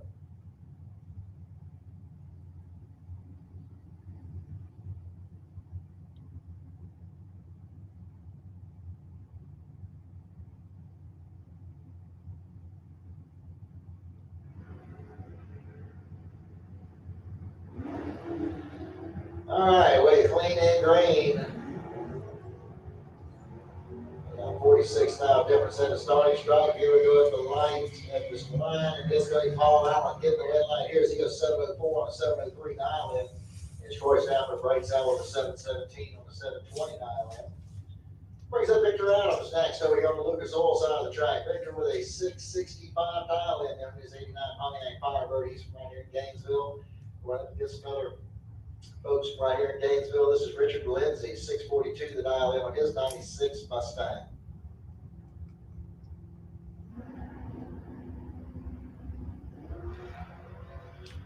And a red light start for Victor Adams is going to give Richard Lindsay the automatic win. And Lindsay runs dead on with a 5. Good run there for him. Victor slowed to a 673 on his 665 dial in. Bob Heiflack coming up next over here on the Lucas Oil side of the track. 661 the dial in on the 87th Corvette.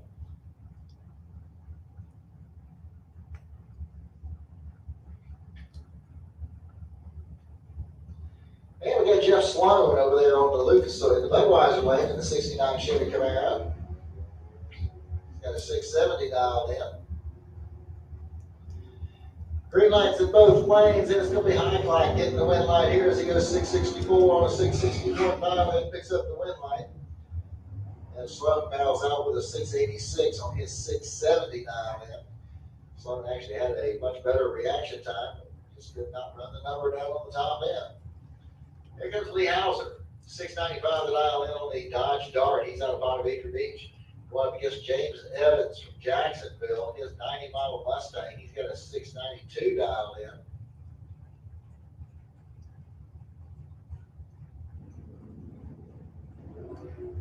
And red light start for Hauser is going to give Evans the automatic win light. And Evans goes through the 698 on his 692. Hauser went 699 at 96. Ernie Renfro coming up next over here, Lucas Oil side of the track, 656 to 9 lengths on the 1970 Chevy Camaro. Coming up against Jason Rollins over here in the Budweiser lane. Rollins driving a 72 Nova. Got his little business over there on 441 on Speed Machine. Stays pretty busy over there, looks like. Cars always at the parking lot.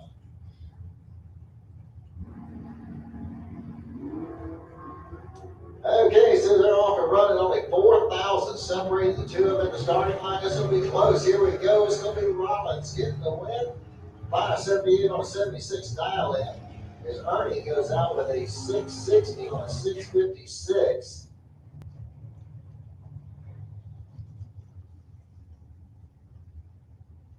That brings up Bob Hogston next over here on the Lucas Oil side of the track. 622 to dial in on the Chevy pickup. He's out of Lake Butler, Florida.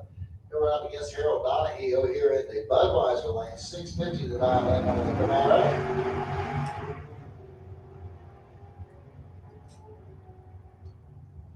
And Hogston's going to get the win right here as he goes 629 on a 622. And Camaro slow to a 671 on its 650 dial in.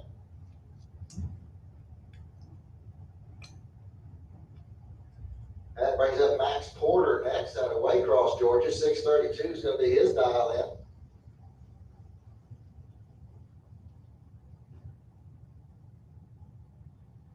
And we'll have James Turner over here in the Budweiser lane. 755 the dial in on 33.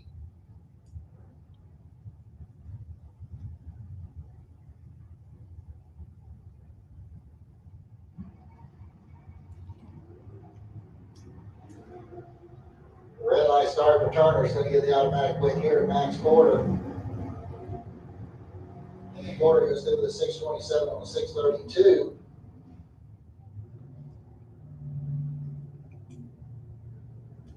That brings up Mark Hoffman next over here on the Lucas Oil side of the track. 816 the diagonal down in there on the AMC Rebel. Going up against the Wiz, Steve Bazorek. 625 the dial in on the Ford Mustang over here in the Budweiser lane.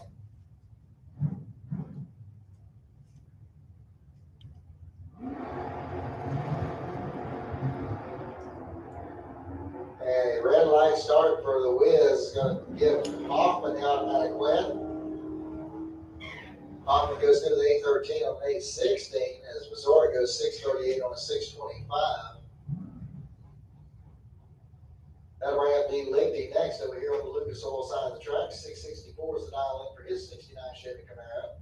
Coming up against Cleve Egerton over here in the Budweiser lane, driving the Dodge Challenger. He's got 831 dialed in.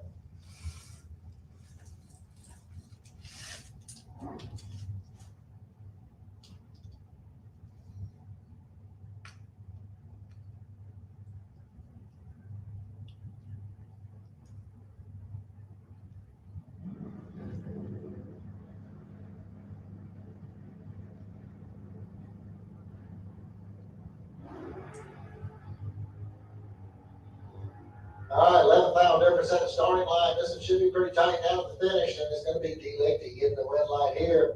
665 on his 664 dial in. Good run there.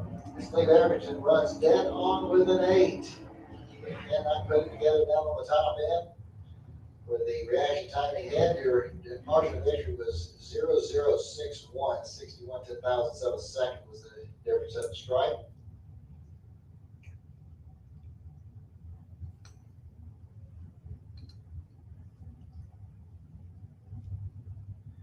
All right, Mike Crook coming up over here on the Lucas Oil side of the track, 782 to dial in on the Chevy Camaro.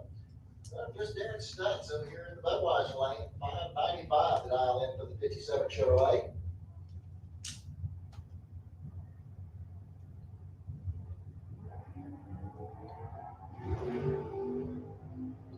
All right, Super Pro.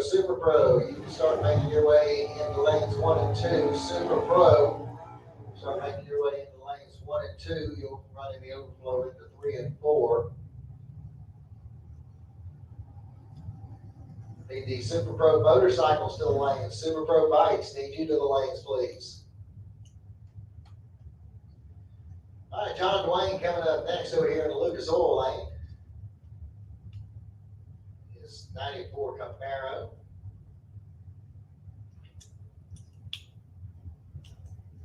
We're up against Dawson Bass over there in the Budweiser lane, 779 to dial in for the Ford Mustang.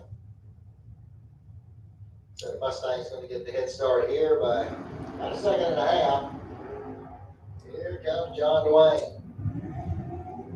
And there's a big difference in the reaction times here. And John Dwayne's going to make better reaction time work for him. 6:18 on a 6:15 as Bass breaks out by 2 thousandths. John Bertha coming up next over here in the Lucas Oil lane. 740 is going to be his dial in. Going up against David Young over here in the Budweiser lane. 638 is going to be the dial in for him. The 92 Camaro. More like Firebird than a Camaro. I think that's what we're actually dealing with.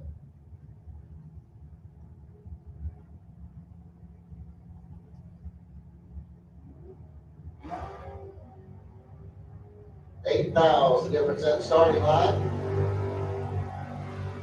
And at the stripe, it's going to be Young getting the win line here as he goes dead on with a 3. 6:38 with a 3. He was a little better on the reaction time there with an 0:22 to an 0:30 to John Bertha. Bertha breaks out by 15 thousandths. Brings up Chad King next. He's got 778 dialed in over here on the Lucas Oil side of the track. He'll be going up against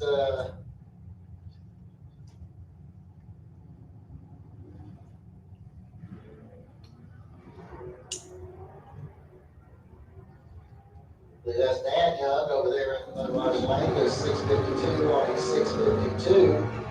But Chad King's going to get the win lights. He's 009 on the tree, goes 781 on a 778. And he's going to get the win light here. Ralph Bratton coming up next in the 72 El Camino's got a 722 dialed in. Coming up against Pete Rugas over here in the Budweiser lane. Rugas with a 674 dialed in on his 66 Impala.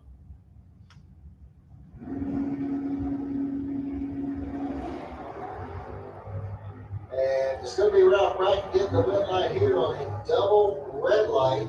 He was better than 2 red lights, so he'll pick up the win light there. Bratton also goes through with a 718 on a 22, which is a little bit quick, but so there's no bearing on the race. Pete Rugas went 680 on his 674.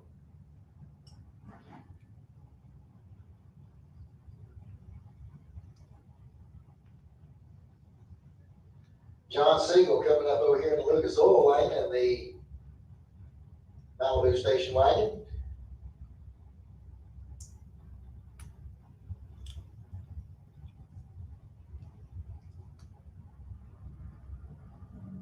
And we're up against the Nova over here in the Budweiser lane. 6 flat to dial in for, I believe that's being one of the Collins bunch.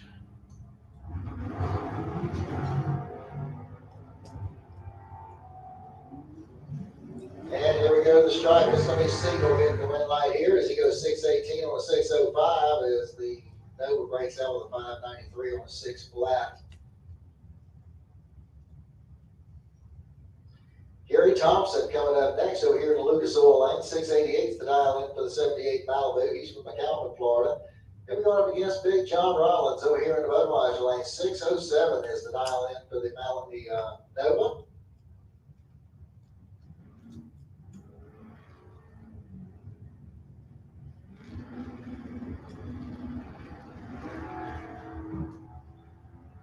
All right, 60,000 difference at the starting line. Here we go to the stripe. It's going to be John Rollins getting the win right here. 610 on the 607 dial in. As Thompson goes out with a 689 on the 688.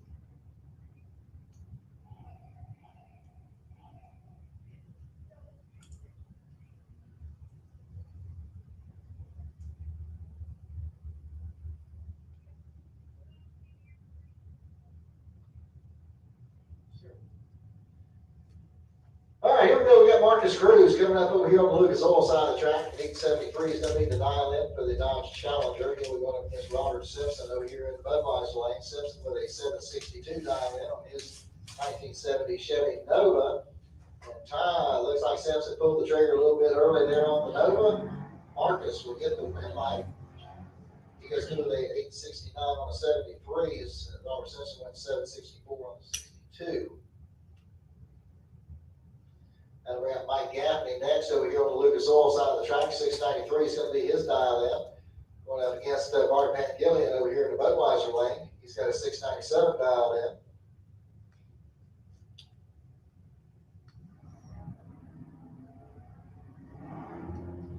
Red light start there for Gaffney. He's going to give Pangillian an automatic win light. And Mark goes through with a 696 on a 697 dial-in. And looks like we got Chris Parisi coming out here for the buy run. He's got a 763 dial-in. All right, Super Pro, you should be in lanes 1 and 2. Super Pro, lanes 1 and 2 with overflow into lanes 3 and 4. Super Pro, lanes 1 and 2 with overflow into 3 and 4. All right, on our 50-50 drawing that we got going on, we did pull a winner. That number is 305. 635, and you have the option, if you are the winner, if you're a racer, see if you can make it pass down the track, hitting your dial in. If you do, you win the cash. If not, cash rolls over and it keeps growing. So again, your 50-50 winning ticket number is 305 635. See Corey or Jody down in the staging lanes down that area and let them know you've got it. And they will work it out for you. If you are a spectator or not having a car running out here, you can pick a driver to do that for you. So it's kind of cool. So once again, that 50-50 winning ticket number, 305 635. 305 635 is the winning ticket number. All right, here we go to the Super Pro motorcycles. Super Pro cars, y'all should be in the lanes. Super Pro cars, y'all should be in the lanes. I need sportsmen to lanes 5 and 6, please. Sportsmen, lanes 5 and 6. Come on down.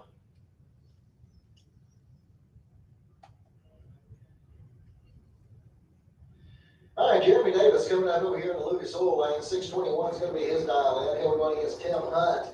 Hunt with a 553 dial in over here in the Budweiser lane.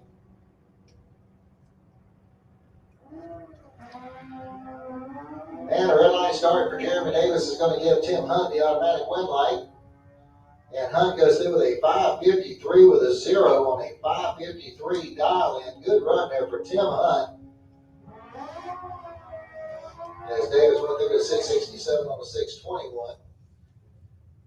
Dwayne Leachman coming up next over here in the Lucas Oil lane. 565 is going to be his dial in. Going against John Upthegrove over here on the Budweiser side. 553 is his dial in.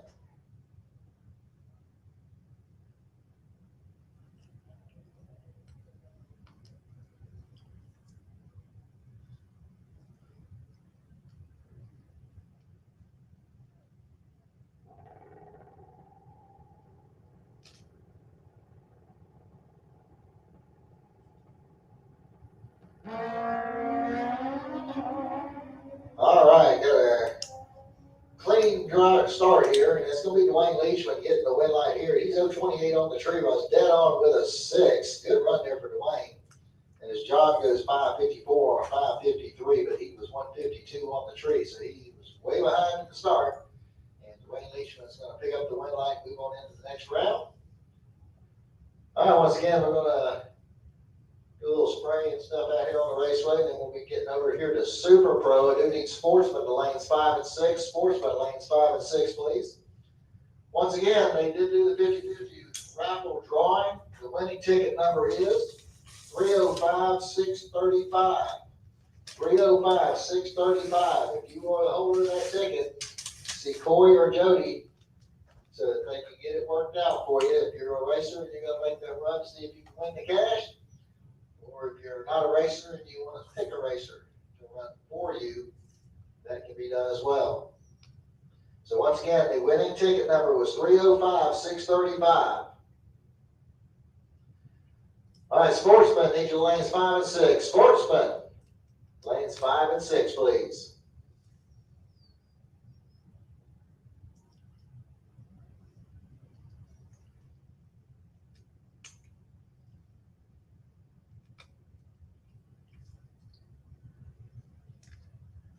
Once again, Super Pro, you should be in lanes 1 and 2 with overflow into 3 and 4. Super Pro, you're on deck. Need you guys in the lanes, getting suited up, ready to go. Looks like we're going to do a little hand prep. Or if anything else they're going to do, that might be about it. They should be ready to go here hot in just a little bit.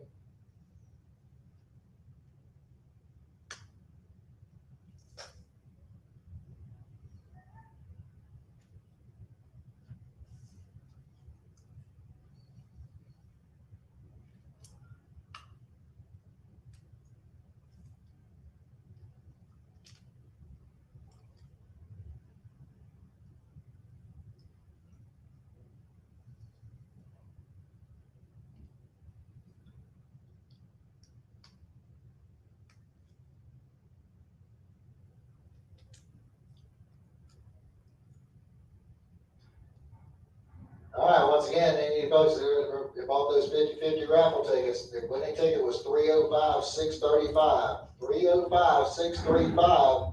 That is the winning ticket number in the 50-50 drawing. You can see Corey or Jody downstairs there to let them know you've got the winning ticket, so they can get it worked out for you.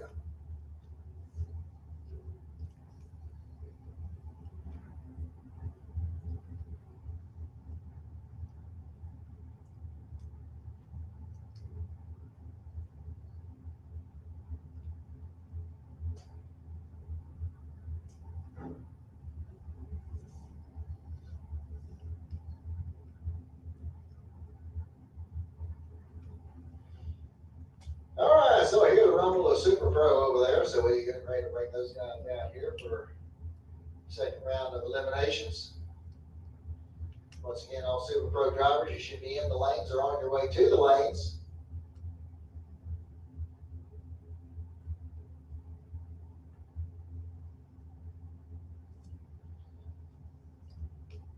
Super Pro in the lanes 1 and 2 with overflow to 3 and 4. Looks like we've already got some overflow over there into 3.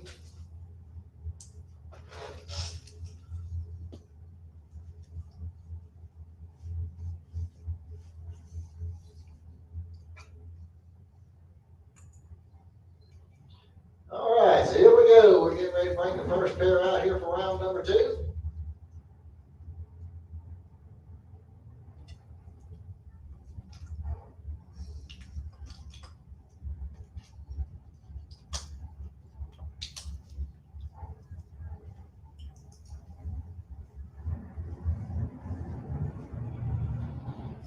All right, here we go. Our first pair out. We got Ryan Norton coming up over here on the Lucas Oil side of the track. 646 to dial in on the S10 pickup out of Inverness.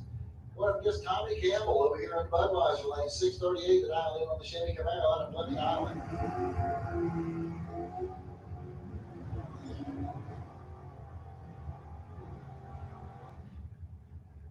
So the S10 gets a little bit of a head start. It ain't much. Only about 8 thou.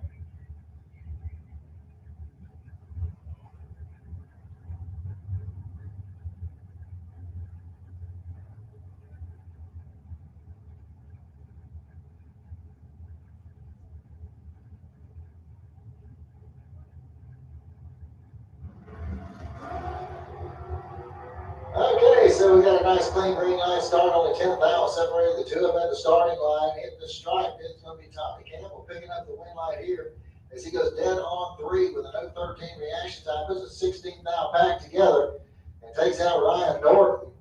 Norton was 0.23, went 6.48 on his 46 dial ins. Tommy had it covered on both ends.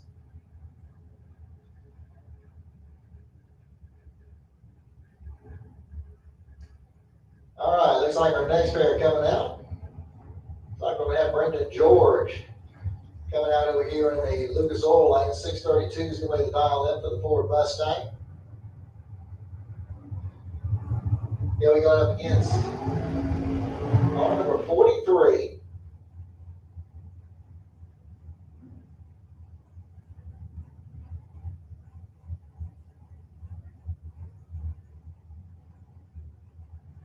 That'll be Mark Ford. Going to be at the wheel there of the dragster in the Budweiser lane. It's got a 486 dial in on it. So Brendan will get the early head start here in the Mustang, and then we'll see if we can catch him down there with the dragster.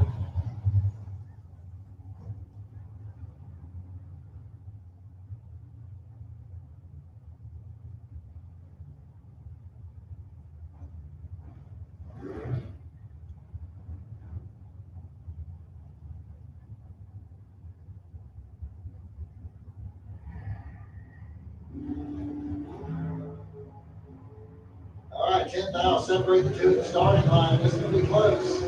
It's going to be Brendan George getting the win line here. He goes 633 on a 32 dial in. And as Mark Gordon goes out with a 486 on a 486. He was 486.8. They were behind 10,000 on the tree.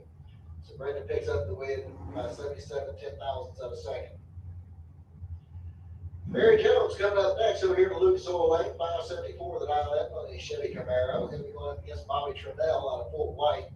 524 is the dial in for the 33 Ford Roadster.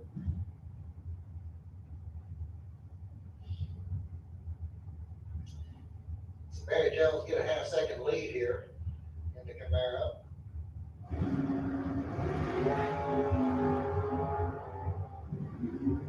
All right, looks like about 23 down difference at the starting line. At the stripe, the lights coming on from Bobby Trudell. He was into 525 on 524. It was Barry Jones breaks out with a 572 on a 570.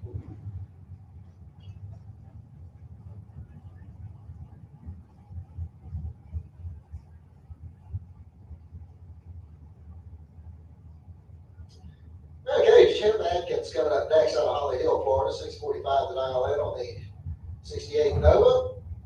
He'll be going up against TJ Gravola out of Brunswick, Georgia. 641 the dial in for the S10 pickup.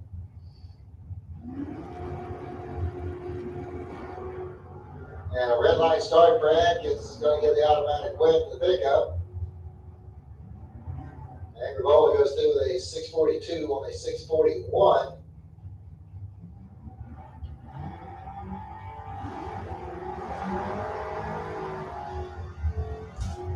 Actually, that's not Gravola, that's actually Alan Rausch.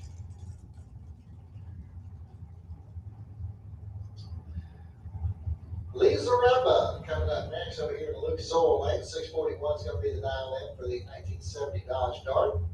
Goes up against Paul Farrar over here in the Budweiser Lane. 654 is the dial in for the 66 GTO.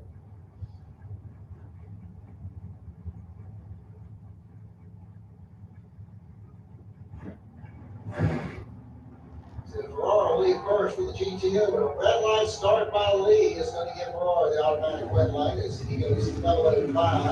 Goes 655 on the 654 dial in for Farrar. And Lisa Remba bounds out with a 009 red light start.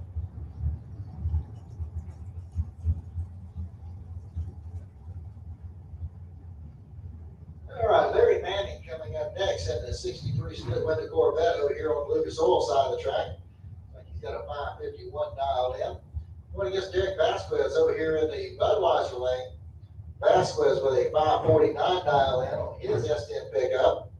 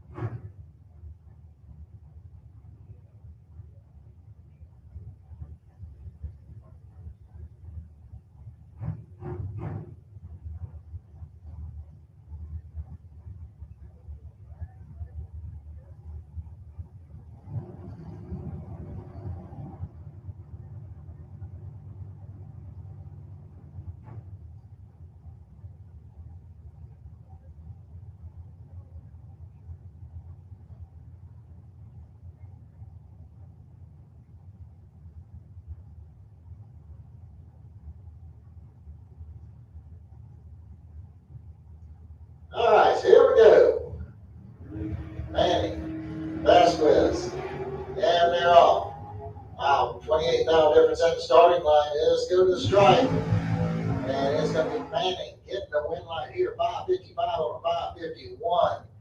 Derek goes out with a 551 on a 549. Manning was 002 on the tree. Vasquez was 030. All right, here comes the man, the myth, the legend, Mr. Ernie Griggs over here on the Lucas Oil side of the track. 730 is going to be the dial in for the 72 Camaro. He's out of Ocala. He'll run up against Bill Highhouse over here in the Budweiser lane. 479 the dial in for the dragster out of Middleburg. Mr. Griggs out here having some fun today.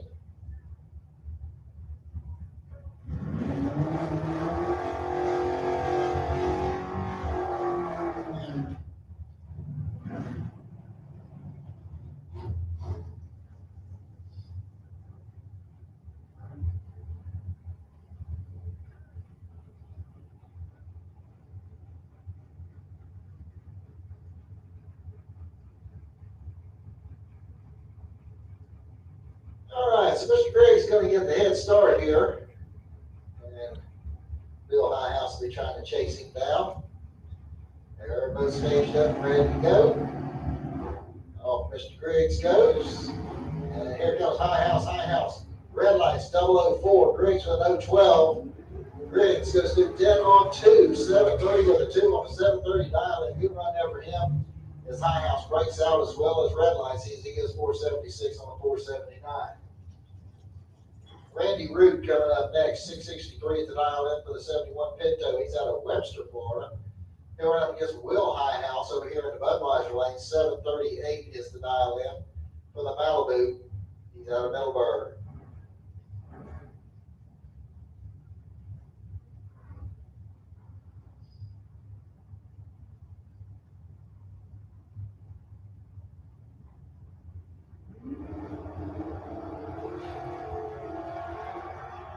Okay, got a clean green light starting both lanes. Looks like got about 58,000 difference at the starting line. And it's going to be Randy Root getting the win light here as he goes 665 on a 663 as Highhouse breaks out by 4 thousandths. Highhouse actually had a better reaction time. He was 016 to 073, but just run too quick.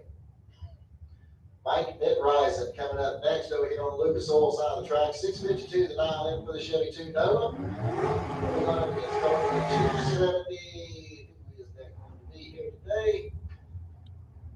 Patrick Miller out of Haines City, Florida, will be in the dragster over there on the Budweiser side. He's got a 480 dialed in. So the little Chevy 2, the door car will get the early head start here, and then Miller will see if he can try and track it down with the dragster out there.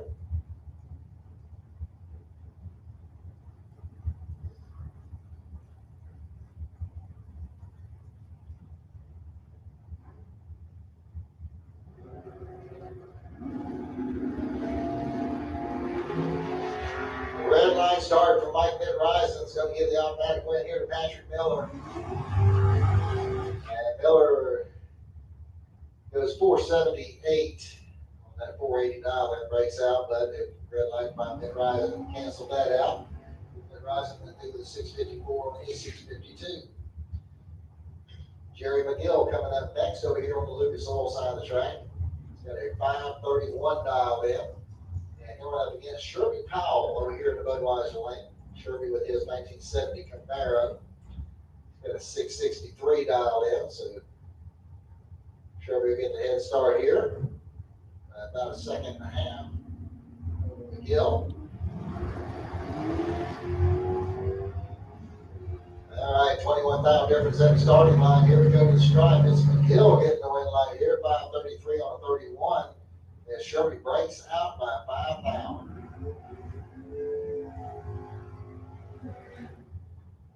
All right, that'll bring up Bruce Root next. 712 the dial in on the 78 Mustang. He'll run up against Ivy Bratton out of Boiling Springs, South Carolina. 637 the dial in on the Chevy Camaro over here in the Budweiser lane.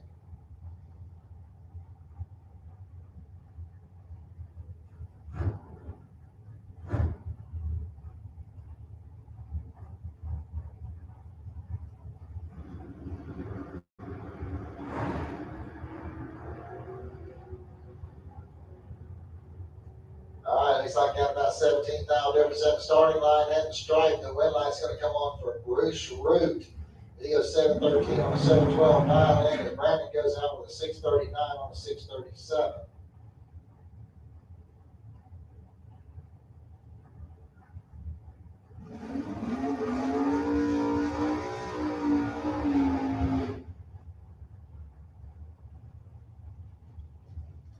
All right, Chris Duffin coming up over here on the Lucas Oil side of the track, 518 to dial in for the dragster. Running against Jamie Kelly over here in the Budweiser lane, 652 the dial in for the 86 Dodge Daytona.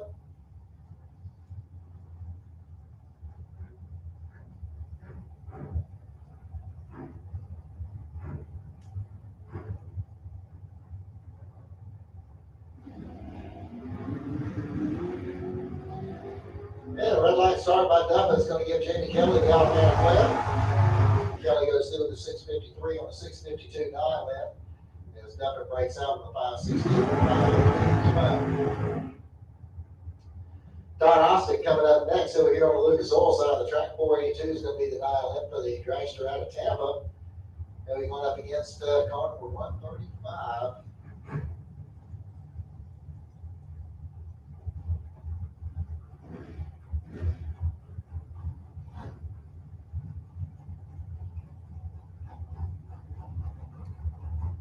So I'm thinking maybe Grayson Wright.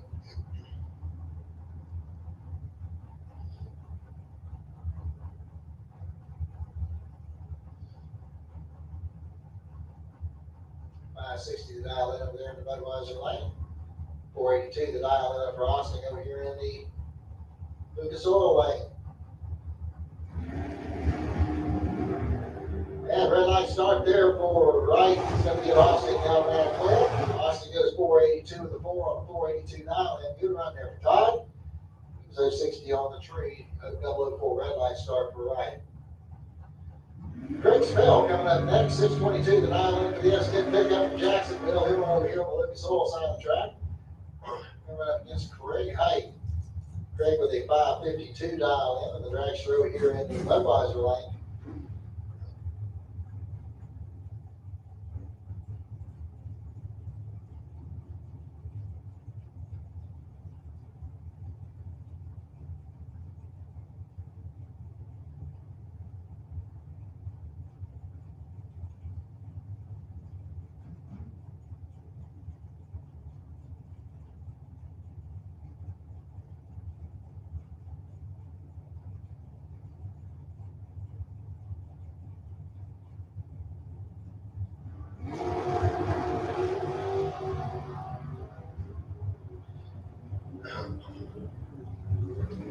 All right, clean green light starting both lanes. It's going to be Craig Spell getting the win light here as he goes 623 on the 22 dial in. As Craig goes out with a 556 on a 552. Don Haney coming up next in the 69 Plymouth Roadrunner over here on the Lucas Oil side of the track. 606 is the dial in. He's going against the Toyota pickup truck over here in the Lucas Oil lane. Mike Hopkins out of Orange City, Florida. He's got a 649 dialed in there on the Toyota truck.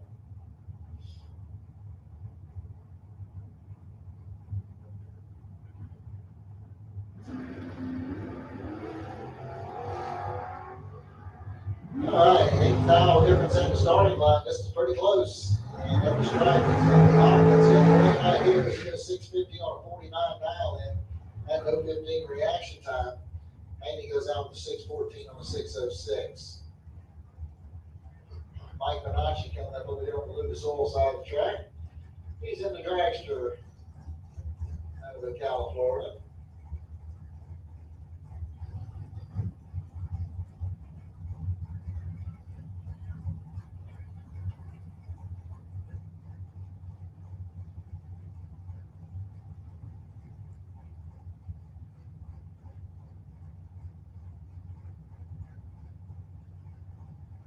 All right, so we got Pete coming up over here on the Budweiser lane. Sorry, Pete, can't read your handwriting to tell what the last name is. Driving the 2005 Ford Mustang. Big block Ford underneath the hood. Thing's down 527.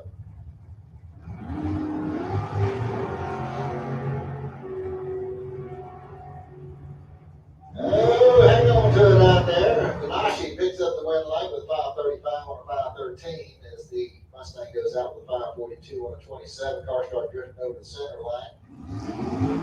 Wisely backed out and saved it. Got to take out some cones.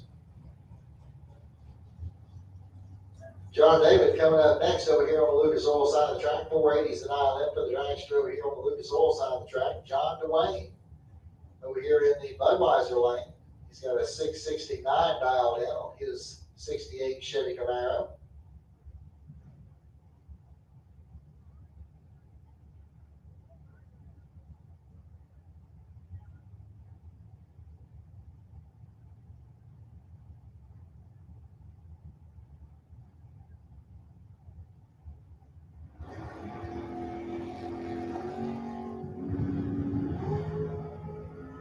Ooh, 23,000 difference at the starting line. Here we go to the stripe, and the red light's going to come on over there for John Dwayne.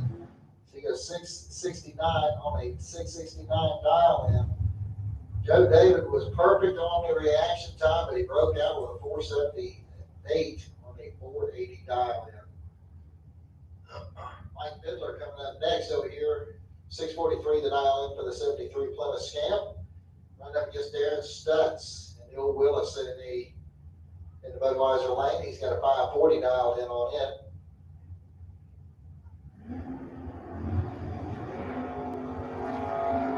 it. 6 now difference at the starting line. Here we go in the stripe. Stutz gets the win light here, 541 on a 540 dial in, as Fiddler goes out with a 645 on a 643. That'll bring up Tim Goolsby next over here in the Lucas Oil lane. 514 is going to be his dial in. We're going to go against Mick Singer over here in the Budweiser lane. Singer with a 654 dial in. And he is at the wheel of his 81 Chevy Monza.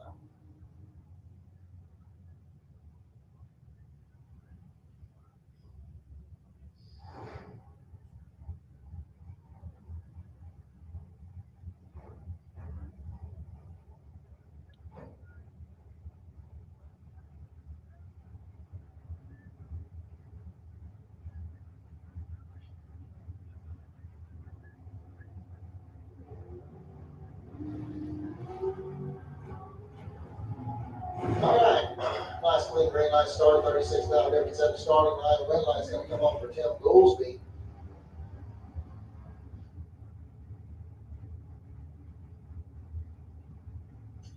Goolsby went 515 on a 514 dial in, picked up the win light there as Big Singer goes out with a 656 on a 654. DJ Coventry coming up next over here on the Lucas Oil side of the track in the 67 Chevy Camaro, going up against Big John Rollins over here in Budweiser lane. His 72 no out High Springs. He's got a 607 dialed in.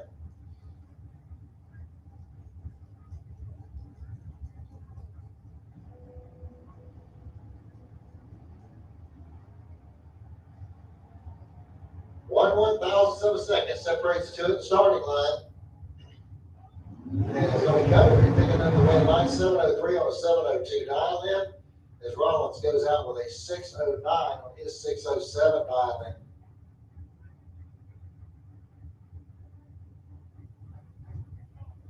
That's going to bring up Flying Brian Jones. Next over here on the Lucas Oil side of the track, he's got a 469 dialed in. And Mark Horton at the wheel of the dragster over here. He's got a 486 dial in.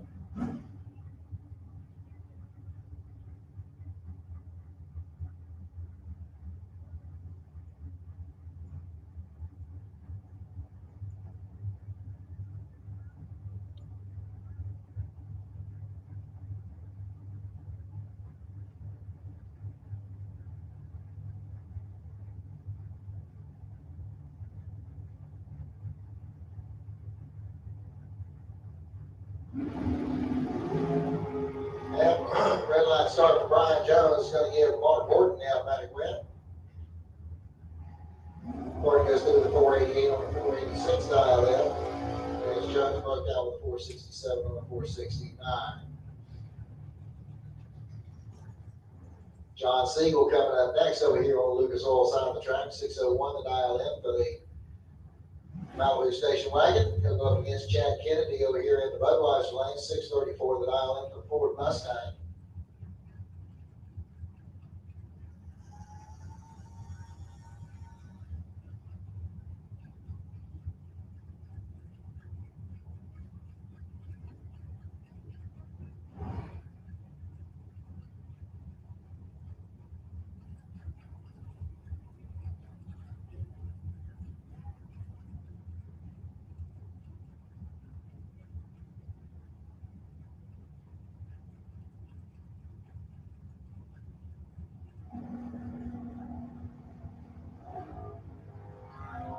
Yeah, red light start there for Kennedy. It's going to give John Siegel the automatic win. Siegel was 009 on the tree, goes 598 on a 601. As Kennedy breaks out with an 012 reaction time, red light, goes 632 on a 634. Buddy Goolsby coming up next over here in the Lucas Oil lane, 659 is his dial in. He'll be running up against Lauren McMaster over here in the Budweiser lane, Lauren with a 608 dial in.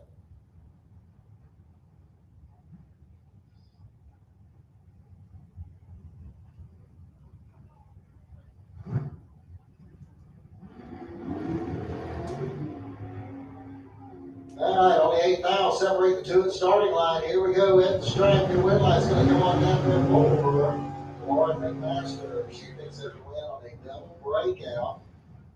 She went 606 on her 608. Goolsby goes 656 on his 659. Goolsby was 028. Lauren was 020 on the tree. Keith Collins coming up next, 618 to dial in for the S10 pickup truck. We're running against Michael Boss over here in the Budweiser lane, 580 to dial in for the 63 Corvette Roadster. And a red line start there for Mike Boss. Going to give the automatic win here to Keith Collins. And Collins goes through the 621 on a 618 dial in.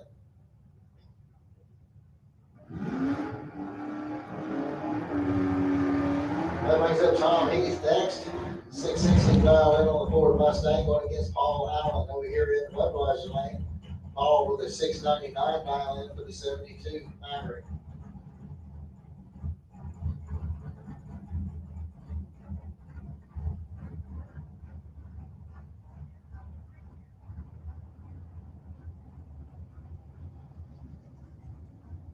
All right, junior dragsters.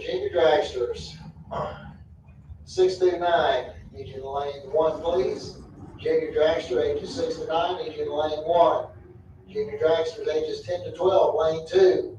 Juniors, ages 10 to 12, lane 2. Junior dragsters, ages 13 to 17, need you to lane 8. And junior street, need you back to lane 8.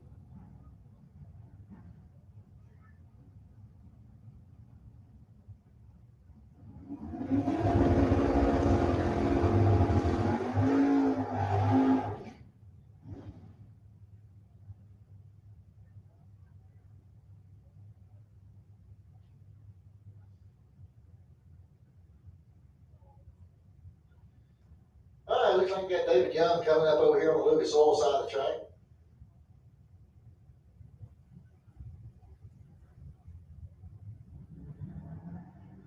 .637 the dial in on the Pontiac Firebird, going up against Bruce Gerton over here in the Budweiser lane. 566 the dial in on the Ford Fairmont. Red light start by Gerton. Going to get the automatic win here to Young. Young goes through the 634 on 637. Bruce breaks out with a 562 on a 566. And I think that'll take care of this round of Super Pro. Man, a license pass coming up here real quick.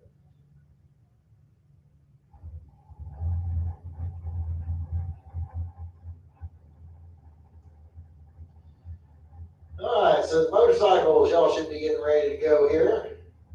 Sportsmen, y'all should be in lanes getting ready to go yourselves. Sportsmen, y'all should be in lanes 5 and 6. Street bikes in lane 7. Junior dragsters, 6 to 9, need you in lane 1. Junior dragsters, 10 to 12, need you in lane 2. Junior dragsters, 13 to 17, lane 8. Junior street, Need you to lane 8 as well.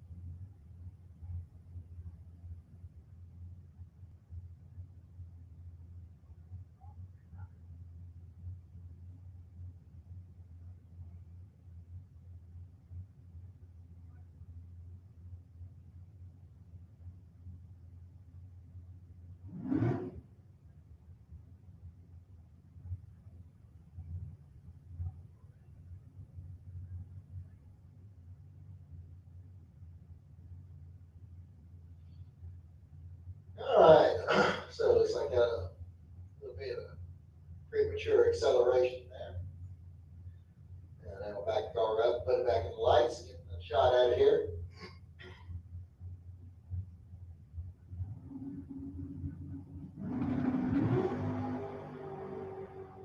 And no 31's reaction time.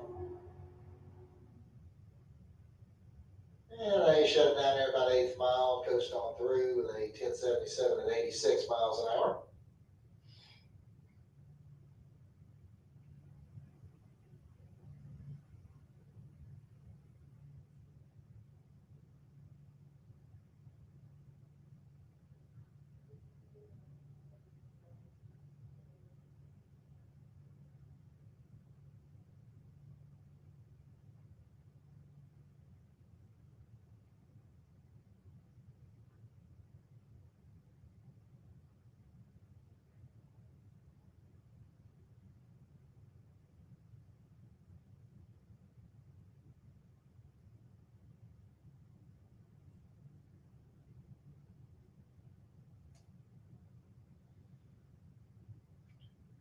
All right, so here we go, back to the street bikes, and we got Dwayne Leachman coming up over here on the Lucas Oil side of the track. 884 is going to be the dial in.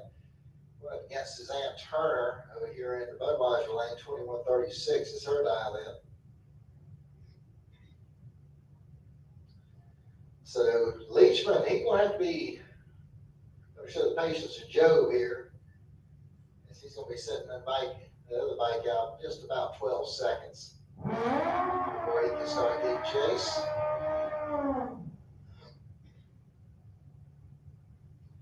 On the other hand, when he comes by that bike down on the top end, they're going to think they throw the anchor out over there on the Budweiser lane. We'll see how it's going to work. Like I say, Dwayne's going to start by being extremely patient. 2136 to dial into it, 884.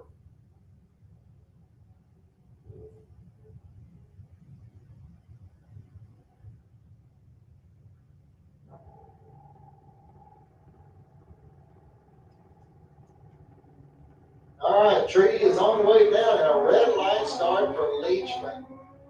As he goes 064 red. Turner was 060 green. Turner breaks out with a 2091. Leachman broke out with an 881.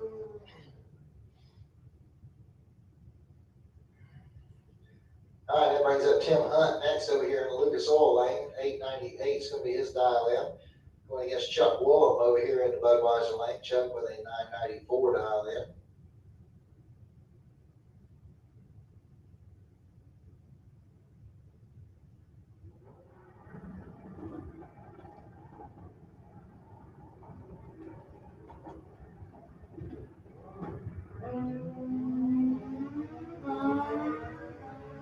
Okay, they got clean green light stars in both lanes. One's pretty good, one's way late at the stripe. The one that was pretty good picked up the win. Tim Hunt, 901 on the 898 is going to pick up the win light there as Chuck breaks out with his 991 on the 994. John Up the Road coming up next over here in the Lucas Oil lane. 858 is going to be his dial in. Going up against Jeremy Davis over here in the Budweiser lane. 933 the dial in for Davis.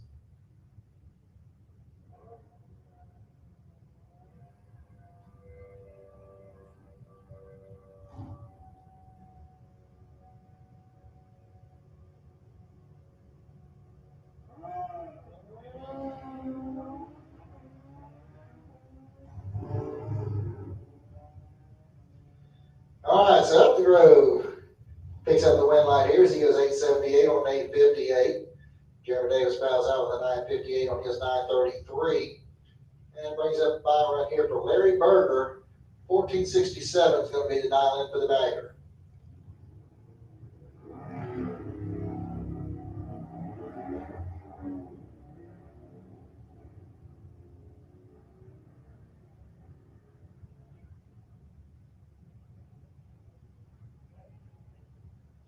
All right, so it looks like that wraps up that round of the motorcycles. Getting ready to go over to Sportsman. I'm going to turn the mic back over to Derek for a few minutes.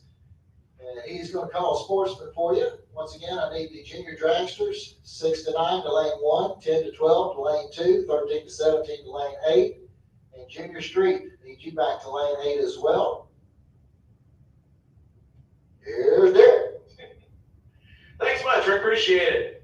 Once again, Rick Bader coming out of retirement to bless us with his presence, and we do appreciate that.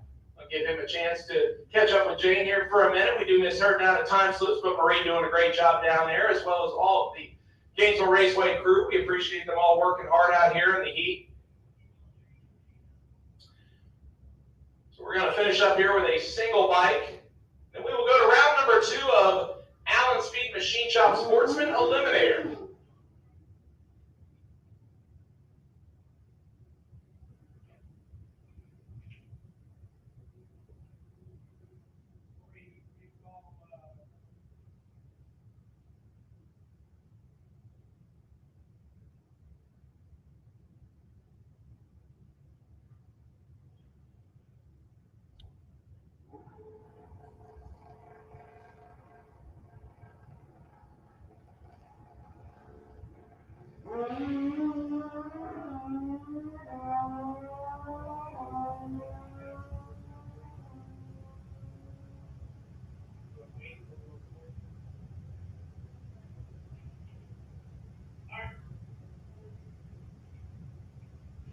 All right, Sportsman, round number 2 coming up here.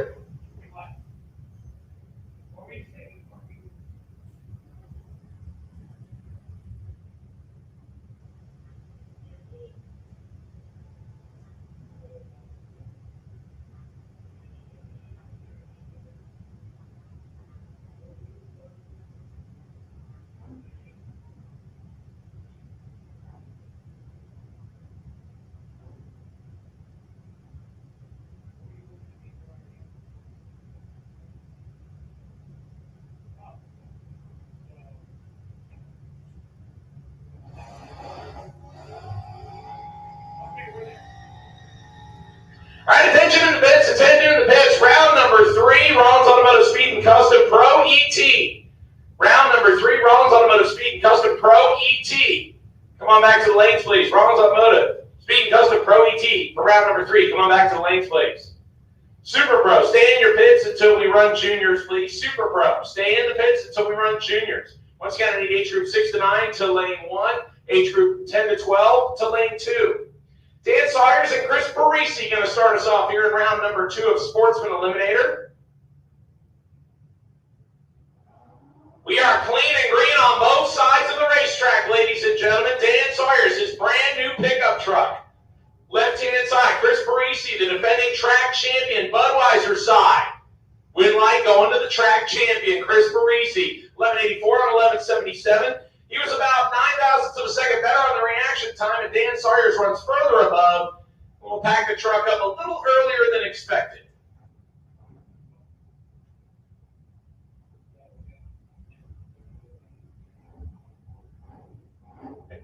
Dennis Harsh coming up next, the Infinity, the all-wheel drive car, 1330, won the dial-in. I believe he is racing Mike Crook. Crook in a little 6-cylinder Mustang. On the left side of the racetrack, 1580 the dial-in. He's out in front. Dennis Harsh trying to chase him down in the Infinity. Top end scoreboard says, how about Dennis Harsh, 016 tree, 1332 on a 1331. He just throws 31 pack on the window. Mike Crook runs dead on the 1580 dial-in, but an 073 tree left him 51 thou short. That will move Harsh to round 3, and Crook will put that one on the trailer. JT Barron and Misty Combs, our next pair. Misty Combs, the pickup truck, dial 1352. From the McLean Motorsports back to entry, right-hand side, we'll run JT Barron, a well-known in the drag racing arena, wheeling his wife's Coyote Mustang GT, left side. Looking for 1233 on his scoreboard. We're way clean and green. Misty Combs out front, right-hand side. JT trying to chase her down, left-hand side. Win light, JT Barron. Misty crosses first and breaks it out by 900ths of a second. Takes 2600ths to stripe and needs to take 17 or less. JT dropped out, 12:53 or 12:58 on 12:33. He's 10 on the tree. Better reaction time. JT Barron goes to round number 3. Here comes an interesting matchup. Robert Simpson and Ralph Pratt, probably not the first time they have faced each other. It looks like we have a little piece of paper blowing down the racetrack right now, and we want to make sure that that's something.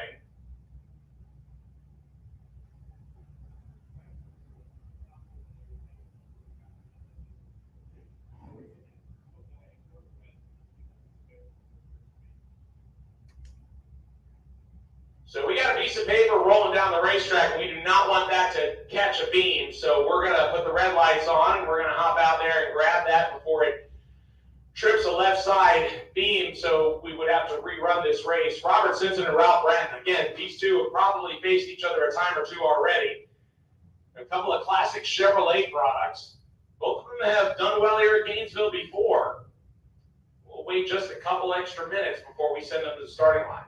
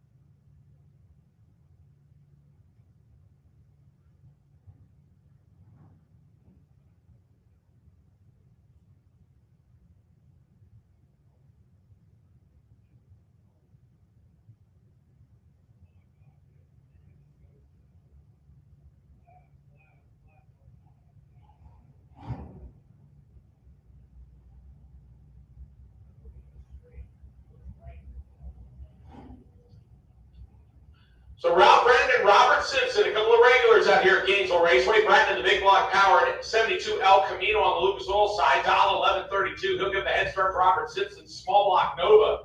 Budweiser side, dial 1196. So right side goes first by 6400ths of a second. Both of them clean and green.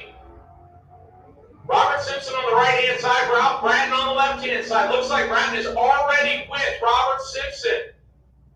I can hear somebody working the gas pedal and the wind light coming on for Robert Simpson. A tenth above for Ralph Bratton. He goes 11:42 on 11:32. 12:03 on an 11:96 for Robert Simpson. He takes 33 thou with stripe, had the better reaction time, and Ralph will put it on the trailer. How about Kevin Roberts? A former two-time division champion, the Hugger Orange 1969 Camaro, about 1171 on the right-hand side. He will face the old Cutlass 1150 on left side.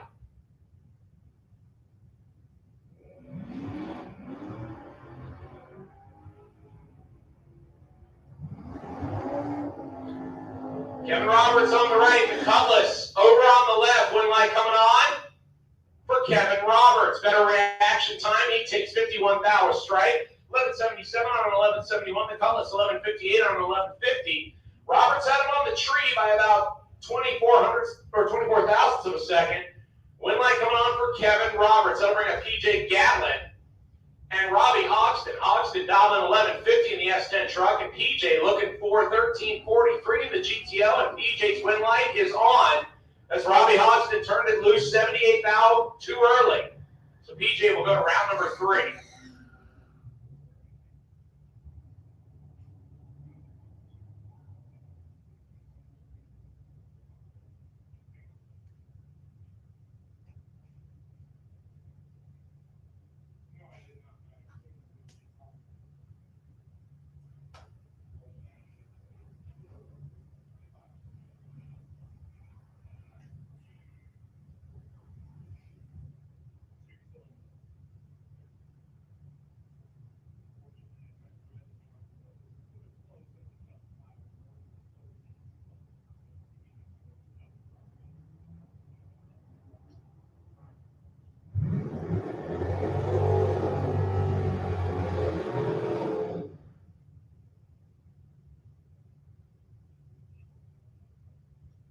Win light coming on for Mitchell Gunner in that pair. 1268 on a 1264. He's 400 spinning on the tree. Takes 18th hour strike to stay out in front.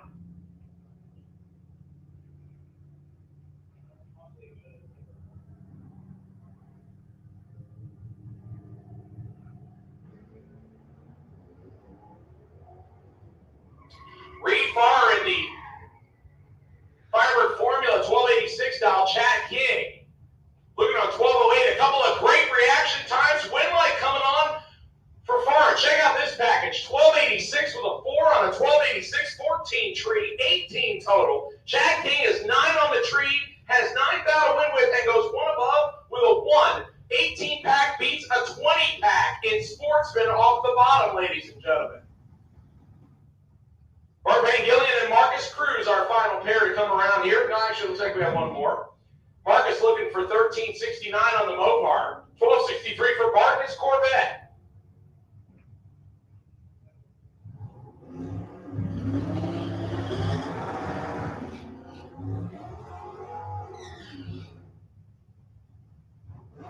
Double breakout. Marcus Cruz going to prevail there. 15 tree breaks it out by 18 thousandths. Bart was behind on the Christmas tree and breaks it out by more.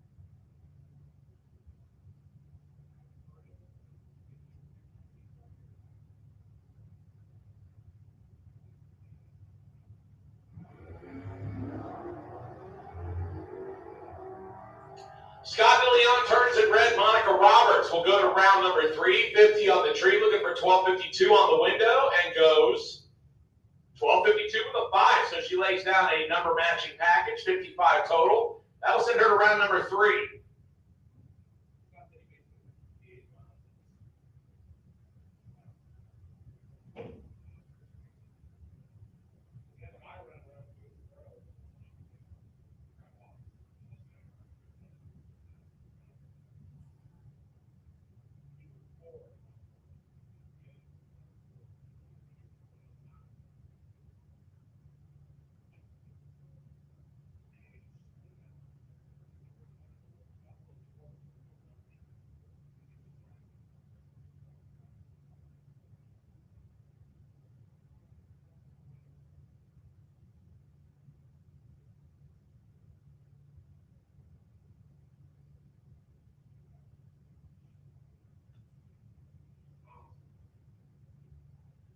All right, here we go over to Junior Street. Give Derek a chance to choke down the sandwich here real quick. Looks like he's done. It looks like he's done deep-throated about half of it already. So here we go. All right, so we got the Caprice wagon coming up over here on the Lucas Oil side of the track. 1056 is going to be the dial in on that. Going against AX07X. 1275 is going to be the dial in over here in the Budweiser lane. Ooh, red light start over there on the Lucas Oil lane is going to give the automatic win over here to the Budweiser side.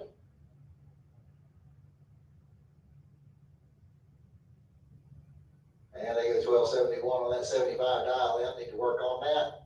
Brings up the buy right here for Chad Harris in the Chevy Camaro. Pro ET, need y'all back to 3 and 4. Pro ET needs you back to lanes 3 and 4. Need Super Pro Motorcycles back to lane 7, please. Super Pro Bikes need you back to lane 7.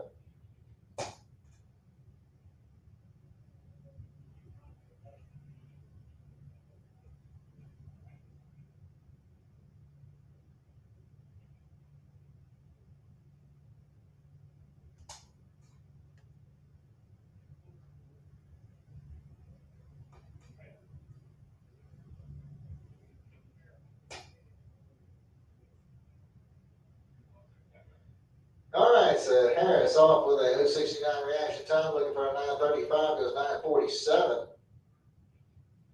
And I'll take care of that round of the junior streets. It looks like getting ready to go back over here to the Pro ET. Do need Pro ET drivers to lanes 3 and 4. Pro ET needs you to lanes 3 and 4. Super Pro Motorcycles need you back to lane 7. Super Pro Bikes, lane 7.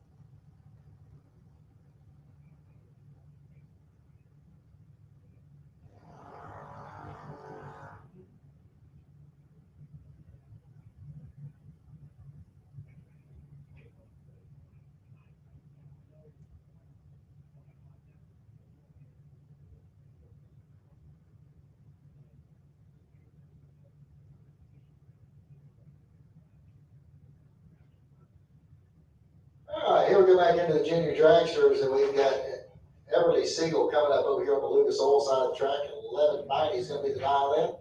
Ryan Cook over here in the Budweiser lane, 1191 the dial in the Budweiser lane.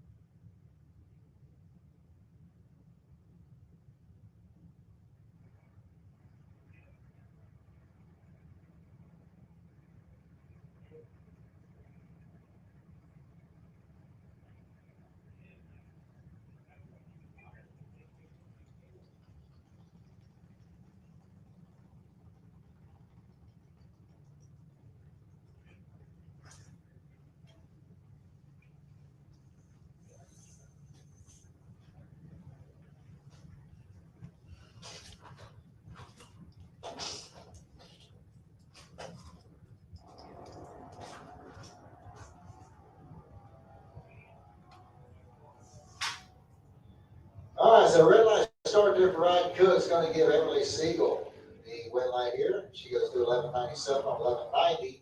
Ryan Cook goes 11.90 with a 0 on 11.91 dial in. That'll bring up Xander Cook next. 11.90 is going to be the dial in over there on the Lucas Oil side of the track. Going up against Lincoln McMaster over here in the Budweiser lane. Also got 11.90 dialed in.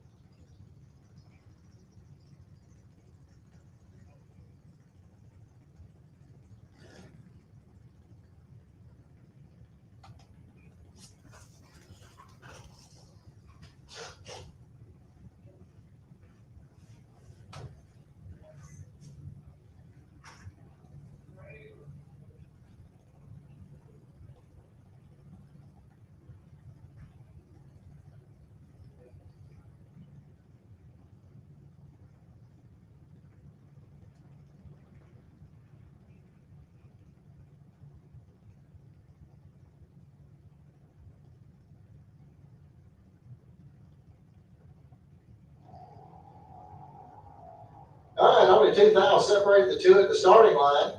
So this one will be pretty close. Then we will look at each other as they go side by side.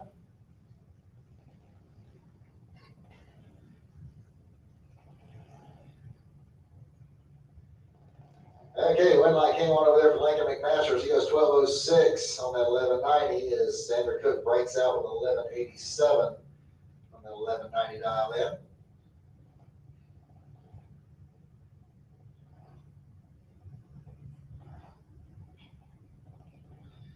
All right, it's going to bring up Blake Jones next over here on the Lucas Oil side of the track. 11.90 is going to be his dial in.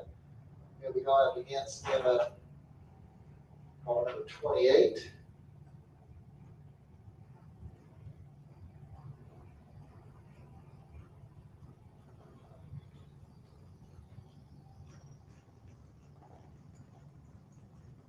Okay, that's Ryder Horst over there in the Budweiser lane.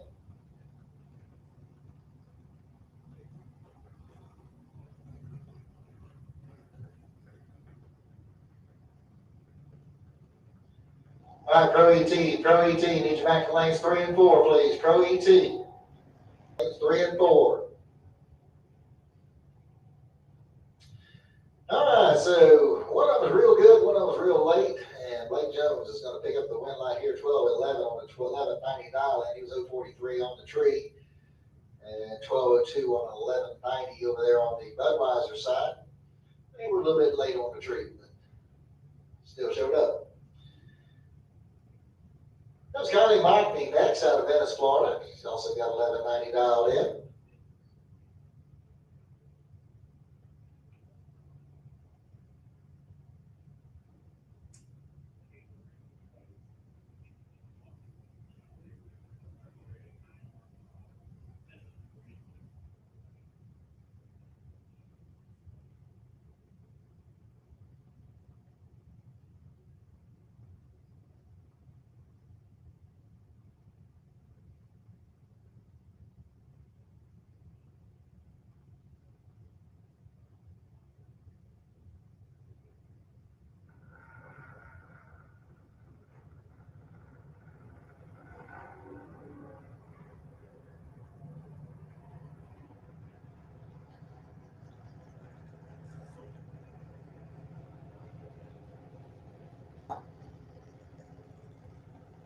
All right, so Kylie Mockney off and running. Pulled the trigger just a little bit early. Goes 11.93 on 11.90.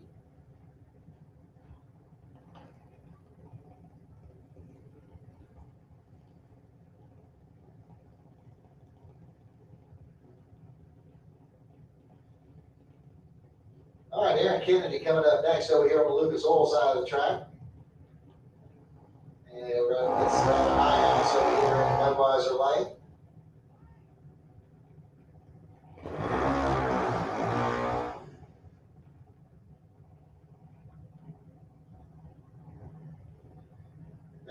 890 a pair dialed in here.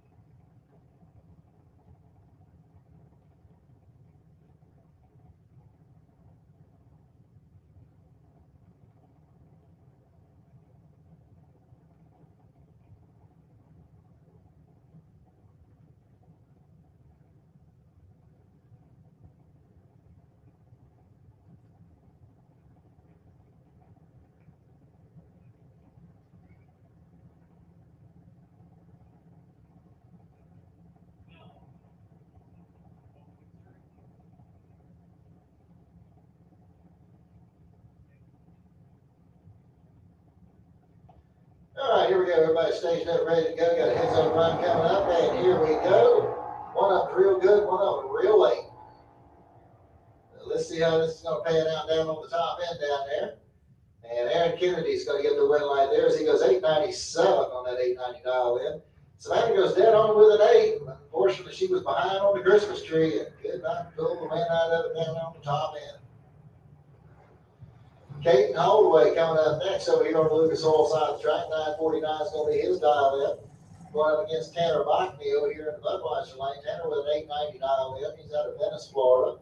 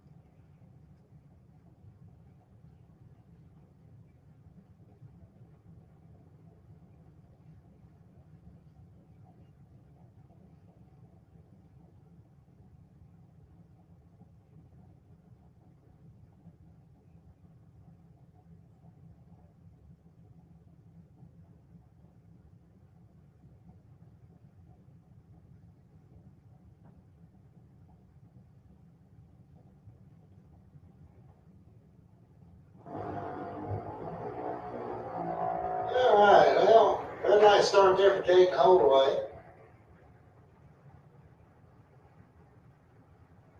And Tanner Bachme's going to get the win light there. He goes 885 on an 890 dial in, 1101. 949 for Caden. That's going to bring up Michaela Duffett next over here on the Lucas Oil side of the track. 890 is the dial in for her. She's out of Wesley Chapel, Florida. And Brooklyn Collins going to run over here to Budweiser lane. 913 the dial in. Young lady from Keystone Heights.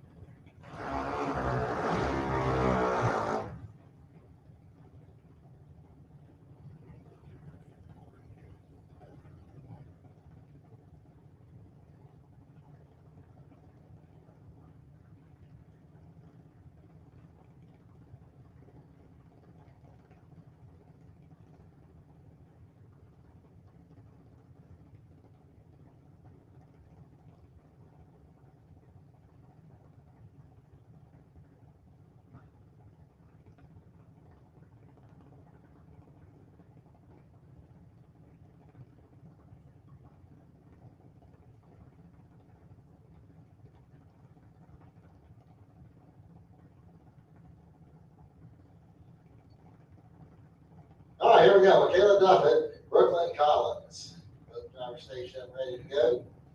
And they're off. And you only got 20 thou difference in the starting line between the two. And at the stripe is going to be Collins getting the win late, 9:14 on a 9:13 dial in. Good run there for Beverly Collins as Michaela breaks out with an 8:86 on an 8:90 dial in.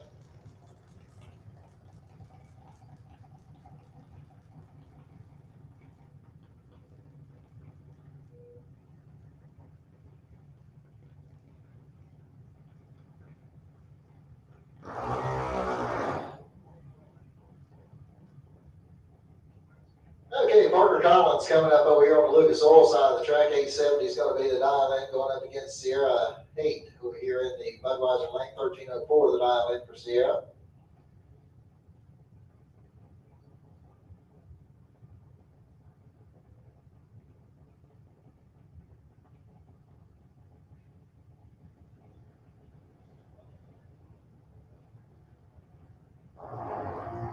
Yeah, real nice start over there for Sierra 8 is going to get the automatic win to Collins.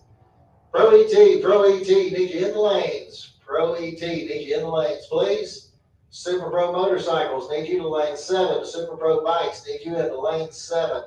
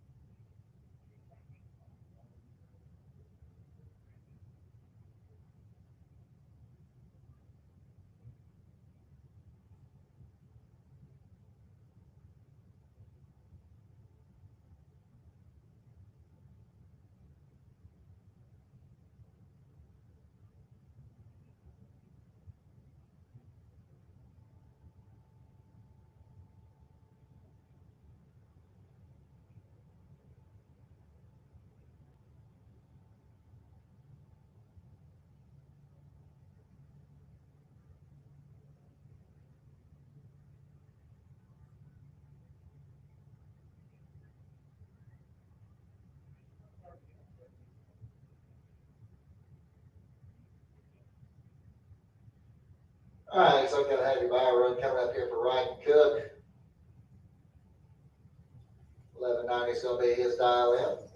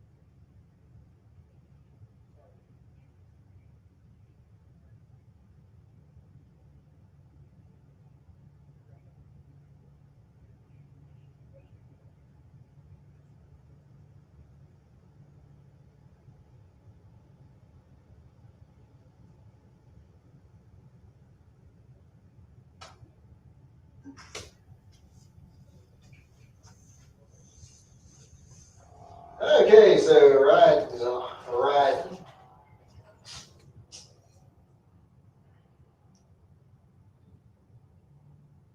Okay, Ryan goes through with a 1190 with a 2 on 1190 dial in. Good run. 180 on the tree. All right, so we're going to do a little fluff and buff on the Raceway. And then we'll be back at the action here shortly. Pro ET, need you in the lanes. Pro ET. Need you in lanes 3 and 4. Super Pro Motorcycles. Need you to lane 7. Super Pro Bikes, lane 7.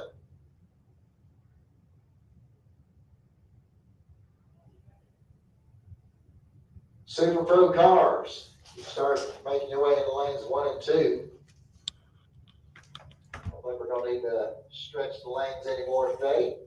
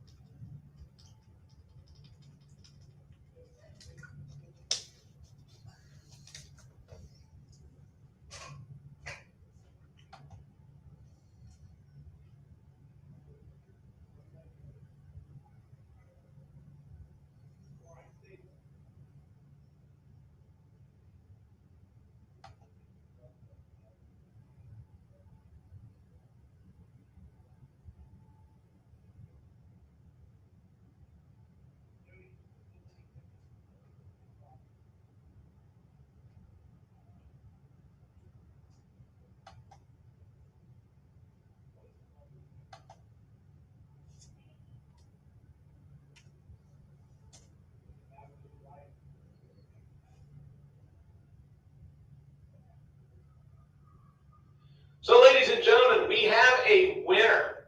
Amy Cook had the winning ticket, and she chose Ryan Cook to make the pass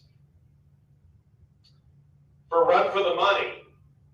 And Ryan Cook delivered 1190 on an 1190. So congratulations to Amy and Ryden. They are the winner of the 50-50. They will take home the pot that had accumulated up to this point, over $300. And thank you so much to everybody that bought tickets, because 50% of that will go into the Junior Dragster Fund to go to the East Coast Finals at Bristol this summer.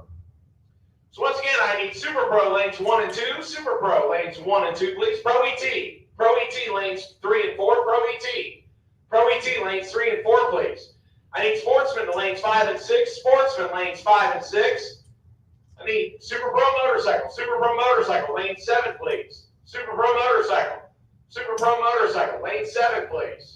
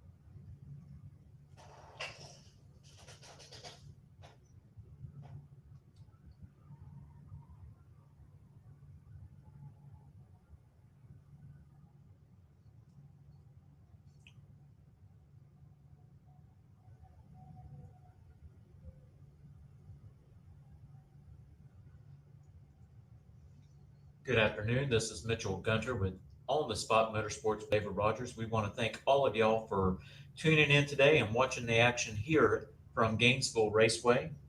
This is race 6 on the schedule and king of the track. So someone tonight is going to walk away with a Wally trophy.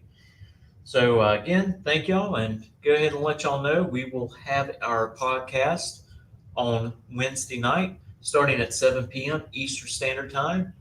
Hey, all you have to do is go to All right, ladies and gentlemen, we're only a few minutes away from starting like round us, number 3. And once again, if you and have enjoy loved the ones fun. or friends watching at home, tell them to check out On the Spot Motorsports with David Rogers. A little shout out to Mitchell Gunner, who is going to round number 3. And Sportsman ET, he's over there monitoring everything. We are broadcasting live on Facebook from the second floor of the Gainesville Raceway Tower. So if you have Facebook open, go to On the Spot Motorsports with David Rogers, where he is live streaming. And we have all the action from the tower going down there. The PA system is plumbed into it, so you'll get to hear it myself and Rick call the action from upstairs. And once again, very big shout out to the Gainesville Raceway crew that's out there on the starting line, and also our EMT crew and everybody out there dealing with hot temperatures today. And we appreciate their sacrifice and all the hard work that they're doing. So thank you so much. As we start to get into the warmer summer months here in Florida, and we know it's going to be a little bit rough. Rick and I are sitting in the air conditioning, and there are people that are literally like wanting to throw daggers at us right about now. Yes, exactly. So we're halfway done with the re-prep. The dragging has been done. Mike Bull's going to lay down some fresh VHT, and then we will get underway with Rollins Automotive Speed and Custom round number 3 of Pro ET. So Pro ET drivers, you still have a few minutes before we will roll you out for round number 3.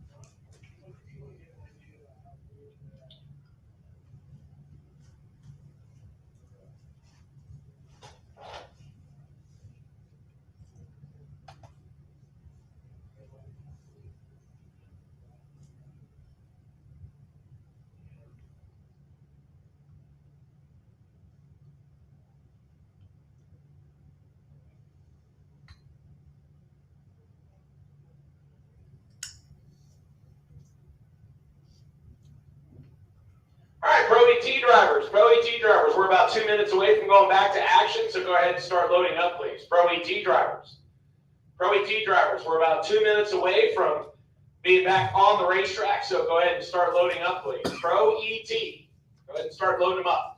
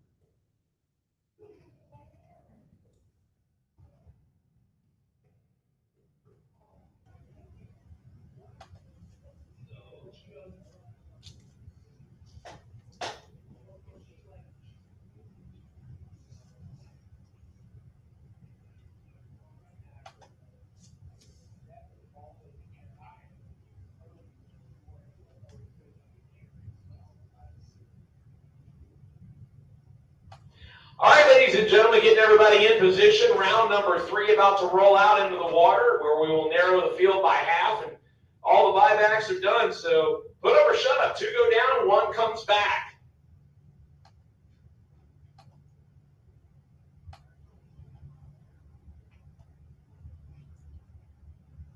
We're going to start out with a pair of Mustangs.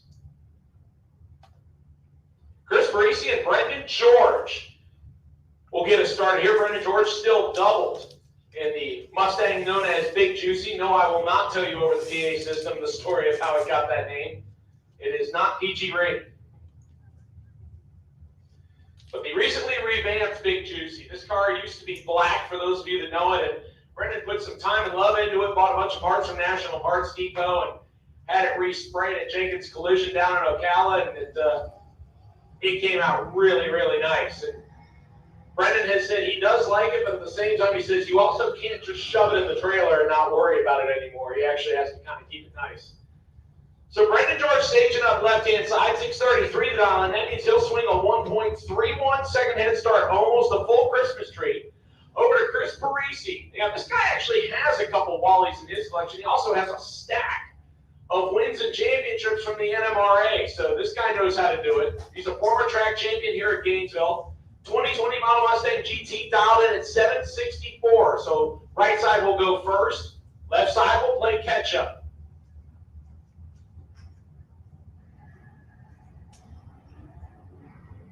Clean and green on both sides of the racetrack, and this one is going to be won by a Mustang. Which one? How about Brendan George, 16 tree, dead on 7, 23 total. Chris Parisi is 14 on the tree and runs 4 above, and that gives Brendan just enough room to slide on in, and he will take 23 total to round number 2. Parisi 14 on the tree and no W. Good pair to start us out. Round number 3 of Rollins Automotive Speed Custom Pro ET. How about round number 3, pair number 2? Mark Hort driving David Owens Camaro, dialed 669. Will face the Bad Apple Vega, dialed 706 on the Budweiser side. Horton in control and reaction time and picks up the win light. Right hand side breaks it out by 3.5 hundredths and still doesn't get there first. That is an Alan Reinhardt trifecta, ladies and gentlemen. Leave second, arrive second, and break out. And that is not what you want to do to get a win light. Mark Horton going around number 4. John Dwayne and Richard Lindsay. Lindsay coming out of retirement after over a decade away from racing, and joining his cousin, Andy Lindsay. The Gainesville Ford Race 96 Mustang, dialed 642. He will race the wheels Indy Camaro, John Dwayne. Out of Jacksonville, Florida, small block Chevy car, 94 Camaro, 615 to dial. Right side goes first by 27 hundredths of a second. Clean and green on both sides of the racetrack, 100th of a second separating them. Win light going to come on for Richard Lindsay. Double breakout, 1 thou under for Richard. John Dwayne at the better tree, 006, takes 17, break it out by 5. Take 17, needed to take 12 or less. John Dwayne goes down, Richard Lindsay to round number 4. Here comes a Titanic matchup. Ryan Norton and John Rollins.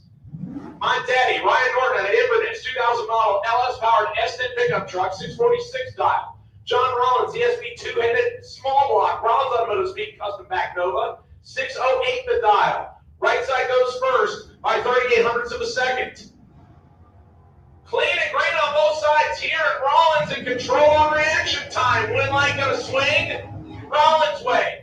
Norton breaks it out by 14 thou. Rollins is 008 on the tree and throws down 25 total. Norton is 39 on the tree, mathematically ineligible. D. Ray Lidney coming up next, left-hand side, the big block 69 Camaro, dialed 664. He will face David Young, a former Gator National Super Stock winner, not in this particular car, but in a car similar to this. 1995, I believe, model Trans Am, small block Chevy power, 636 dialing. Left side will go first by 28 hundredths of a second. Right side plays catch up. How about 00 reaction times on both sides of the Christmas tree, ladies and gentlemen?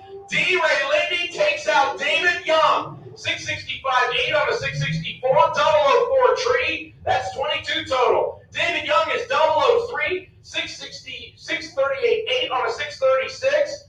That's 31 total. 9 thou margin of victory. Swinging D. Ray Lidney's way, and he will go to round number 4.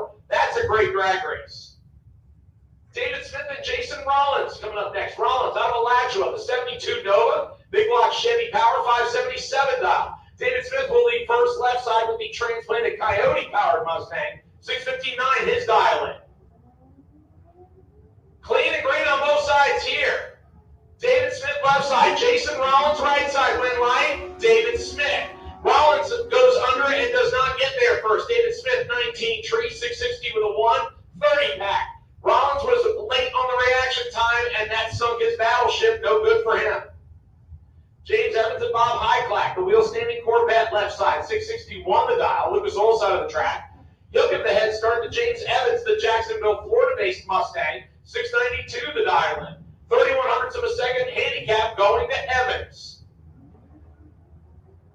Clean and green, 100th of a second separate them on reaction times. Win line going to come on for the Mustang in a double breakout. 8 thou under for Evans. 18 thousandths under for Highclack. Highclack had the better reaction time by 100. He didn't take 100th or less. He took 200ths. You can't take more than your reaction time difference in a double breakout. Otherwise, you will break out more. Do the math. Simple. Michael Carpenter and Chris Knapp, the Nappy Mobile. 642 the dial in right side. How about this handicap? 1.71 seconds going left side. Knapp hangs on in time to turn the tree. Green, can he chase down Michael Carpenter? No, Carpenter puts Nappy on the trailer, and that is a strange thing to have happen. Carpenter under by 4 thou, Nappy under by 11 thou. The Vega that picked up the win here just a couple races ago is parked earlier than expected in round number 3. Paul Allen and Marcus Cruz, our next pair. Cruz staging up the Challenger right side, 866 the dial, and he'll get the big head start from Paul Allen. The 72, small block, 4-powered Maverick, 698 the dial in. So right side will lead first by 1.68 seconds. That is the difference between their two dial-ins. Red light coming on for Paul Allen. Marcus Cruz is 005 green. Looking for 866. And how about 866 with a 9, ladies and gentlemen? 14 total. 005 dead on 9, 14 total. Paul Allen lights it up 698, 3 on a 698. They turned it 12 red. So the on the dial-in matching elapsed time is no good. How about Annette coming up next in the Mom Dime? She picked up the win here at the most recent race on Sunday. The Homosassa, Florida-based S10, dialed 707. She'll lead first over Max Porter's S10, dialed 628. And Annette will park it as she turns it 13 red. So both naps out of competition in round number 3, and like I said, that is a little bit of a surprise. They are both normally late round finishers, so Max Porter takes advantage, misses the tree a little bit, and runs a bit off the dial-in, but he will go to round number 4 as Annette pulled the trigger 13 thousandths early. Oh, Mike Crook coming up next, left-hand side, the Camaro driver, making the toe up from middle Florida, dialed 782. He'll get the big head start from Bob Hoxton. This is his faster of two 1990 SS 454 pickup trucks. This one dialed 622. The handicap here, 1.60 seconds.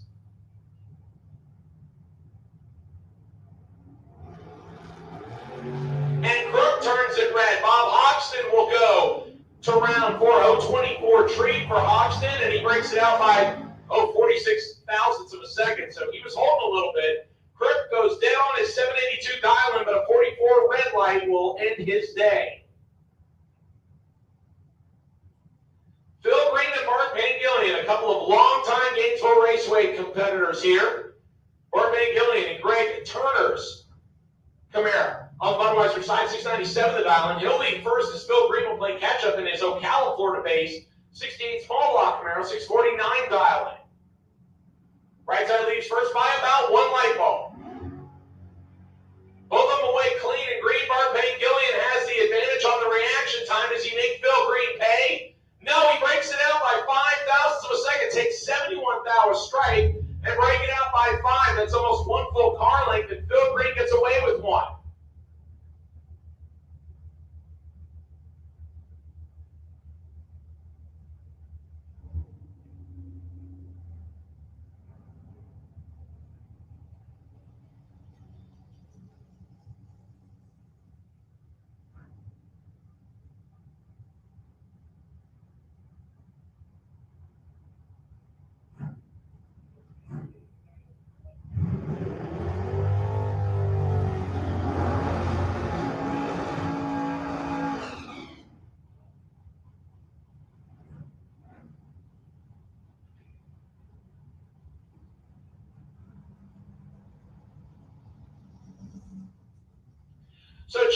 and Ralph Brent will come up next. Chad King left side, 780 to dial in for the Trans Am. He'll get the head start over Ralph Brent's El Camino. 716 to dial in for the big block El Camino.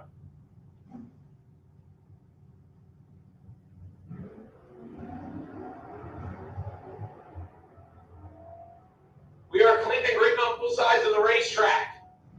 Chad King picks up the win here. 011 on the tree, 783 on a 780. Ralph Brent matches a 716 dialing, but a 077 tree left at 41 thou short. That'll bring up our final pair for round number one. Excuse me, round number one, I'm missing. Round number 3 of Pro ET, brought to us by Rollins Automotive Speed and Custom. This is John Siegel and Scott DeLeon. Couple of Malibus. We'll round us out here in round number 3. Siegel's Wheelie Wagon, 1979 Malibu station wagon. 421 cubic inches of small block Chevy, 606 the dial in. 674 the dial in for Scott DeLeon out of Bellevue, Florida. Small block power 1980 model Malibu. So Malibu on Malibu crime, and Scott DeLeon will lead first by 0.68 of a second.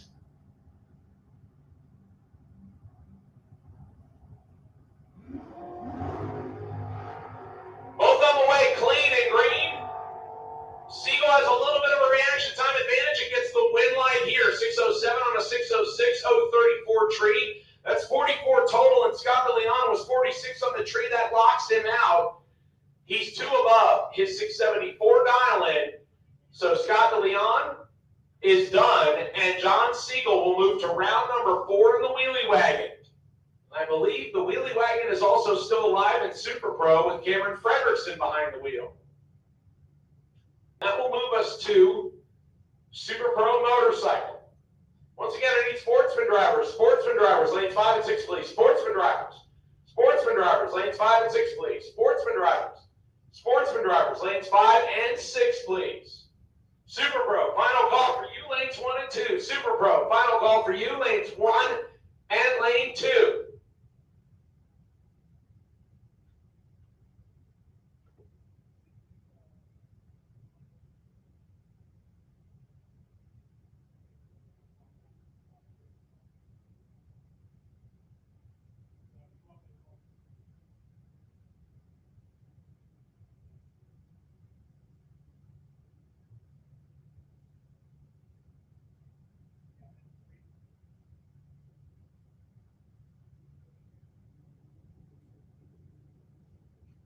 Attention in the pits, attention in the pits. Junior Street Finals. I need you to the lanes, please. Lane number 8, Junior Street Finals.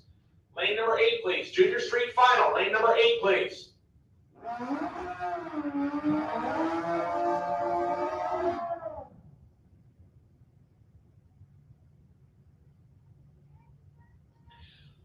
All right, ladies and gentlemen, I believe this is our final in Super Pro Bike.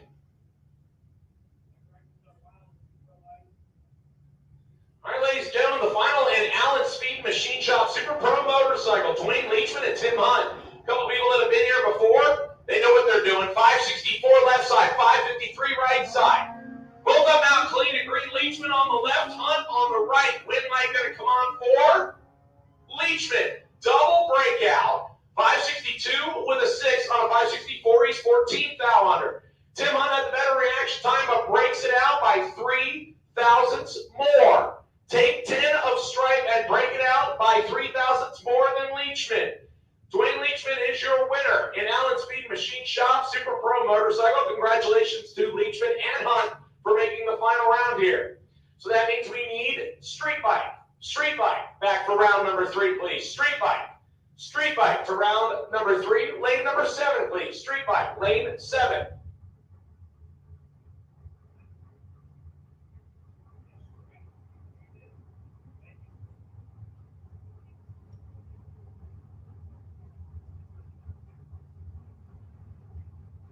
All right, let's move from Super Pro Bike to Super Pro Car, ladies and gentlemen.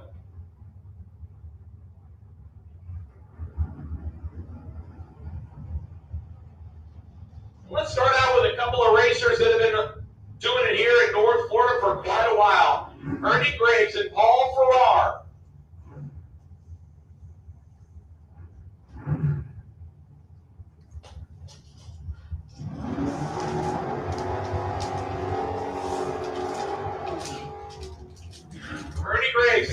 to talk about it because of how great this guy still does at 84 years of age. Ocala, Florida, the second-generation owner of Ocala Tire Service, along with his sons Mike and Trip. The big block 72 Camaro dominant at 729 on Luke's side of the racetrack. He will get the head start from Paul Farrar out of Jacksonville, Florida. The Pontiac-powered Pontiac 66 GTO, Budweiser side.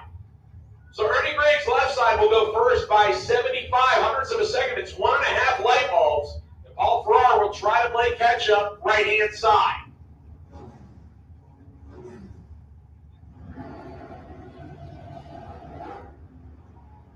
And Ernie Greggs turns it red by 5 thousandths of a second. Paul Farrar is 002 and breaks it out by 4 hundredths. Ernie Greggs, a painful 005 red, 731 on a 729. Farrar, 2 green, and breaks it out by 4 hundredths. Farrar opens up strong, 002 tree. That is the leader in the clubhouse for potential bye run in round number 4.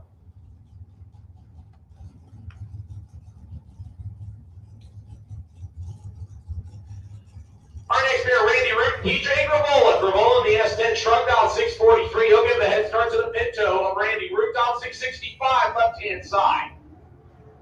And Gravola goes to round number 4 as Randy turns it a bunch red. Matches his dial in, but way red. TJ shows he's holding a little bit. 632 on a 643.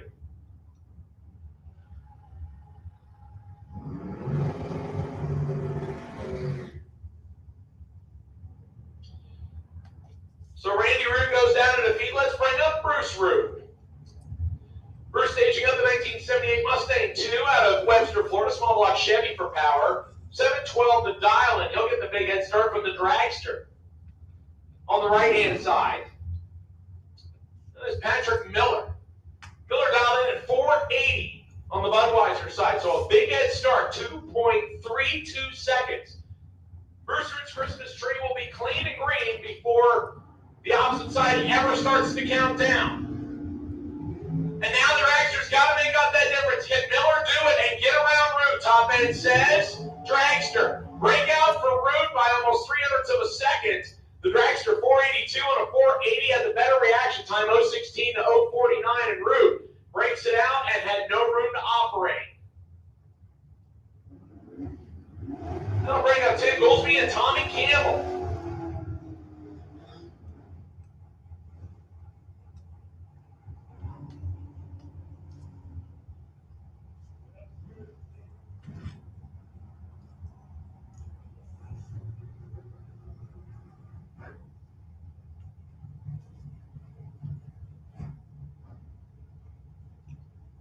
Tommy Campbell, the 87 Camaro, occupying Budweiser side, 638 the dial in. He'll get the big head start from the dragster of Tim Goolsby.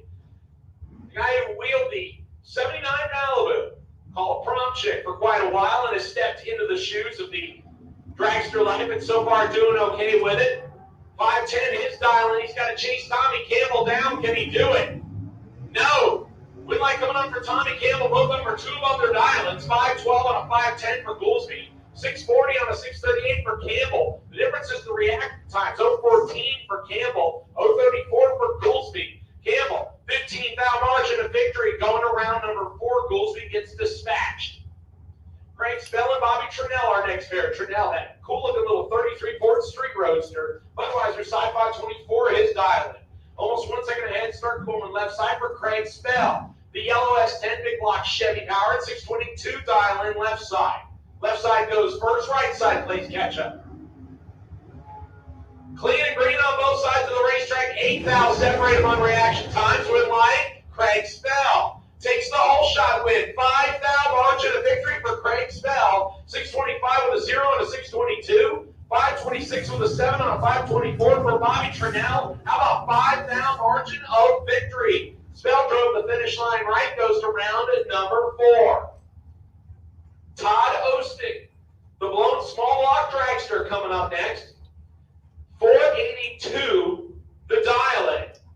How about the handicap here? Mike Hopkins, little Toyota pickup truck, small block Chevy power plant, 649 dial-in. The difference in these two, 1.67 seconds of handicap going to the little pickup truck.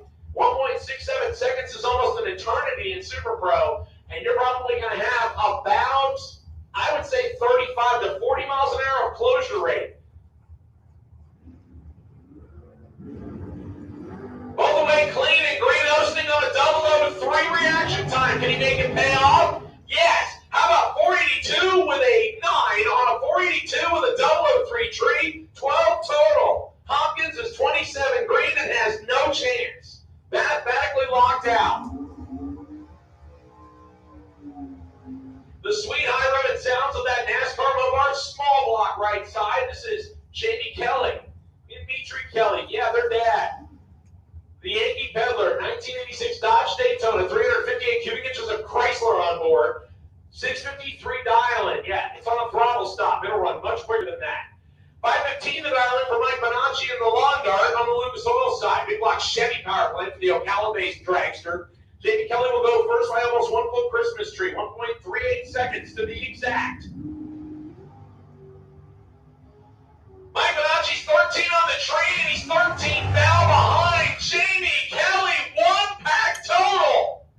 Ladies and gentlemen, 000, dead on 1 pack total. Holy cow, let me say it one more time. 000, dead on 1 pack total for Jamie Kelly. 1 valve a second away from a perfect package. Jamie Kelly, 1 total, will go to round number 4. Nice job there.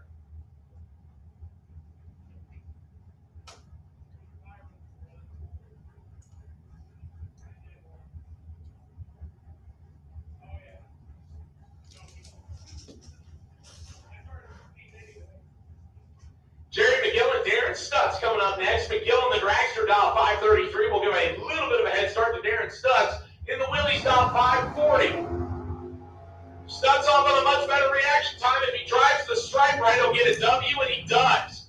Takes a lot of stripe, though. 541 on a 540. He had 700s in the bank on reaction times. McGill slows to a 573 on a 533. Darren Stutz will get away with 1 there and might be looking for a bigger rearview mirror.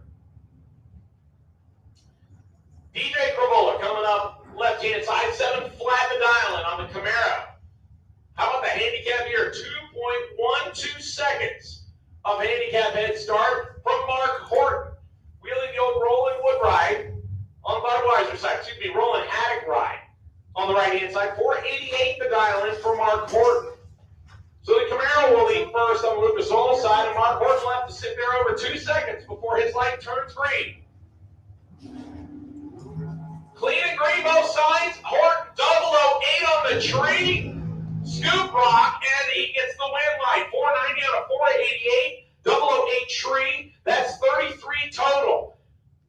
Gravola was 34 on the tree. Dead on 4. 38 total. 33 total means 38 total. 5,000 margin of victory. Mark Horton, round number 4 berth for him.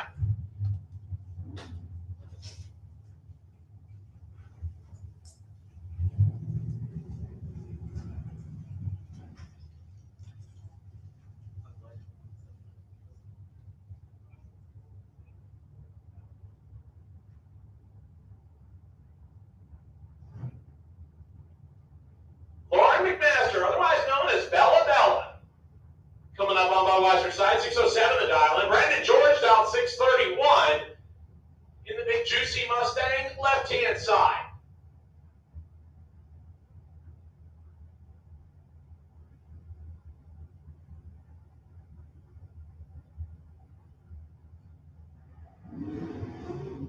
And Brandon George turns it red by a bunch. Lauren McMaster will go to round number 4.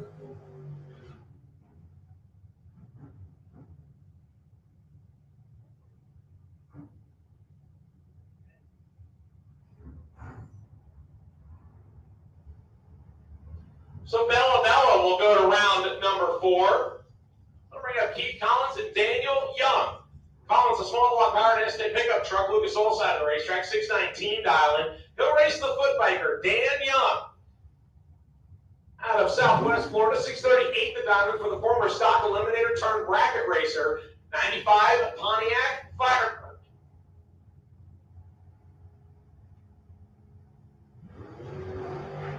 Win light coming on for Dan Young. 15 red for Collins, and Young is 009 and lays down a lap 13 foul under. Keith Collins is 2 above his 619 diamond, but he threw his chances away when he turned it 15 red.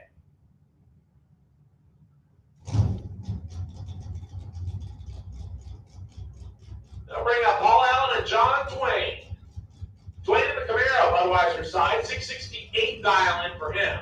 Left side, Paul Allen, little small block powered 72 Maverick, 698 dial in for him. So left side leads first by 0.3 of a second. And Allen turns it red, and John Twain will go to round number 4 on a gimme. 017 green light for Twain and lights it up 2 thou under. Allen 2 above, 7 flat on a 698 after he turned the cherry on by 28 thousandths of a second. I'll bring up Cameron Fredrickson in the John Siegel wheelie wagon, right-hand side. He will race Larry Manning.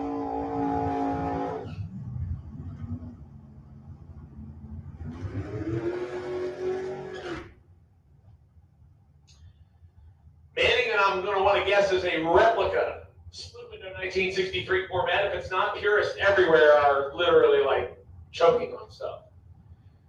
Cool little hot rod left-hand side, 553 is dialing. 598 cubic inches of big block Chevy to get him there. John Siegel's wheelie wagon. Last piloted to victory right here in Super Pro by this guy, Cameron Fredrickson, who also been to a final at Silver Dollar Raceway last month.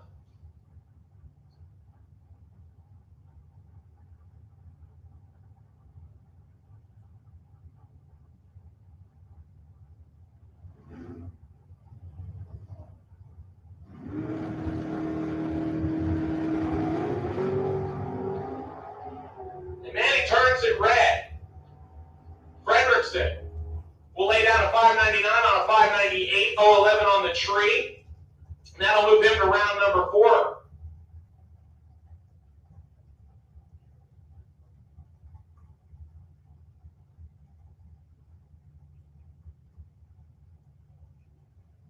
That will wrap us up for round number 3 of Flying Ride Trailer Sales Super Pro action. That'll put street motorcycle on deck as soon as we run this test pass.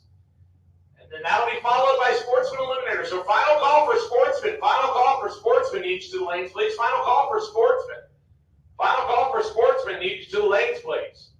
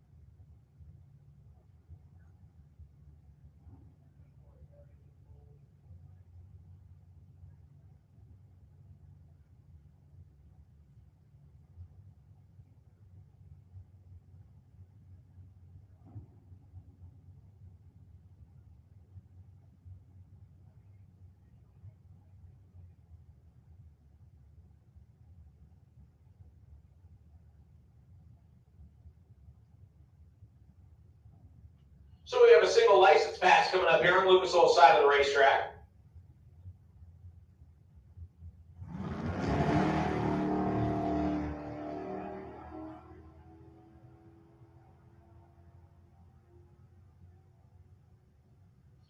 .866 at 155 miles an hour.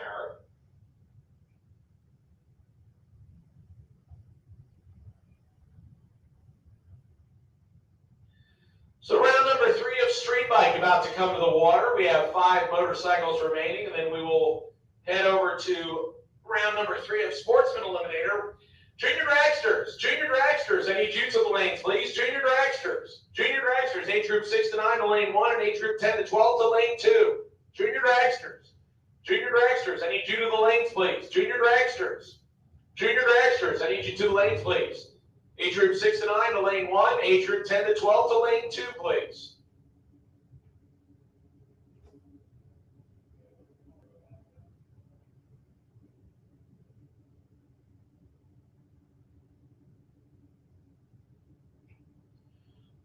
All right, round number 4 of Pro ET.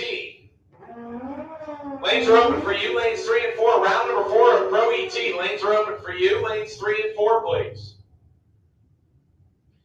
All right, let's get things started here in round number 3 of Allen Speed Machine Shop Street Bike. We're going to go the full distance. We're going to go quarter mile and talk about a handicap difference. To start us out with Larry Berger, 1487 dialing right side.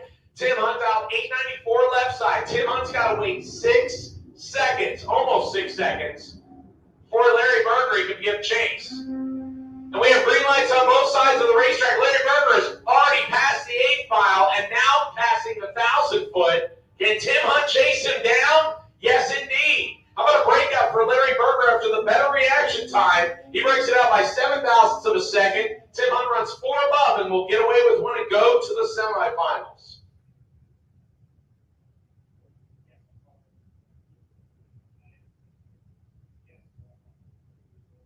Once again, I need junior dragsters, age group 6 to 9 to lane 1 and age group 10 to 12 to lane 2, please. Junior dragsters, I need you back.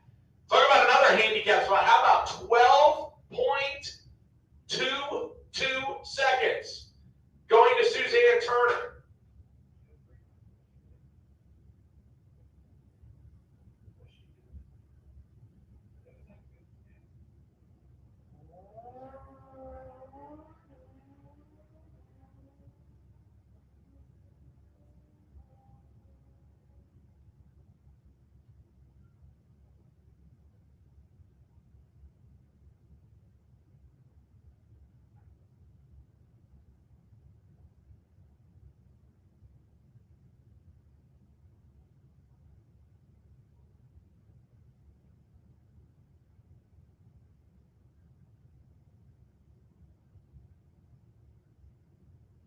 And looked like Suzanne Turner having trouble. And that's how she was not able to come off the starting line. So John Upthegrove will get the win there. And he will go to the next round of competition. Actually, it's not a semi. I believe that's a final, actually. It looked like I had 5 bikes left here, but I believe that was actually the semifinals. So that should be our final. John Upthegrove and Tim Hunt. A couple of 8-second bikes. We're going to decide it all in street bike. This is a test pass / license pass for the right-hand side. Once again, I need junior dragsters, age group 6 to 9 to lane 1 and age group 10 to 12 to lane 2. Junior dragsters, age group 6 to 9 to lane 1 and age group 10 to 12 to lane 2, please.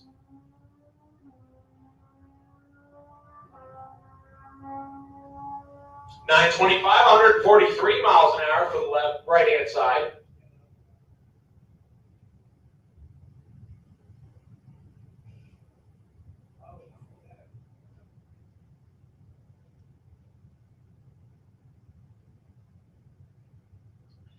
All right, ladies and gentlemen, that will wrap up round number 3 of Street Bike, brought to us by Allen Speed Machine Shop. They are also the sponsor that brings us round number 3 of Sportsman Eliminator, which is about to come to the water right now. Our first guy, Mitchell Gunner, the one who is doing the live streaming for On the Spot Motorsports with David Rogers, is doing live on Facebook. You can go and check that out. Once again, Pro ET, I've called you back to lanes 3 and 4. Pro ET, lanes 3 and 4. Pro ET, lanes 3 and lanes 4. I also need junior dragsters, age group 6 to 9 to lane 1 and age group 10 to 12 to lane 2.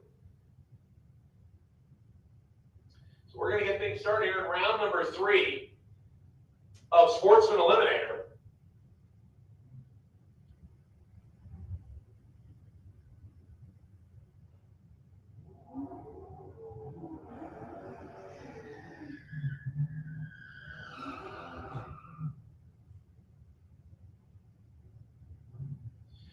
So our first pair, ladies and gentlemen, PJ Gatlin and Mitchell Gunner.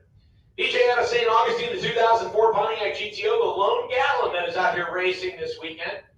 Her dad, Jeff, out there critiquing as always, letting PJ know just how wrong she did. Because because I know how Jeff is. He is critical of the kids driving. 13:43 the dial for the GTO. She'll get to lead first over Mitchell Gunner's 12:64 in the Mopar. We are clean and green on both sides of the racetrack.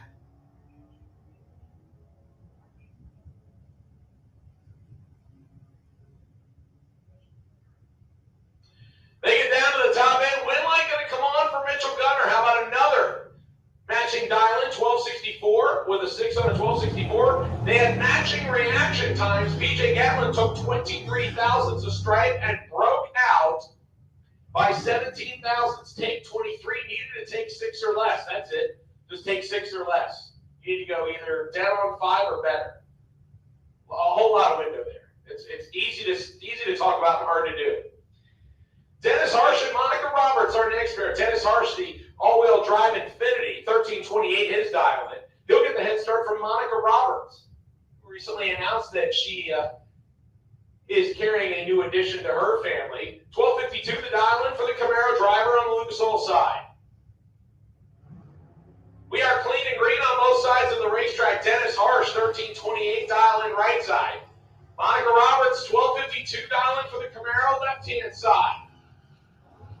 Down to the finish line they go. Winlight, Monica Roberts. 12:54 on a 12:52. She had the better reaction time, 0:43 to 0:56. Harsh runs above by 600ths of a second and gets behind by 53 thousandths. Monica Roberts goes to round number 4. That'll bring up Robert Simpson and Chris Parisi, and not the first time these two have chased each other. Both of them former track champions. I don't need to tell you anything other than that, this will be a good battle. 11:88 dial-in for Parisi, 12 flat dial-in for Simpson. Simpson will go first, left side. And Simpson turns it red, and Chris Parisi gets away with one. Chris's reaction time started with the wrong number, and Robert Simpson is not going to want to see the other side of that time slip, as Parisi breaks out by 14 hundredths of a second. Robert Simpson is going to be sick when he sees this reaction, when he sees this time slip. So all the buildup I did for no reason at all.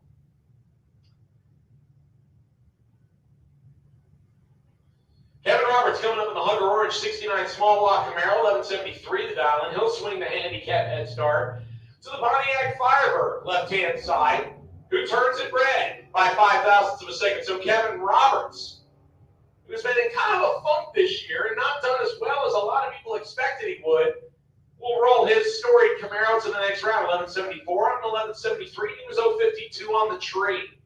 So Roberts going to round number 4. That'll bring up our final pair. JT Barron, who was singled out for the buy run this round if we had an odd number of cars, driving his wife Marie's 2020 Mustang GT.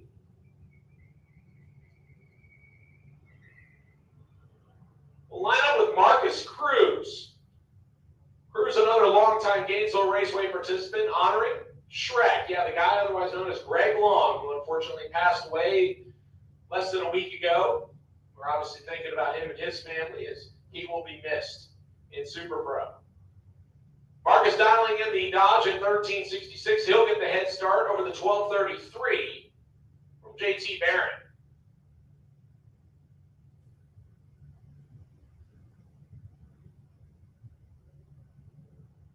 And JT turns on the red light. That will end his day. Marcus Cruz will cruise into the next round. He's 0:46 green and looking for 13:66. He goes 13:49. He was holding a couple. JT gets out of the gas early, 12:72 on a 12:33 after turning the red light on. So that will move us to the final round of Junior Street. This is the way to get your kid interested in drag racing, and maybe you want to do the junior path, or you might want to go ahead and put him in a big car. So this is the way that you could do it in a big car. It's basically designed for mostly street tire cars, and I believe there is an ET cap where you can't dial faster than a certain elapsed time. It is 8-mile competition, and the child gets to drive through the water box and during the run, and then after they exit the racetrack, then it's a switch roles. The parent gets to take the seat back over again. So here's your final in the Junior Street category. Cody Harris in the Camaro dialed 949. He'll give the big head start to the Chevy Malibu on the Budweiser side. Ari Norton, 1271 dialing right side. So right side gets the lead first by over 3 seconds. Now Harris has to sit there and be patient and leaves on green. Ladies and gentlemen, we got an all green light final here in Junior Street. One of them is going to pick up the trophy. Who's it going to be? Cody. How about 002 on the reaction time? And 964 on a 949. The Malibu running closer, 1279 on a 1271. But Cody banked over a tenth of a second better reaction time, so the Camaro driver will go home with the winner's trophy in Junior Street. Congratulations to both of them for making it to the final. Congrats to Cody for picking up the win. So once again, final call for juniors. Final call for juniors. Age group 6 to 9 to lane 1 and age group 10 to 12 to lane 2. Also, once again, I need Pro ET. Pro ET. Lanes 3 and 4, Pro ET. Pro ET. Lanes 3 and 4, please. Pro ET. Pro ET. Lanes 3 and 4, please.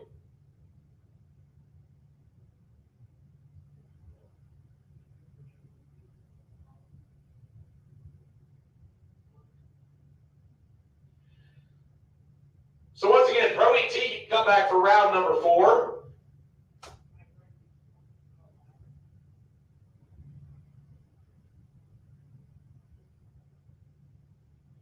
Sportsman, lanes 5 and 6 are open for you, and you are on a ladder. So, sportsman, you are on a ladder, so make sure you leave room around you when you come to the staging lane so we can get you paired up. Sportsman, you are on a ladder, so please make sure you leave space around you when you come to the lane so we can get you paired up correctly.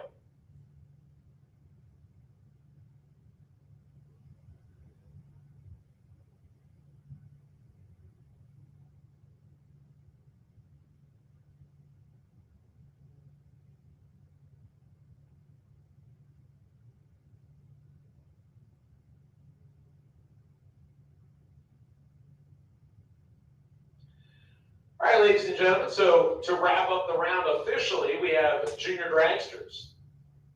As soon as we run that, we will go to round number 4 of competition. So Super Pro and Pro, you will still continue to come to the lanes as called. We are not on a ladder yet for either class. But Sportsman, again, you are now on a ladder for round number 4. So Sportsman, please make sure when you come to the lanes, you leave space so we can get you paired up correctly. So we will open with age group 6 to 9 here.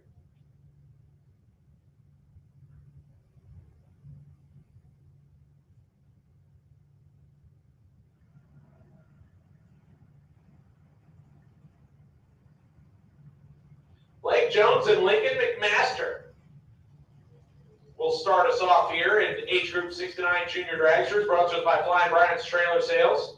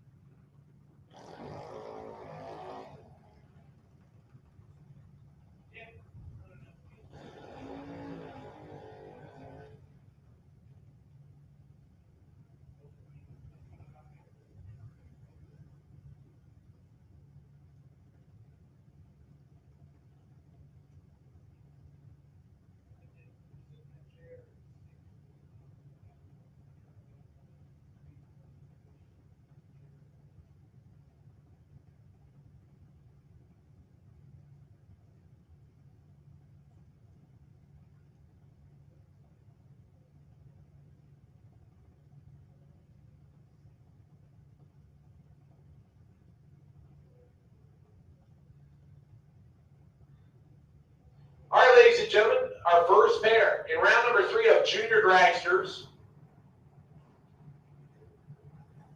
is Blake Jones out of Orange Park, Florida. Once again, his dad, Flying Brian Jones, getting it prepared. Lucas Oil sideswall flat the dial-in, so he'll lead first over the 1190 dial-in for Lincoln McMaster out of DeLeon Springs, Florida. McMaster Lawn and Pest Services. His father, David, getting him all set. Right-hand side, 1190 dial-in, so a tenth of a second handicap. Going left-hand side for Blake Jones. They are clean and green on both sides of the racetrack.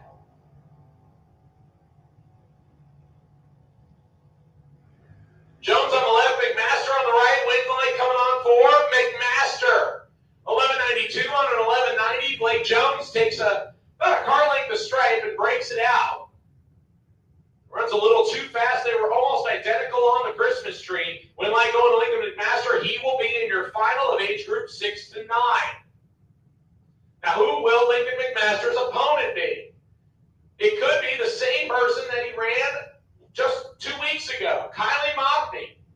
1190 dialing for the Venice, Florida-based hot rod with her mom, Danielle Mockney, standing out there next to her. Budweiser side, a matching 1190 dialing for Everly Siegel, who made the final rounds here at Gainesville last week as well. So a couple of ladies going to stage up right here, and one of them will go to the final to run Lincoln McMaster. Everly Siegel on the left, Kylie Mockney on the right.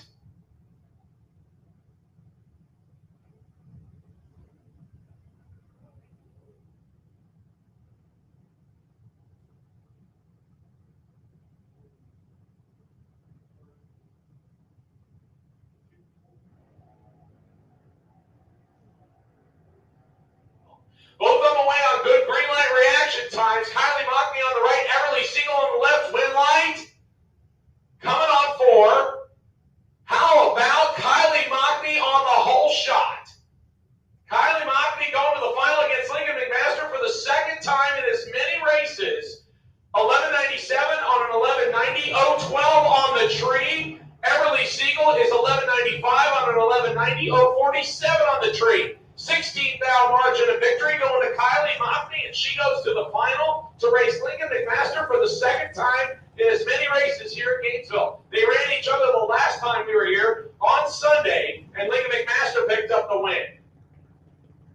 Let's see if the tables get turned this time. How about Kylie's brother, Tanner? As we switch gears and move to the older age group, Tanner, 11 years old, coming out of Venice, Florida, 890 dial in for him. Brooklyn Collins out of the KC Automotive Group on Lucas Oil side, 913 to dial in for Brooklyn, who once joined me up here in the tower to announce for about 20 minutes. She started out scared, but got better as she rolled along, and I think she shows promise. She might be able to do it, Rick. I think you and I might be in trouble. Yeah, because you and I both know that women are probably a whole lot better at articulating words and everything and making it not sound as bad as we do. So Brooklyn Collins will lead first on a 23/100ths difference on reaction times. And Tanner Mockney try to chase Brooklyn down.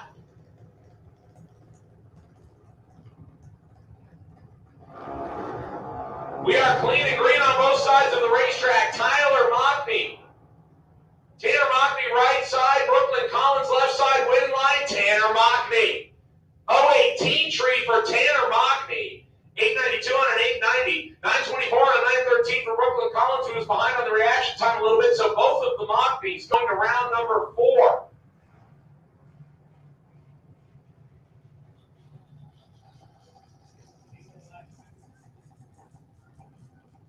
So we have both Mockneys going to the final round here at Gainesville. Tanner in the age group 10 to 12.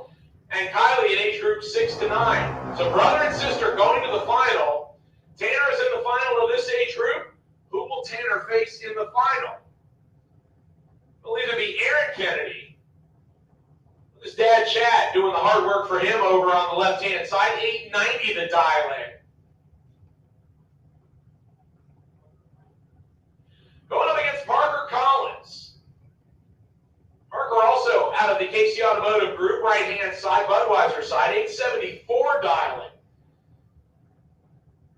So Aaron Kennedy will lead first by 16/100ths of a second. Parker Collins will try to play catch-up. This is for the right to race Tanner Mockney in the final of the older age group here in Junior Dragster.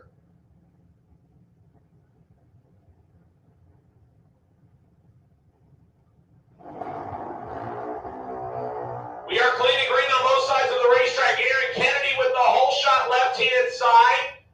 Win light going to come on. Left-hand time advantage. Collins goes 2 above the dial in, 876 on an 874. Your final in the older age group for junior dragsters will be Aaron Kennedy against Tanner Mockney. And then on the flip side, in age group 6 to 9, it'll be Lincoln McMaster against Kylie Mockney. So we have a possibility of an all Mockney winner's circle, but we also have the possibility of both Mockneys going out in the final. So it'll be interesting to see how all that shakes out. Right now, Pro ET looking like a one-lane racetrack, ladies and gentlemen, as nobody, absolutely nobody, is challenging Phil Green in lane number 3. Phil, I don't know what you said during the sermon that I missed, but you must have put a hex on lane 4.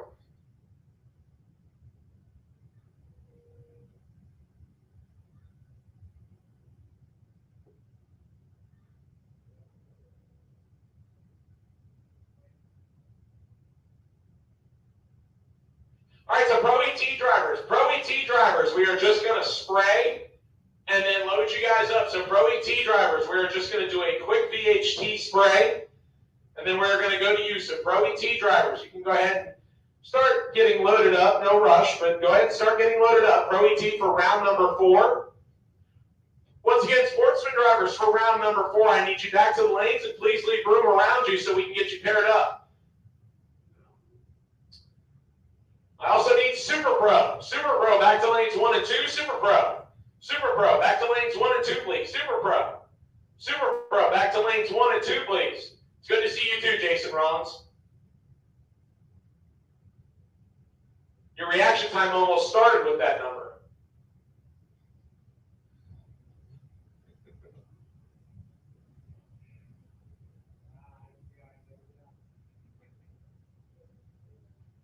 Yes, Jason, I know I'm number 1 in your book. I wish it wasn't that number 1, but that's okay. I'll make do. You got that raggedy dude sitting over there on the right-hand side. Yeah. All right, ladies and gentlemen, we're having way too much fun up here in the tower. As once again, the Gainesville starting line crew been out there in the sun all day doing a great job, and we appreciate their hard work, as well as the EMT crew that's down there, just in case things go south. And thankfully, we have not had to call on them as of yet. Everybody's been clean. So we're going to get Pro ET lined up for round number 4.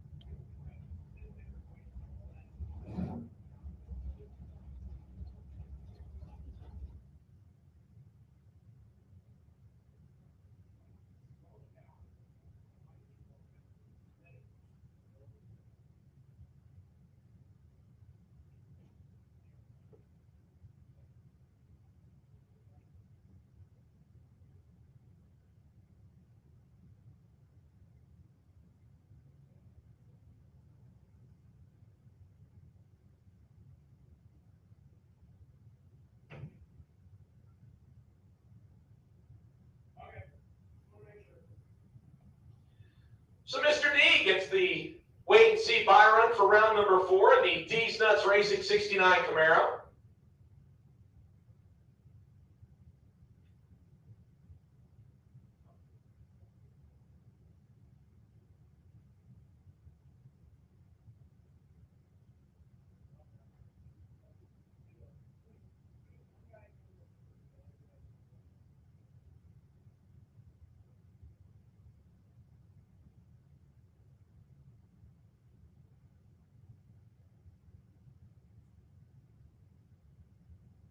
All right, once again, Pro ET drivers, load up, please. Pro ET drivers, load up, please.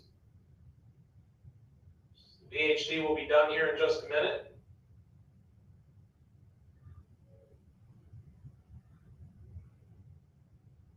All right, Pro ET, here we go. Round number 4.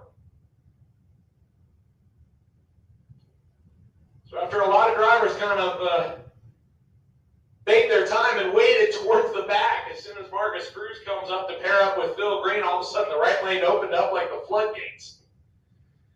So round number 4, Bronze Automotive Speed and Custom Pro ET. This will be to go to round number 5 and get on the ladder. Once again, I need round number 4 of Super Pro. Round number 4 of Fly Brian's Trailer Sales Super Pro. I need you back to lanes 1 and 2, please.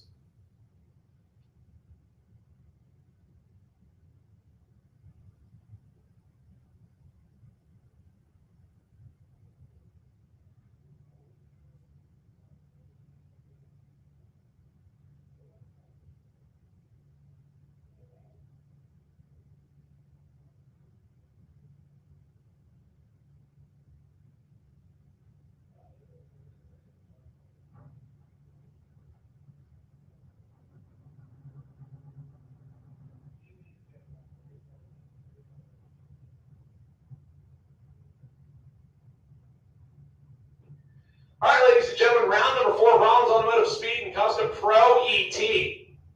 Coming to the water box right here.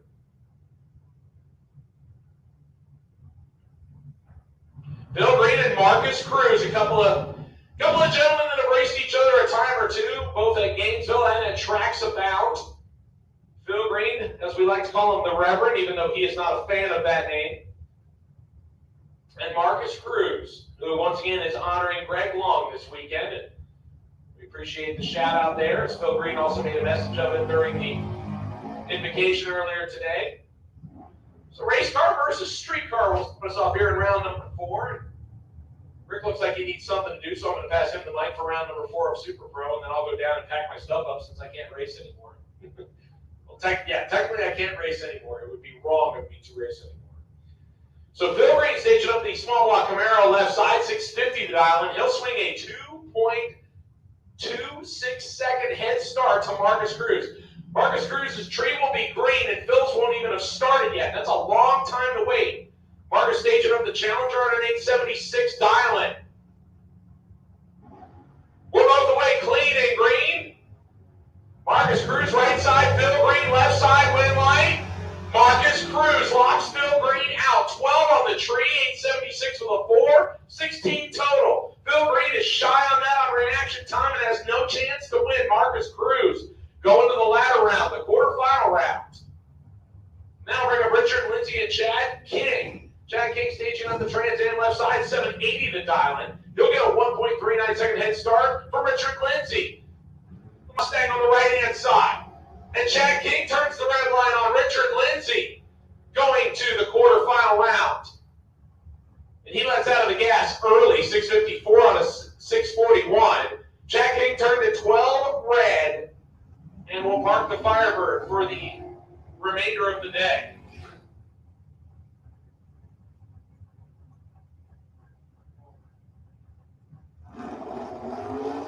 This one could be a titanic matchup right here, ladies and gentlemen. John Siegel and Mark Horton, and both of these drivers have not only done very well on the local bracket level, but both of them have also done quite well on the big money scene.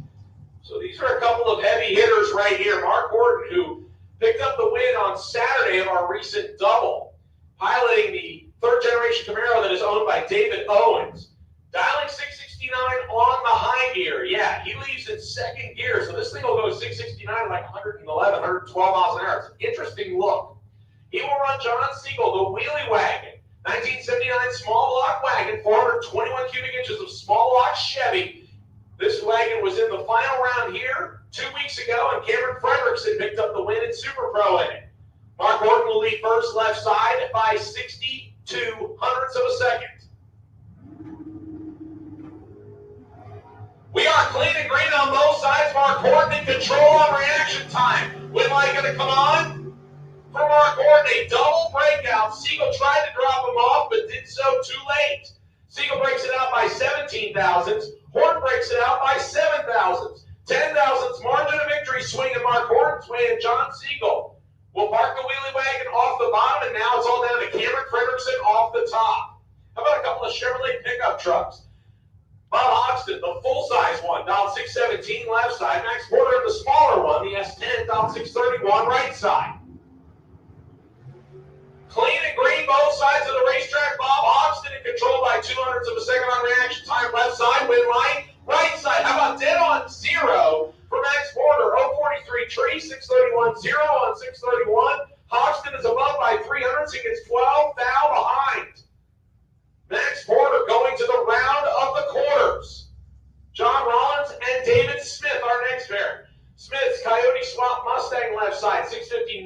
dial in. We'll get the head start from John Rollins. The 72 Nova Small Block Chevy Power Plant, 608 dial in. Smith leads first by 1 light bulb, 51/100ths of a second. We are away clean and green, and David Smith is in trouble. He is in deep, deep trouble, and John Rollins packs him up. 007 tree, 612 on a 608. David Smith is 067 on the tree, runs 1 above, and gets the whole shot. Loss. 24th out margin of victory going to John Rollins. He goes to the quarterfinal round. Michael Carpenter and James Evans are next pair. Carpenter, the Mopar, the AMC left side, 813 dial in, 691 dial in for Evans in the Little Mustang, Budweiser side. Left side goes first. Clean and green on both sides of the racetrack. Carpenter in control. Out in front, breaks it out, and that will swing the win light to James Evans. 046 tree, 695 on a 691. Michael Carpenter took 38 thou a stripe and break it out by 3 thou. Needed to take 35 thou or less. And that will end his day. And that will move us to our final pair, ladies and gentlemen. And what a good one it will be. D. Ray Litney and Brendan George. D sitting on the potential bye run for round number 4, and instead will face Big Juicy. The Coastal Laser Grading and National Parts Depot back 1992 Mustang. Sorry, Ford fans. 434 cubic inches of pump gas Chevy for power. 636 dial-in. D. Ray Litney also saying, I choose Chevy for power. Big block powered 69 Camaro left side.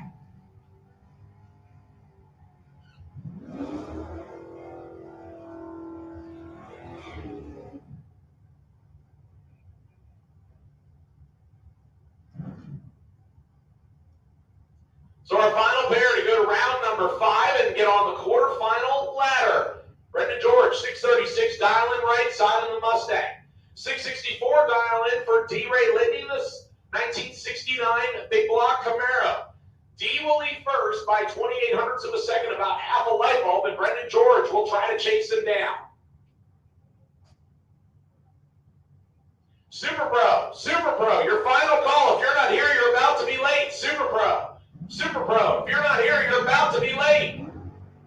We got double red lights. How about this one? 002 red for D, 001 red for Brendan George.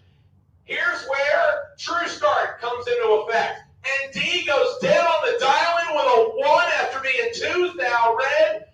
That one is going to get a second look when they pick it up at the time slip booth. The great thing about True Start is it takes the worst of the 2 red lights and gives them the loss. Normally, D would have gone red first on the old school system, and Brendan would have been red behind him and still got the win. But in this case, you saw double red lights. That means Brendan George picks up the win as he was the least offensive red light. Brendan will go to the round of 8 or less in round number 5. Ladies and gentlemen, what a great round of round number 4 of Pro ET brought to us by Rollins Automotive Speed Custom. That will move us to Super Pro. Super Pro, if you're not here, you're about to be late as we're rolling you out. Super Pro, if you are not here, you are about to be late. Round number 4 of Flying Bride Trailer Sales Super Pro action. And Rick, do you want to go ahead and do this one? All right, so Rick Bader going to jump back on the mic, and I'm going to go pack my stuff up here. So Rick Bader, ladies and gentlemen, will take you through round number 4 of Flying Bride Trailer Sales Super Pro action. Rick? All right, thank you, Derek. All right, here we go, ladies and gentlemen. Right on, coming up over here on the Lucas Oil side of the track. 482 is going to be the 900 action out of Tampa. And John Dwayne over here on the Budweiser side, 668 the dial in for the 67 Camaro. He's at Jacksonville.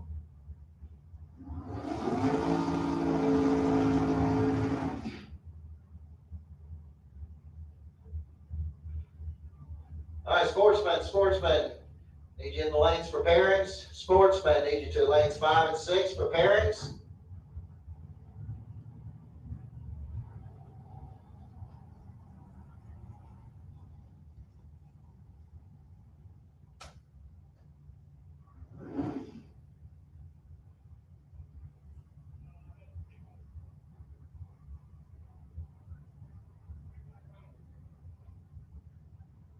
All right, do need the street bikes to the lanes, please. Street bikes, need you to the lanes, please, for your final round.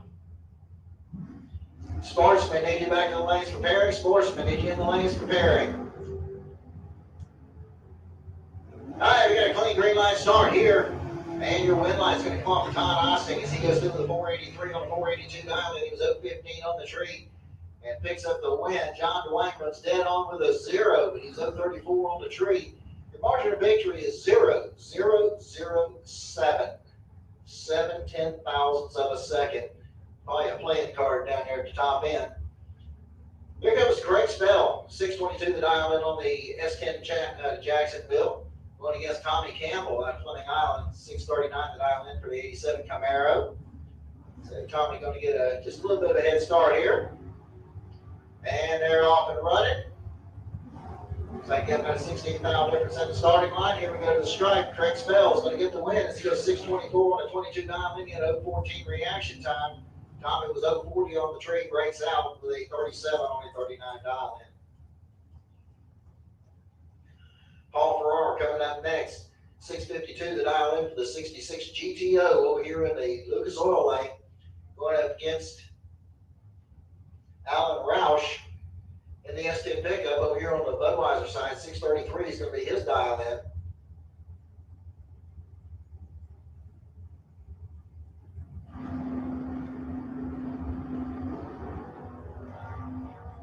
All right, 200 says the difference in the starting line. Here we go to the stripe. Your win line's going to come off of Paul Farrar as he goes through the 654 on a 652. He was 011 on the tree. As Roush goes out with a 635 on a 33 dial in. He was 031 on the tree.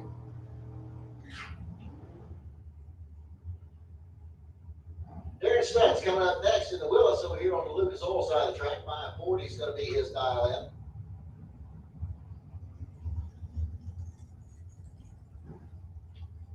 Patrick Miller going to be running over here in the Budweiser lane, and the dragster's got 481 dialed in.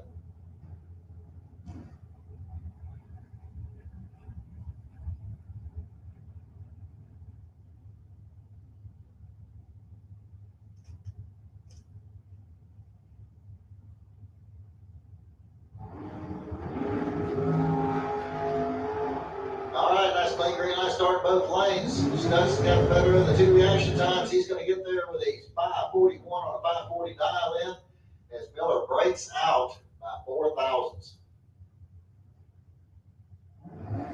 That brings up Warren McMaster over here on the Lucas Oil side of the track. 610 the dial in for the dragster. Shout out to Leon Springs going up against Daniel Young over here in the Budweiser lane. 637 the dial in on the Pontiac Firebird.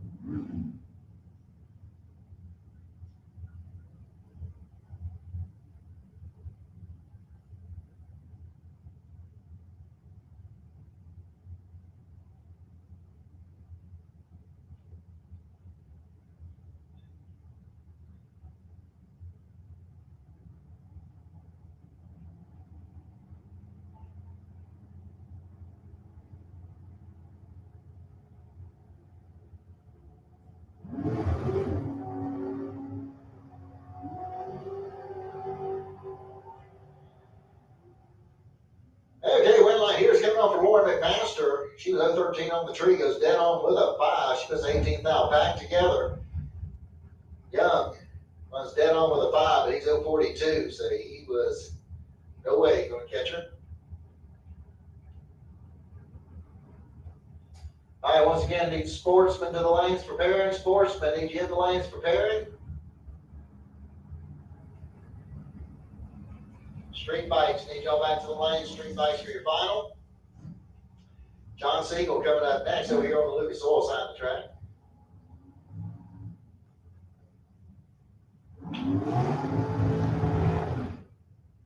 That's Cameron Frederickson at the wheel of the station wagon over here on the Lucas Oil side of the track. 598 is going to be the dial in.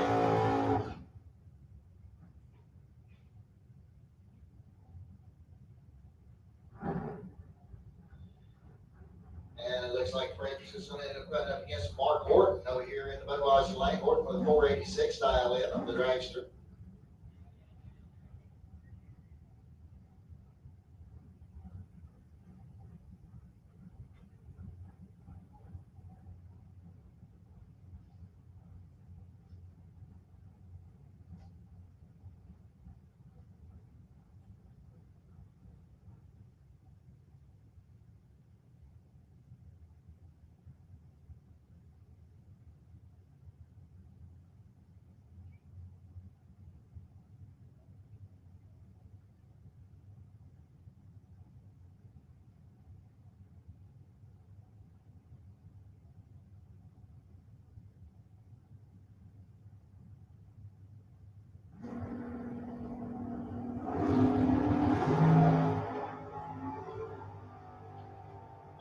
13,000 difference in the starting line, and the win line is going to come on for Mark Horton. He goes 488 on 486. He was 006 on the tree.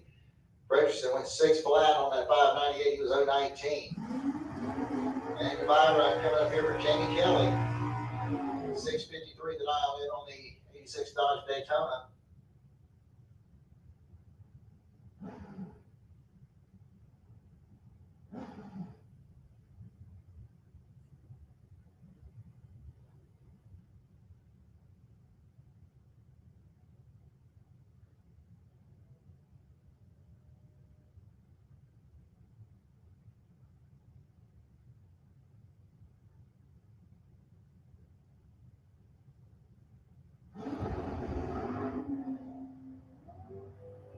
All right, so Jamie Kelly on the bye run. He's 027 on the tree.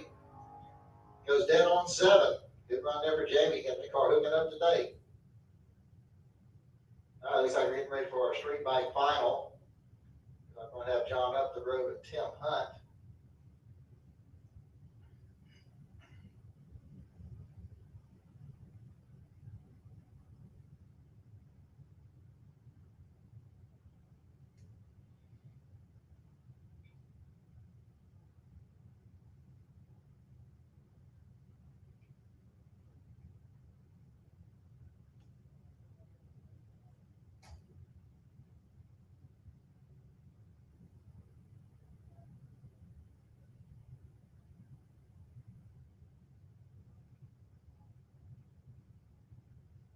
All right, attention on the pits, Pro and Super Pro. Let's cool them and fuel them. We're on the ladders. Let's get them back in the lanes. Pro and Super Pro.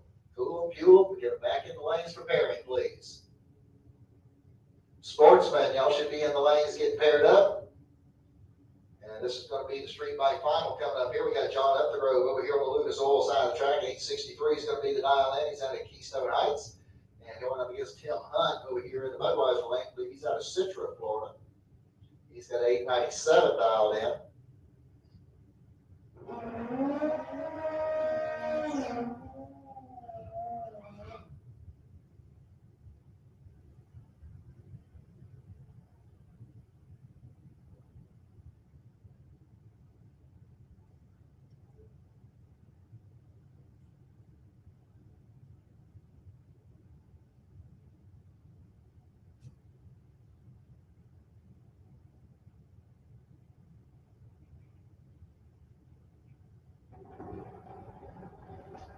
Okay, they're both staged up, ready to go.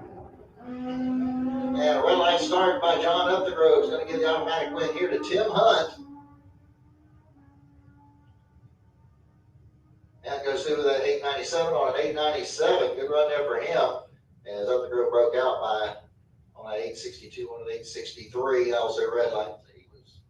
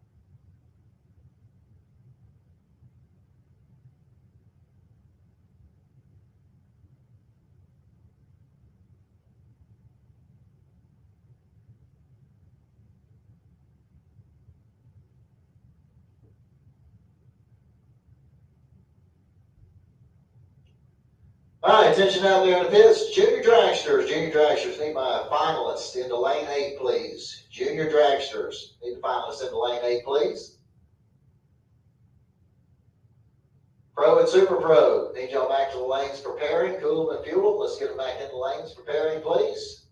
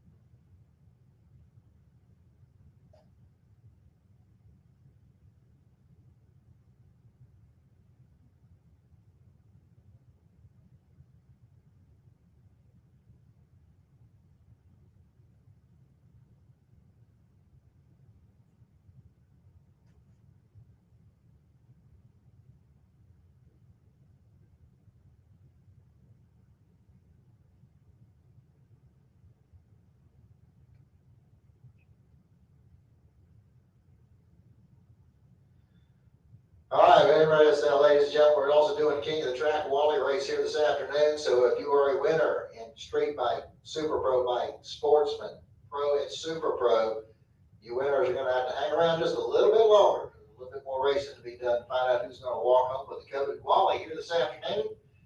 So once again, I need the winners from those 5 classes, both the bike classes, Sportsman, Pro, and Super Pro. Those winners need to hang around just a little bit longer as we want to give away a Wally here this afternoon.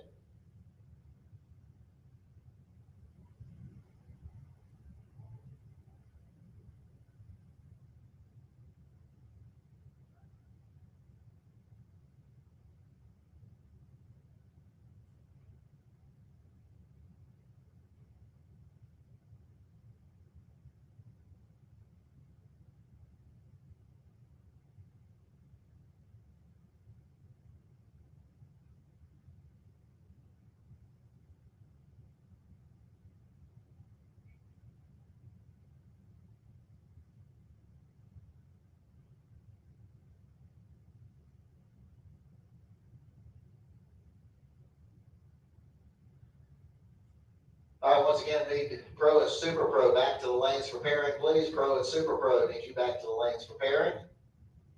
Need my junior dragster finalists to the lanes. Junior dragster finalists, need you to the lane 8, please. Junior dragsters, lane 8 for your final rounds.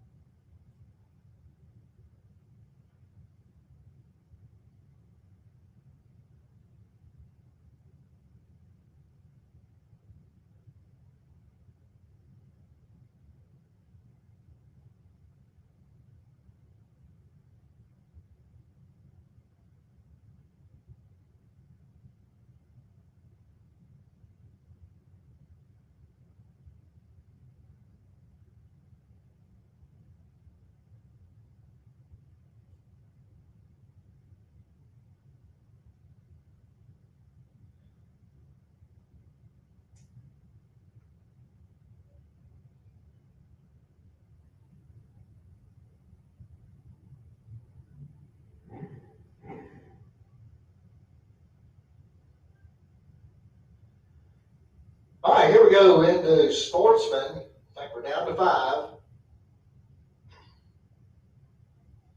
And it looks like the first pair out here. Chris Parisi, going to run over here on the Lucas Oil side of the track. 1175 is the dial in for the 2020 Ford Mustang. He'll be running up against Kevin Roberts over here in the Budweiser lane, also dialed 1175 in his 69 Chevy Camaro. So heads up run here.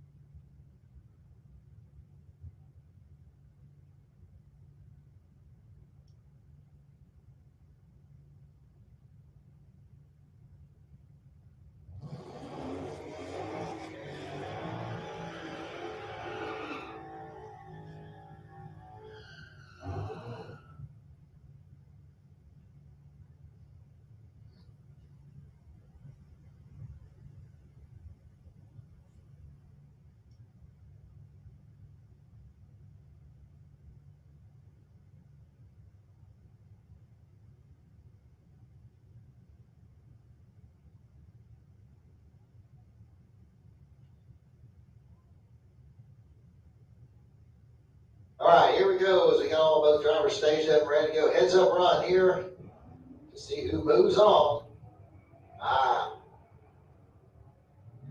Well, it's not real close on the starting line. Let's see how this is going to pan out down on the top end. And Chris Parisi is going to get the win light here. So he was 1175 with a 9. He was 007 on the tree. Kevin Roberts goes dead on with a 1, but he was 056 on the tree. So Parisi picks up the win on a hole shot. Good run there for Chris. Brings up Mitchell Gunner next over here on the Lucas Oil side of the track. 1264, the dial in for the Dodge Charger, going up against Marcus Cruz in the Dodge Challenger, 13:59 to dial in for Marcus. So Marcus is going to get just about a 1 second head start here over the Charger of Mitch Gunner. And they're both away. Nice, clean green light starts. One's good, one's real late.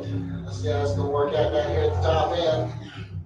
As Gunner's charging hard down on the top side, but it's going to be Marcus Cruz getting the win light here. 13:75 on the 59. He was 0.62 on the tree. Mitch goes real close. He was 12.66 on a 64, but his reaction time started with a 2, and that's not going to work out real well in many drag races. Andy Byron coming up here from Monica Roberts.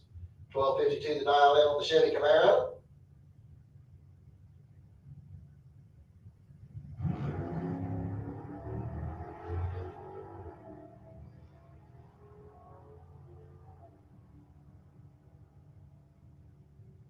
And Monica's going to go through with a 12.54 on that 52 dial in. She was 0.27 on the tree on her by right.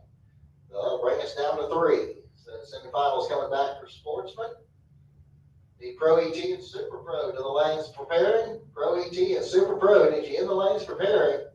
Need my Junior Dragster finalists in the lanes. Junior Dragster finalists need you to the lanes. Come on down to lane 8. Junior Dragster finalists need you to staging lane number 8.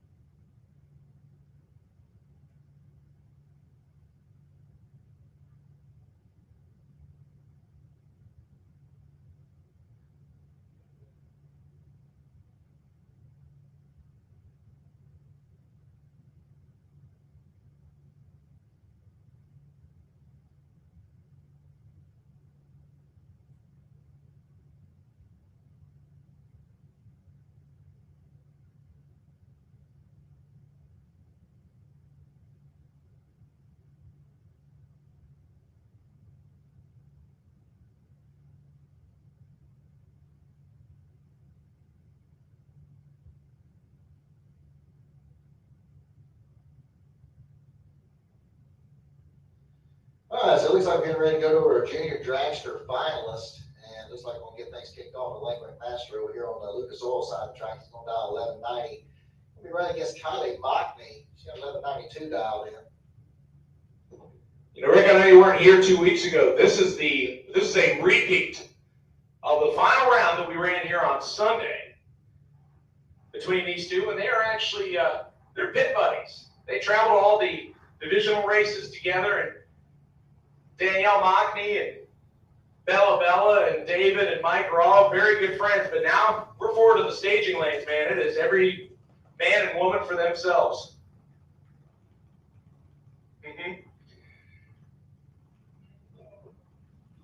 So Kylie Mockney going to occupy Budweiser's side. Lincoln McMaster, who made it to the final at ZMAX just last weekend, the national event, will stage up on the Lucas Oil side of the racetrack.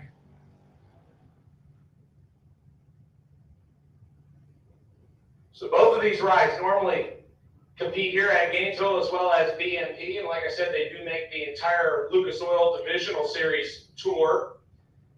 So Kylie, the first of 2 Mockneys to stage up here in a final, Rick, and this one will be an interesting deal as there really are no winners and losers, so to speak, in this one because they took winner circle pictures together 2 weeks ago, but the next one will be a Kennedy versus a Mockney. So that one will be interesting too. Why don't you holler first one, I'll holler second one. All right, here we go. As we're waiting on both the drivers to get all staged up and ready to go. Lincoln's going to be over here in the Lucas Oil lane. He's got 1190 dialed in. Up to Leon Springs. Kylie Mockney, they made the long ride up from Venice, Florida. It's about 4.5 hour ride just to get here. Don't envy that trip on I-75 down through there.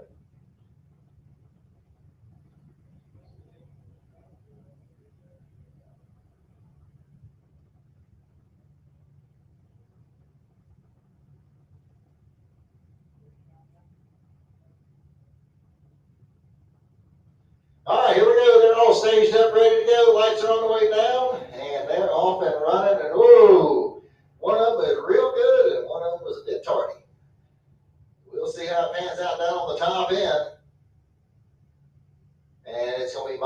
a win right here. 1193 on a 92. She was 009 on the tree. Lincoln went 1204 on an 1190.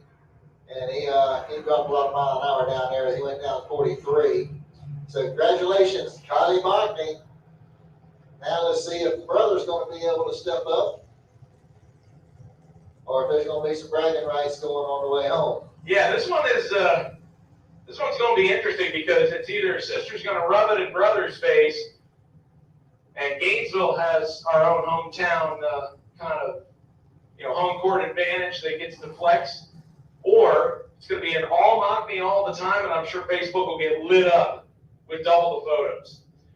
But these two also know each other, so this is Aaron Kennedy versus Tanner Mockney. So we already got one Mockney in the winner's circle.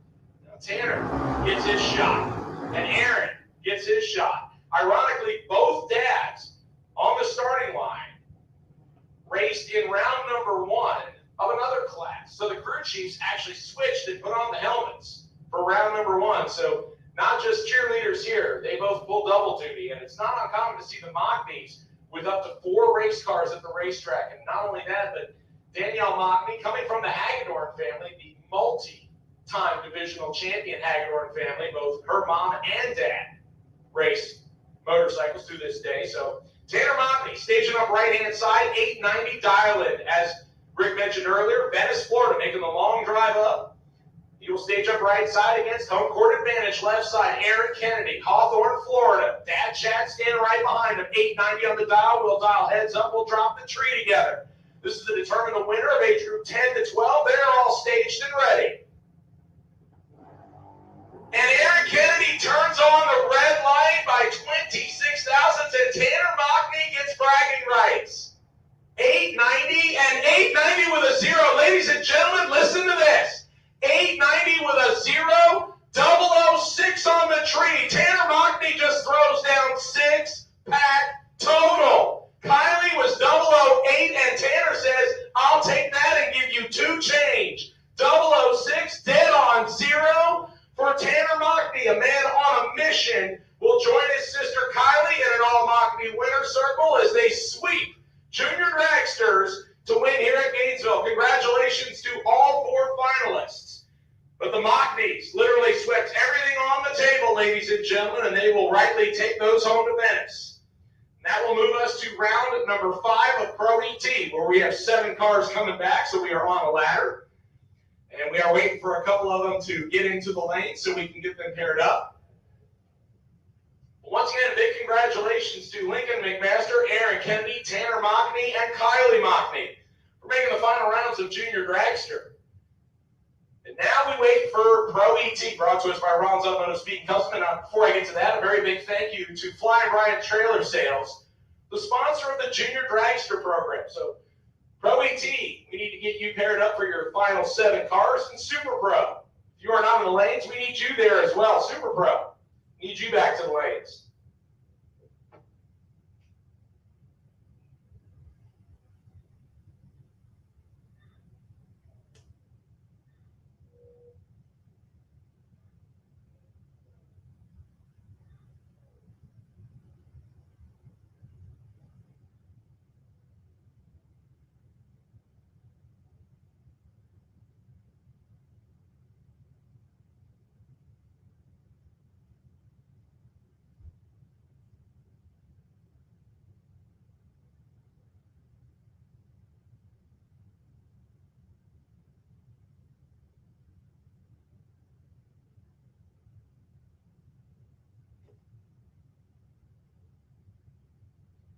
So Marcus Cruz, we're missing you in Pro ET. Marcus Cruz, we're missing you in Pro ET. Everybody else is here. We need you here, please. Marcus Cruz, need you here for Pro ET. I need Super Pro.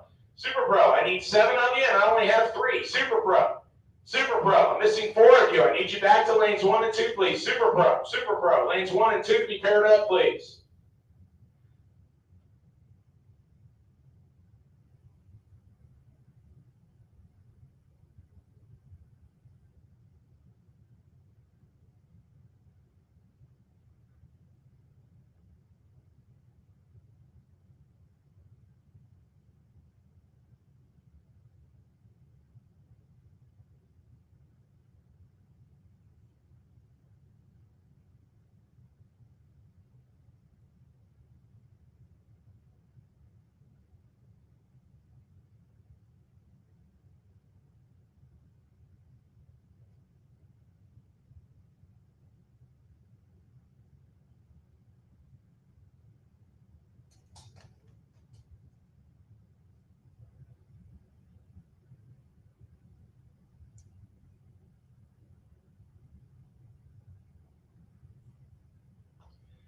Just got a late second text that I had a chance to take a look at. Chris Parisi, consider yourself redeemed. Nicely done, sir.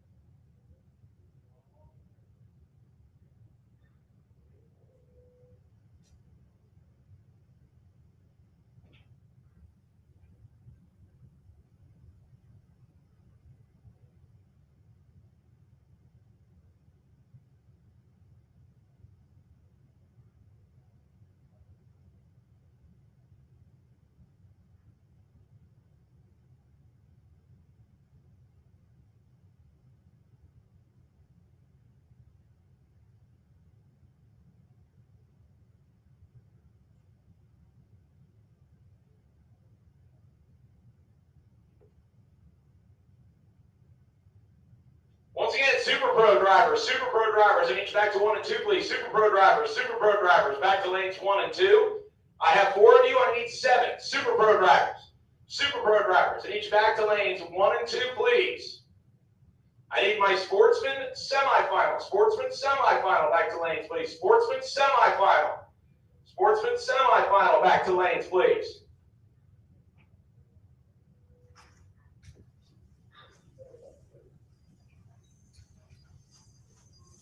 This is the famous. Would you say that this is the most famous? All right, Pro ET drivers, load up, please. Pro ET drivers, load up, please. Pro ET drivers, load up, please.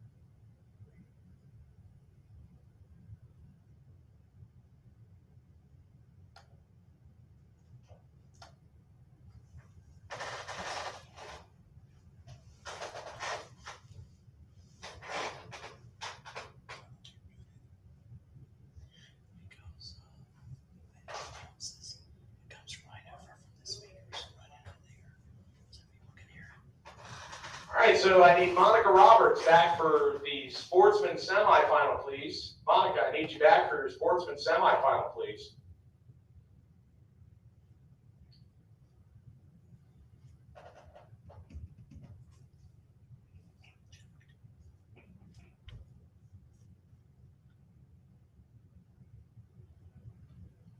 There's 7 drivers remaining in Pro ET, brought to us by Rollins Automotive Speed and Custom. We also have 7 drivers remaining in Flying Brian Trailer Sales Super Pro, and 3 cars remaining in the Sportsman class. That is what we have left to complete, ladies and gentlemen. As the Mockneys, the double winners, pulling up to the winner's circle as Tanner and Kylie both picking up W's here today.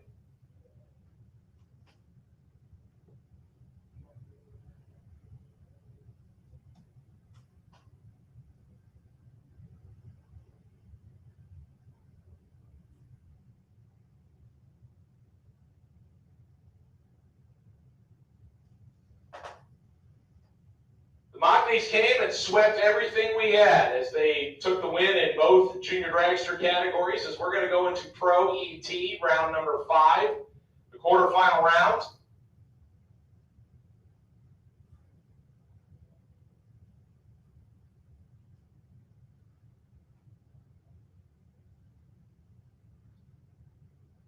Mockneys, we will do photo here in just a few minutes.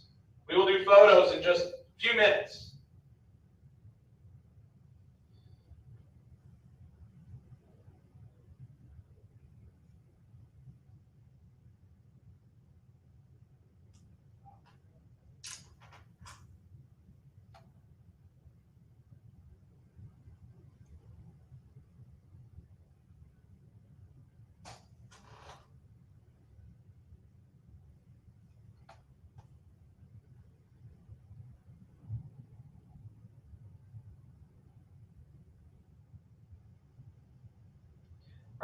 and gentlemen, 3 pairs and a single.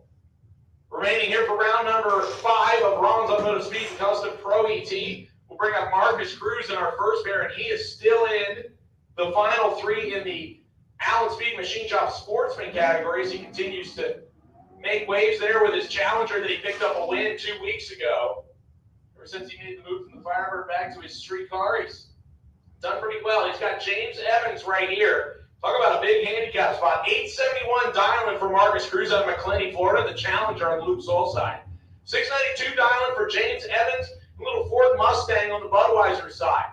The handicap difference that is going to swing left-hand side, ladies and gentlemen, 1.79 seconds over 1 full Christmas tree.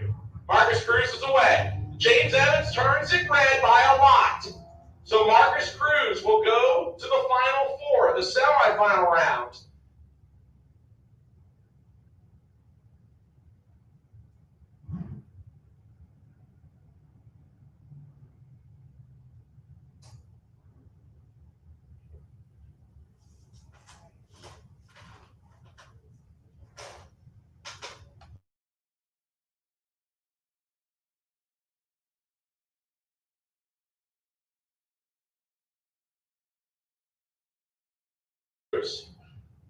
The first to go to the semifinals in Pro, he is in the semifinals of Sportsman, who's going to be number 2, Max Porter and Brendan George.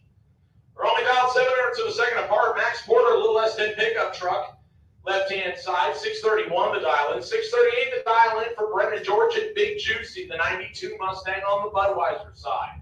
Brendan George.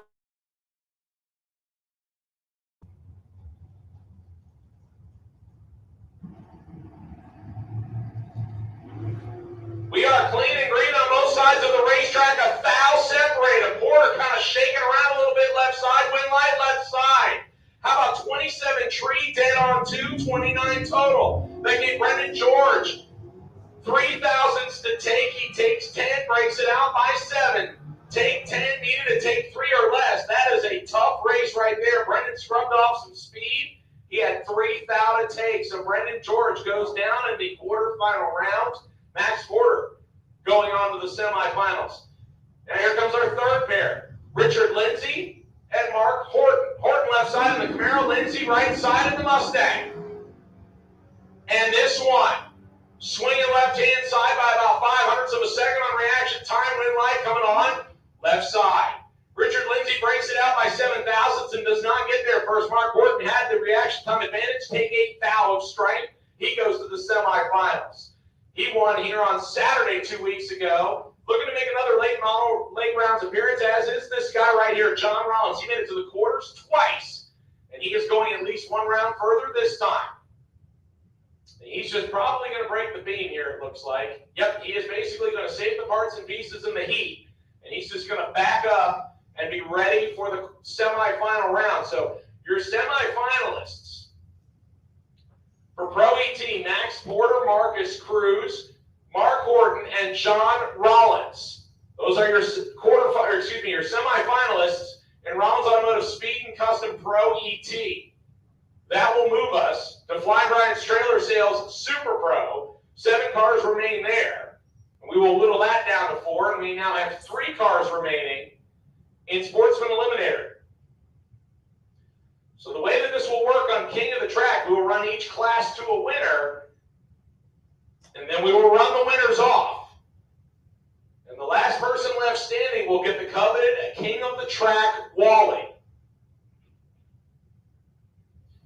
So your semifinal in Sportsman will be Monica Roberts against Chris Parisi, and Marcus Cruz takes the bye to the final in Sportsman. Marcus Cruz also still alive in the semifinals of Pro ET.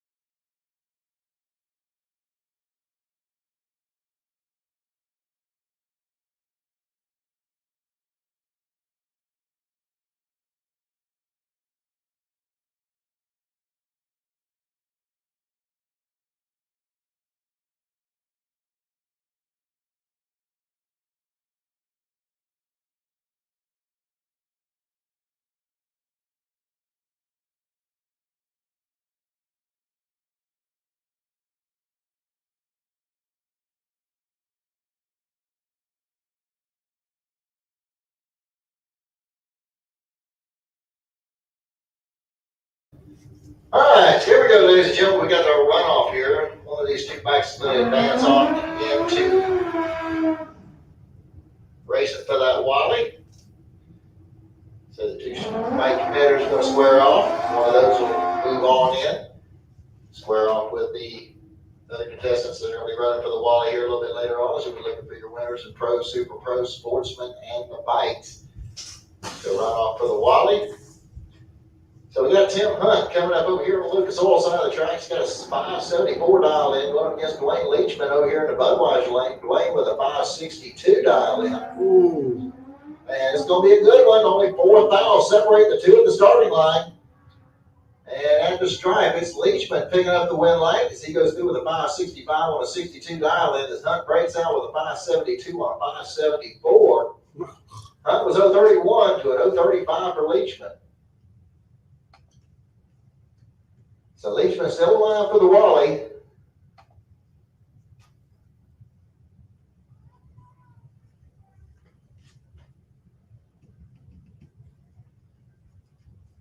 These are the.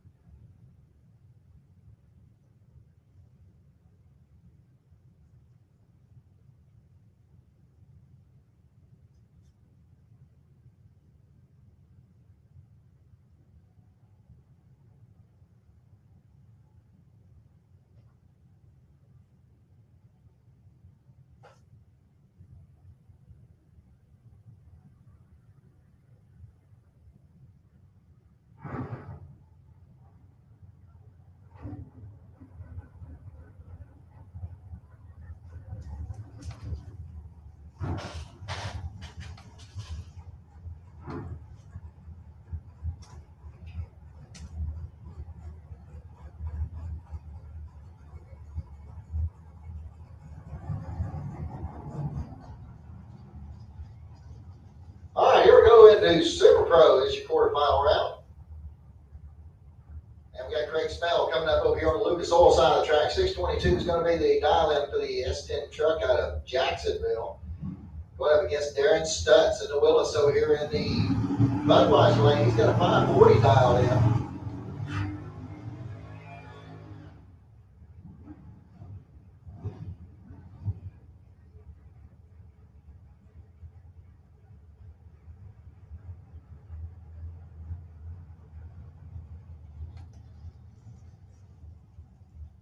So Snell going to get a little over a half-second lead here over Stutz.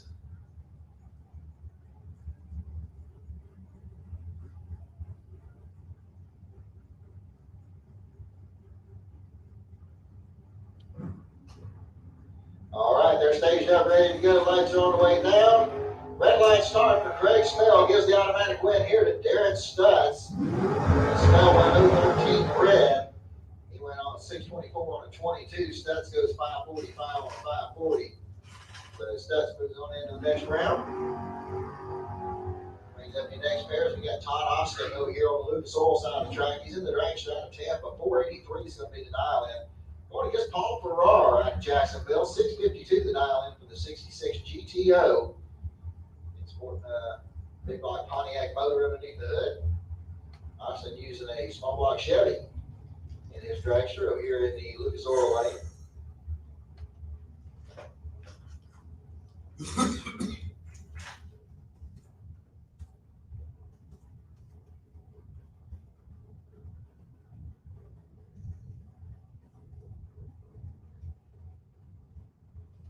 Okay, here we go, staged up, ready to go. There goes Paul Farrar. And Farrar turns on the red light with 006. Ostick has 012. He's going to pick up the win. Goes 484, 483. Paul Farrar, he ain't going to like it. Goes dead on with a 0. 006 red. So Ostick going to be moving on into the next round. Brings up Lauren McMaster over here on the Lucas Oil side of the track. 610 the dial in. On the drag strap of Leon Springs, she'll run up against Jamie Kelly over here in the Budweiser lane. Kelly with a 653 dial in, 86 Dodge Daytona. So Jamie going to get the head start with just less than a half second here. for him, see if she can run him down there at the top end.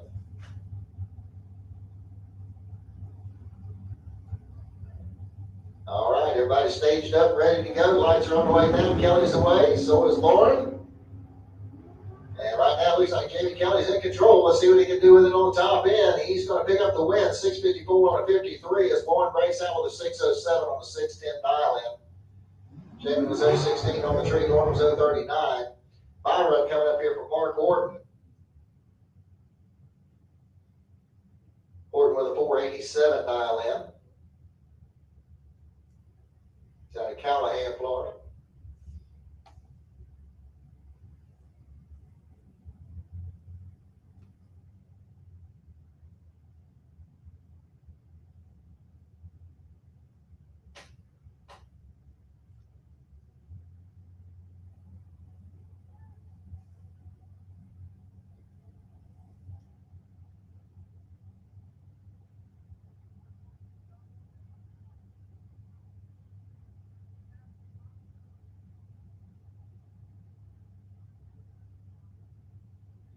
All right, so Orton's all staged up, ready to go. He pulled the trigger 003 too early on the drag strip, but by run, doesn't matter. Goes 4:88 on 4:87. So that'll wrap up that round for the Super Pros. And where do we go next?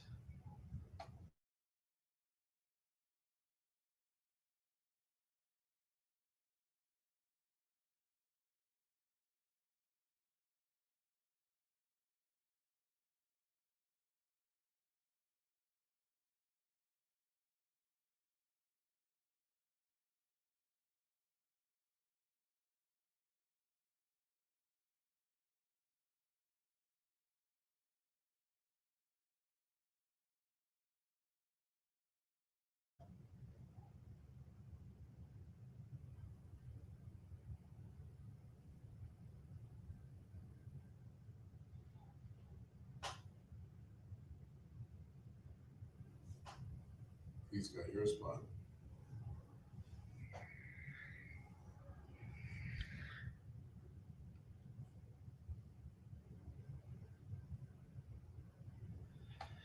All right, so it looks like Marcus Cruz is going to be the bye run here in this round, and he's in the semifinals, so he's going to go on and do the bye run because he is double entered in another class. In that class as well. 13:53 is the dial in here on the Dodge Challenger.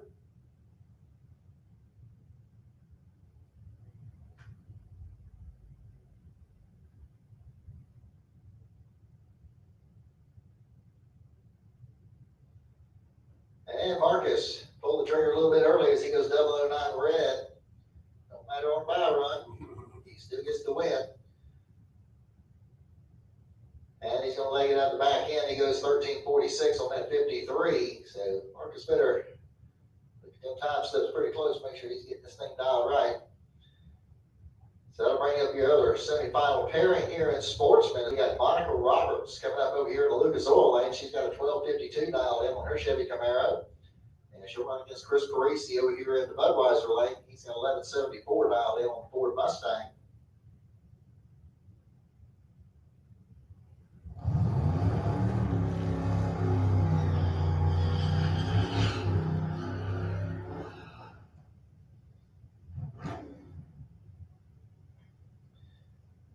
Okay, so Monica's going to get the early head start here by about 3/4 of a second over Chris Parisi.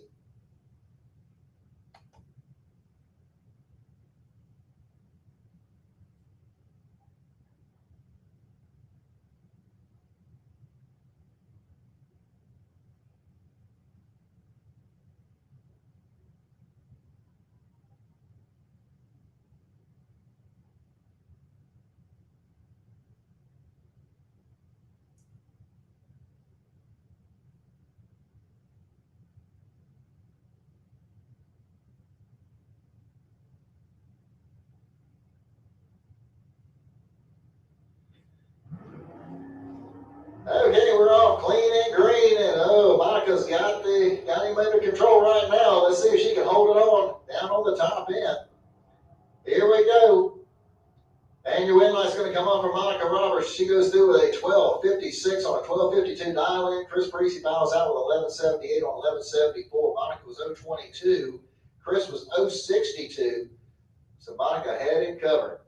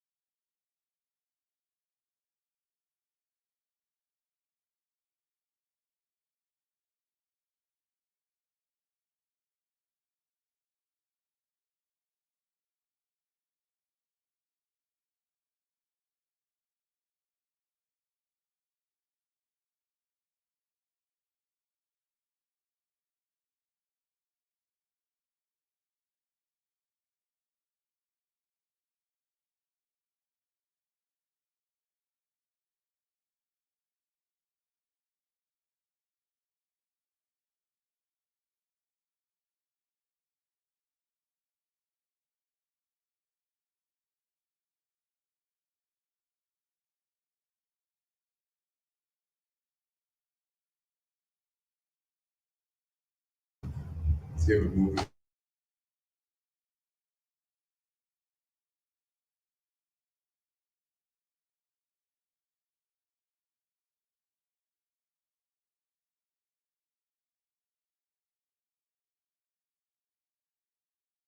Looks like we may be down to the semifinals here. And we got Mark Orton coming up over here on the Lucas Oil side of the track, C69 to dial in with the Chevy Camaro. He's out of Callahan, Florida. Here we run up against Big John Rollins over here in Budweiser lane, 608 to dial in on this Chevy Nova. He's out of nice range.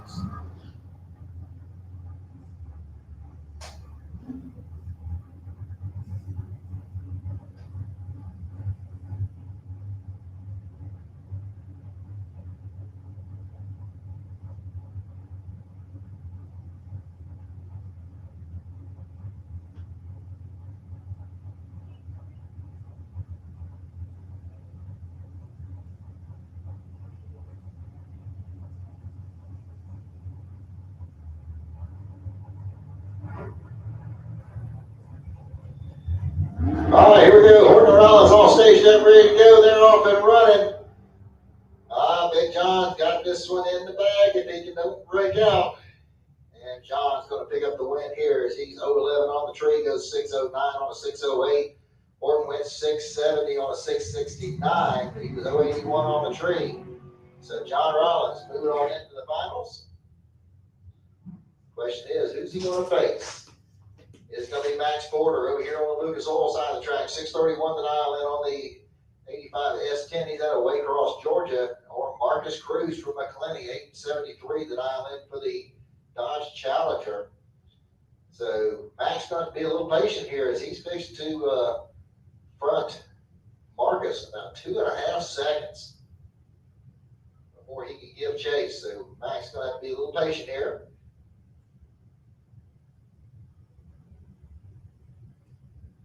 Okay, they're all staged up, ready to go. Lights are on the way down. There goes Marcus. And here comes Max Porter. And here we go to the stripe. The win light's going to come on for Max Porter as he goes dead on zero with an 0.26 reaction time to put a 26-mile pack together. Marcus was 0.72. He was pretty much done. He went 867 on 873 dial in. So Max Porter, John Rollins, be facing off in the finals in Pro ET.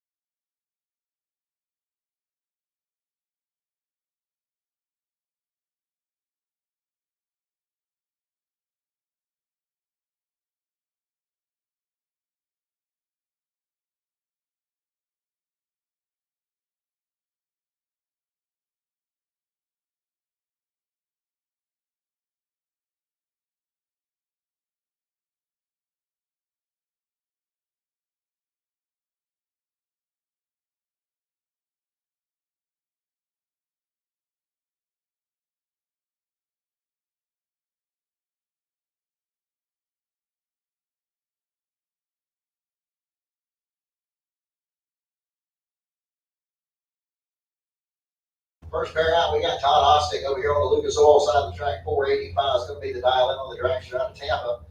And here we're going up against Darren Stutz over here in Budweiser lane. 544 is the dial in on the Willis in the Budweiser lane.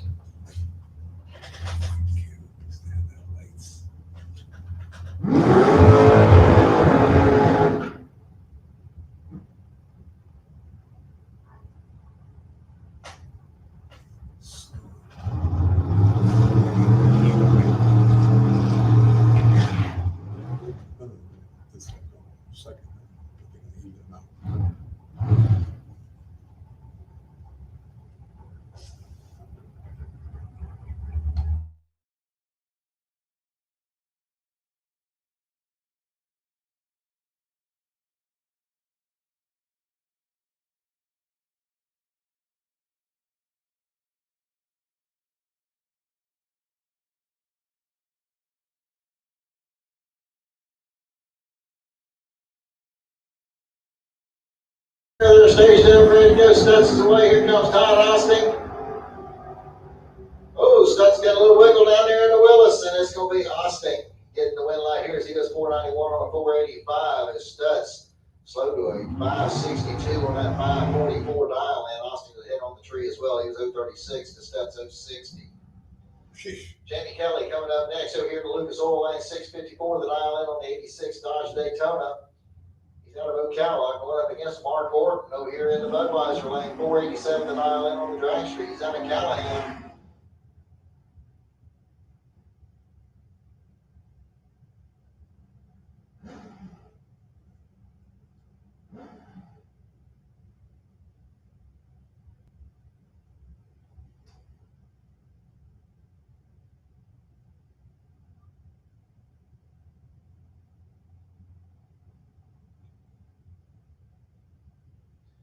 So Horton done well today. He's in borrowed cars. He's done well with both of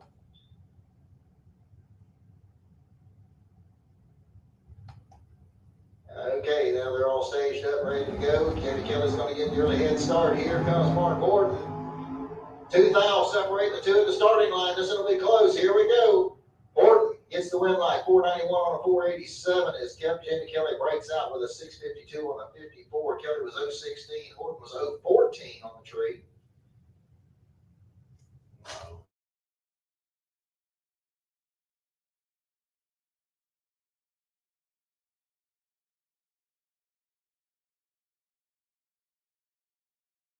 Sportsman finals. Need my pro finals and super pro finals back to the lane as soon as possible, please.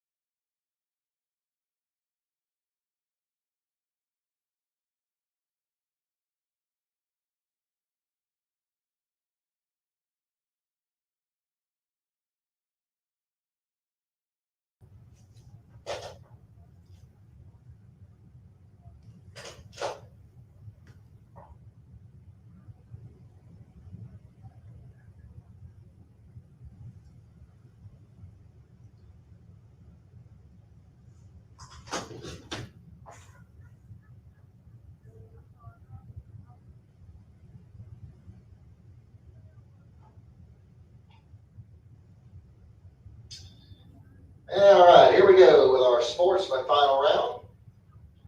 Marcus Cruz going to run over here on the Lucas Oil side of the track, 13:49 the dial in on the Dodge Challenger. Going against Monica Roberts over here in the Budweiser lane, 12:52 the dial in for her 95 Camaro.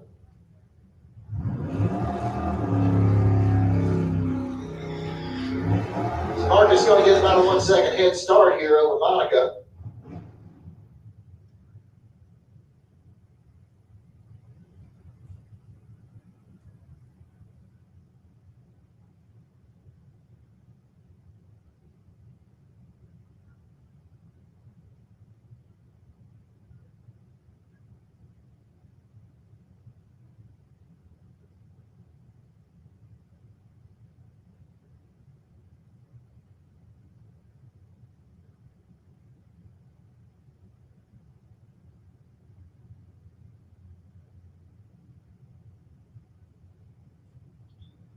Okay, they're all staged up, ready to go. Off goes Marcus. Here comes Monica.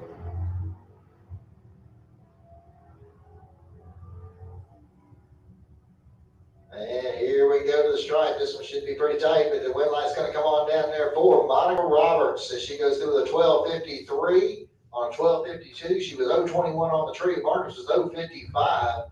He goes dead on with a 5, but cannot make it happen. Congratulations, Monica. She'll be running for the Wally here in just a little bit. And it looks like that's going to bring up our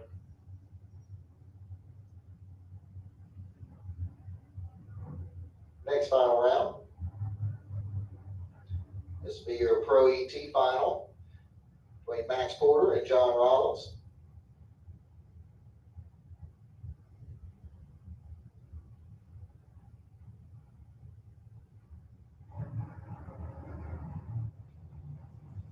All right, so Max Porter, he's going to run over here in the Lucas Oil lane, 6:31 the dial in on the 85 S10. He's out of Waycross, Georgia. Running up against Big John Rollins over here in Budweiser lane, 6:07 the dial in on the Chevy Nova. He's out of High Springs.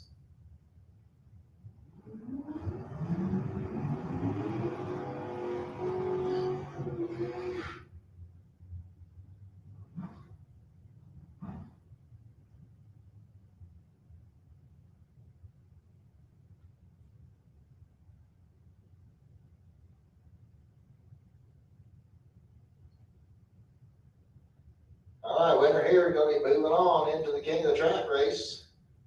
Where they're going to try and decide who's going to walk away this evening with a Wally. So we got Monica in it. We got Dwayne Leachman in it. It's going to be John Rollins or Max Porter representing the Pro ET category. We're going to know here in just a few seconds.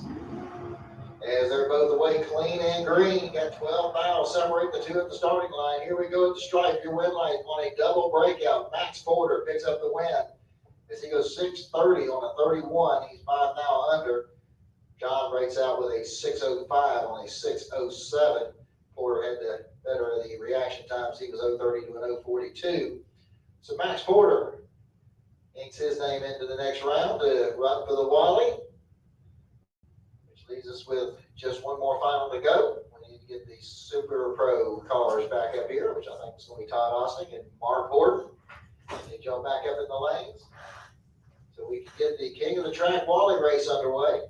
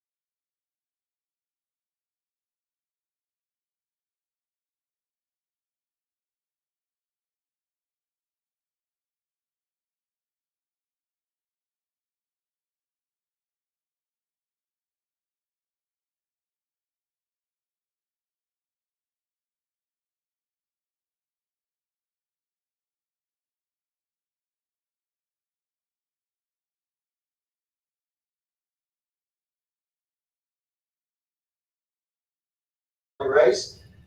My understanding is that the winner from the motorcycles is going to run the winner of Sportsman. So Dwayne Leachman and Monica Roberts are going to hook up and for that version of it. And then Pro and Super Pro will run against each other. So Max Porter, I guess, is going to be either against Todd Austin or Mark Horton. Crosstalk will be on. If you do not want that, you need to put it in behind your dial in so that the staff understands that.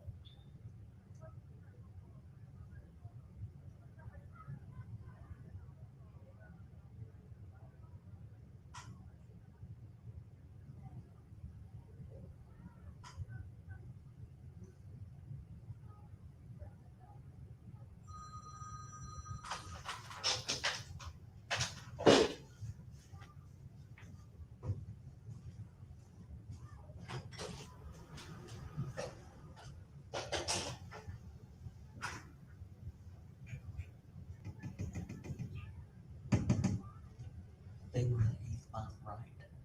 They run half track, 8th mile. Okay.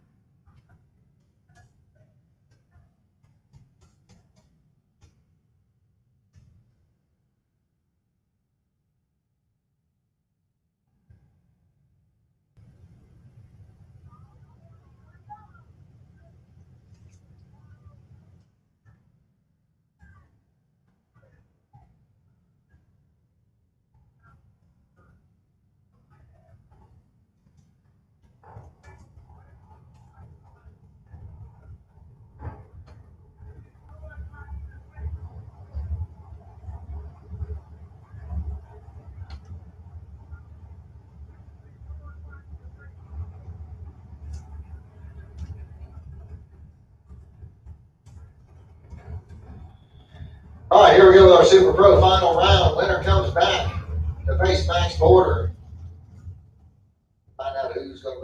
for the Wally race. All right, here we go. We got Todd Austin over here on the Lucas Oil side of the track. 484 is going to be the dial in. He's out of Tampa, Florida. Going up against Mark Horton over here in Budweiser lane. He's out of Callahan. He's got a 489 dial in.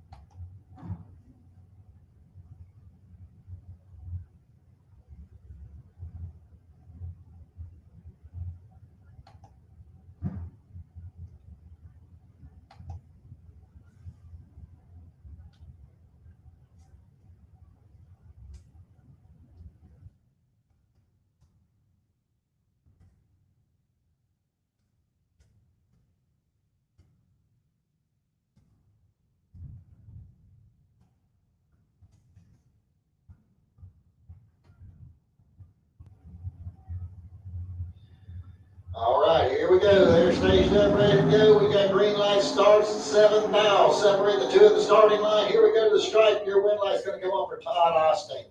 487 on a 484 dial in. Horton goes 492 on a 489. Austin was 013. Horton 020. So Austin, we ran up against Max Porter. Find out who will advance into the finals for the Wally. And that'll be determined. Also, we got Dwayne Leachman and Monica Roberts. We got to square off to find out who else is going to be in that matchup. So I see Leachman's already up here waiting to go. I need to get Monica. I need to get Max and Todd. Need you to cool it, fuel it, get it back to the lanes so we can get our Wally race taken care of and wrap this thing up for the day.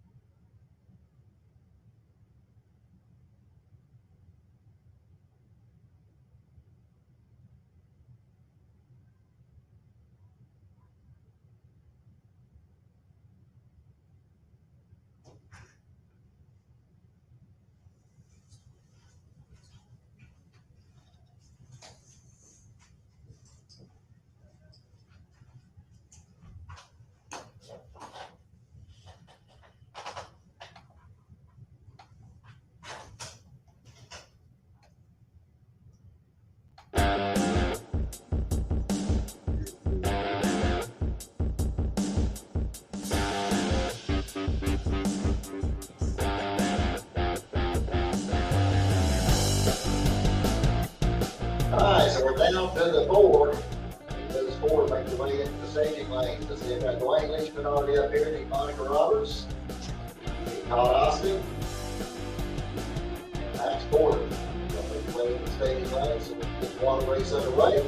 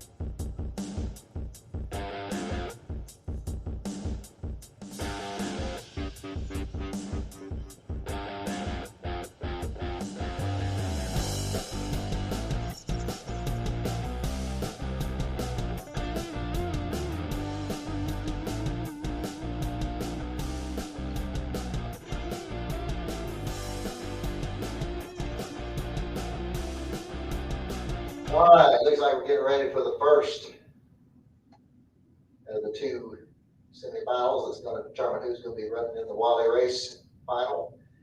And we're going to have Dwayne Leachman and Monica Roberts coming out first.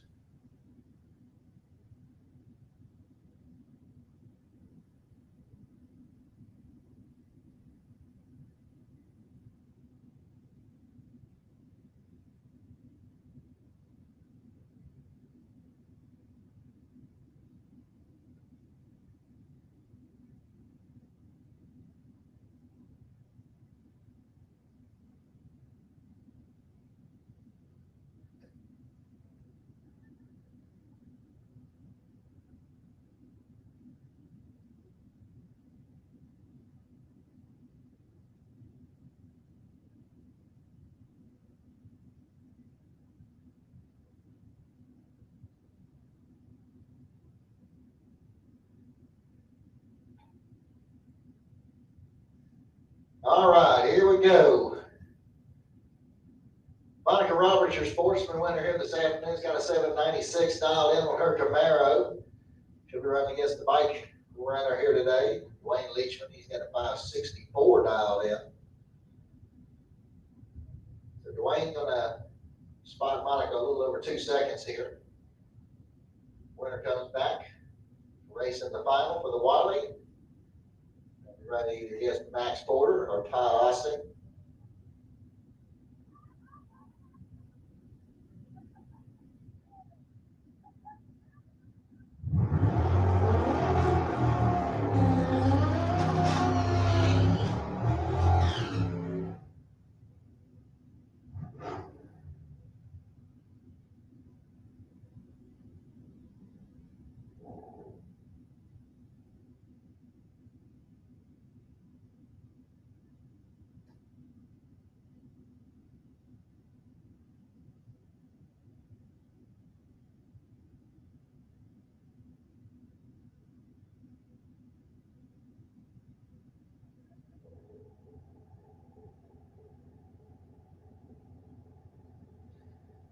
Okay, here we go. They're staged up, ready to go. Monica's off and running.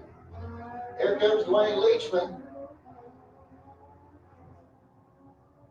And at the stripe, it's going to be Dwayne Leachman getting the win line here as he goes 575 on a 564. Monica breaks out by 5 thou.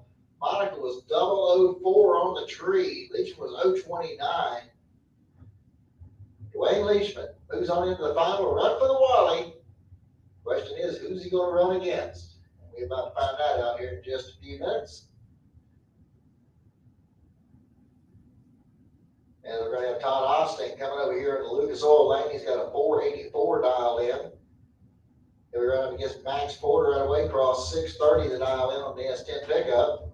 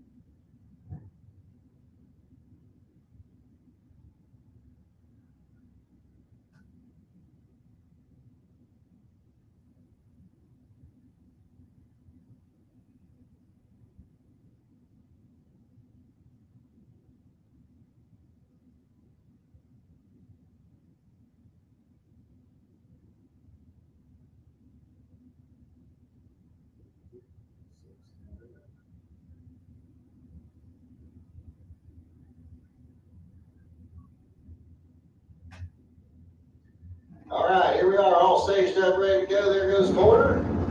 Here comes Austin. 3,000 separate the two at the starting line. This will be close. And the win line's going to come off for Austin because he was dead on 7 with a 008 reaction time. He puts the 15,000 back together. Porter was 0-11 on the tree, went 632 on a 630. So Austin going to run against Leachman. Find out who was going to get the coveted Wally here this afternoon.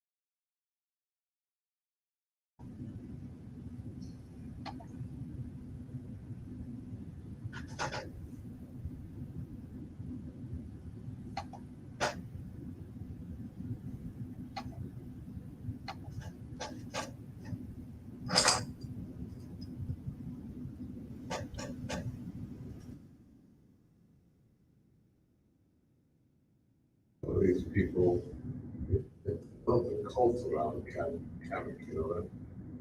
So.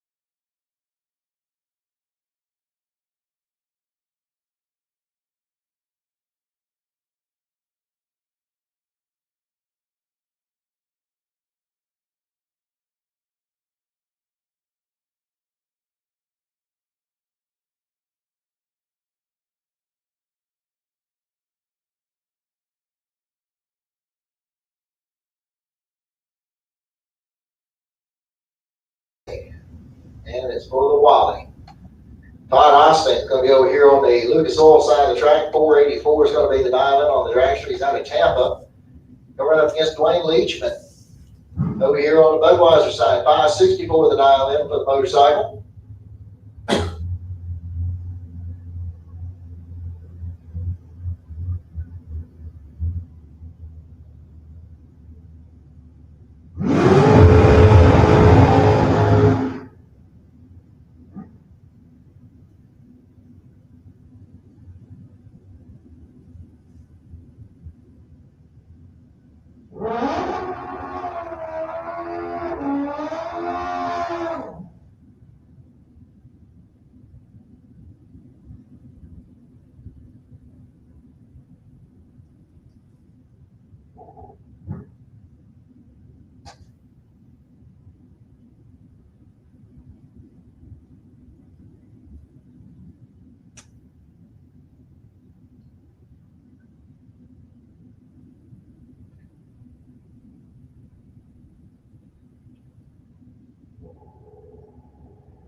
All right, here we go. As we got both drivers now staged up, ready to go. Wally's going to be dishing to somebody here in about 5 seconds. Here we go. They're underway. 2 miles separating to the starting line at the stripe. Leachman's going to get the win line as he goes 565 on a 64. Osting breaks out with a 482 on a 484. Osting was 015. Leachman was 013. Good run for both and all folks out here today. We thank everybody for coming out and being with us here at Gainesville Raceway for this summer race. Check your schedule for our upcoming events. I think we got something coming up on Friday night, so make your plans to come out and see us. Be safe on your way home. Don't forget Mom's Day tomorrow. Make sure you call and talk to your moms. Good night, everybody.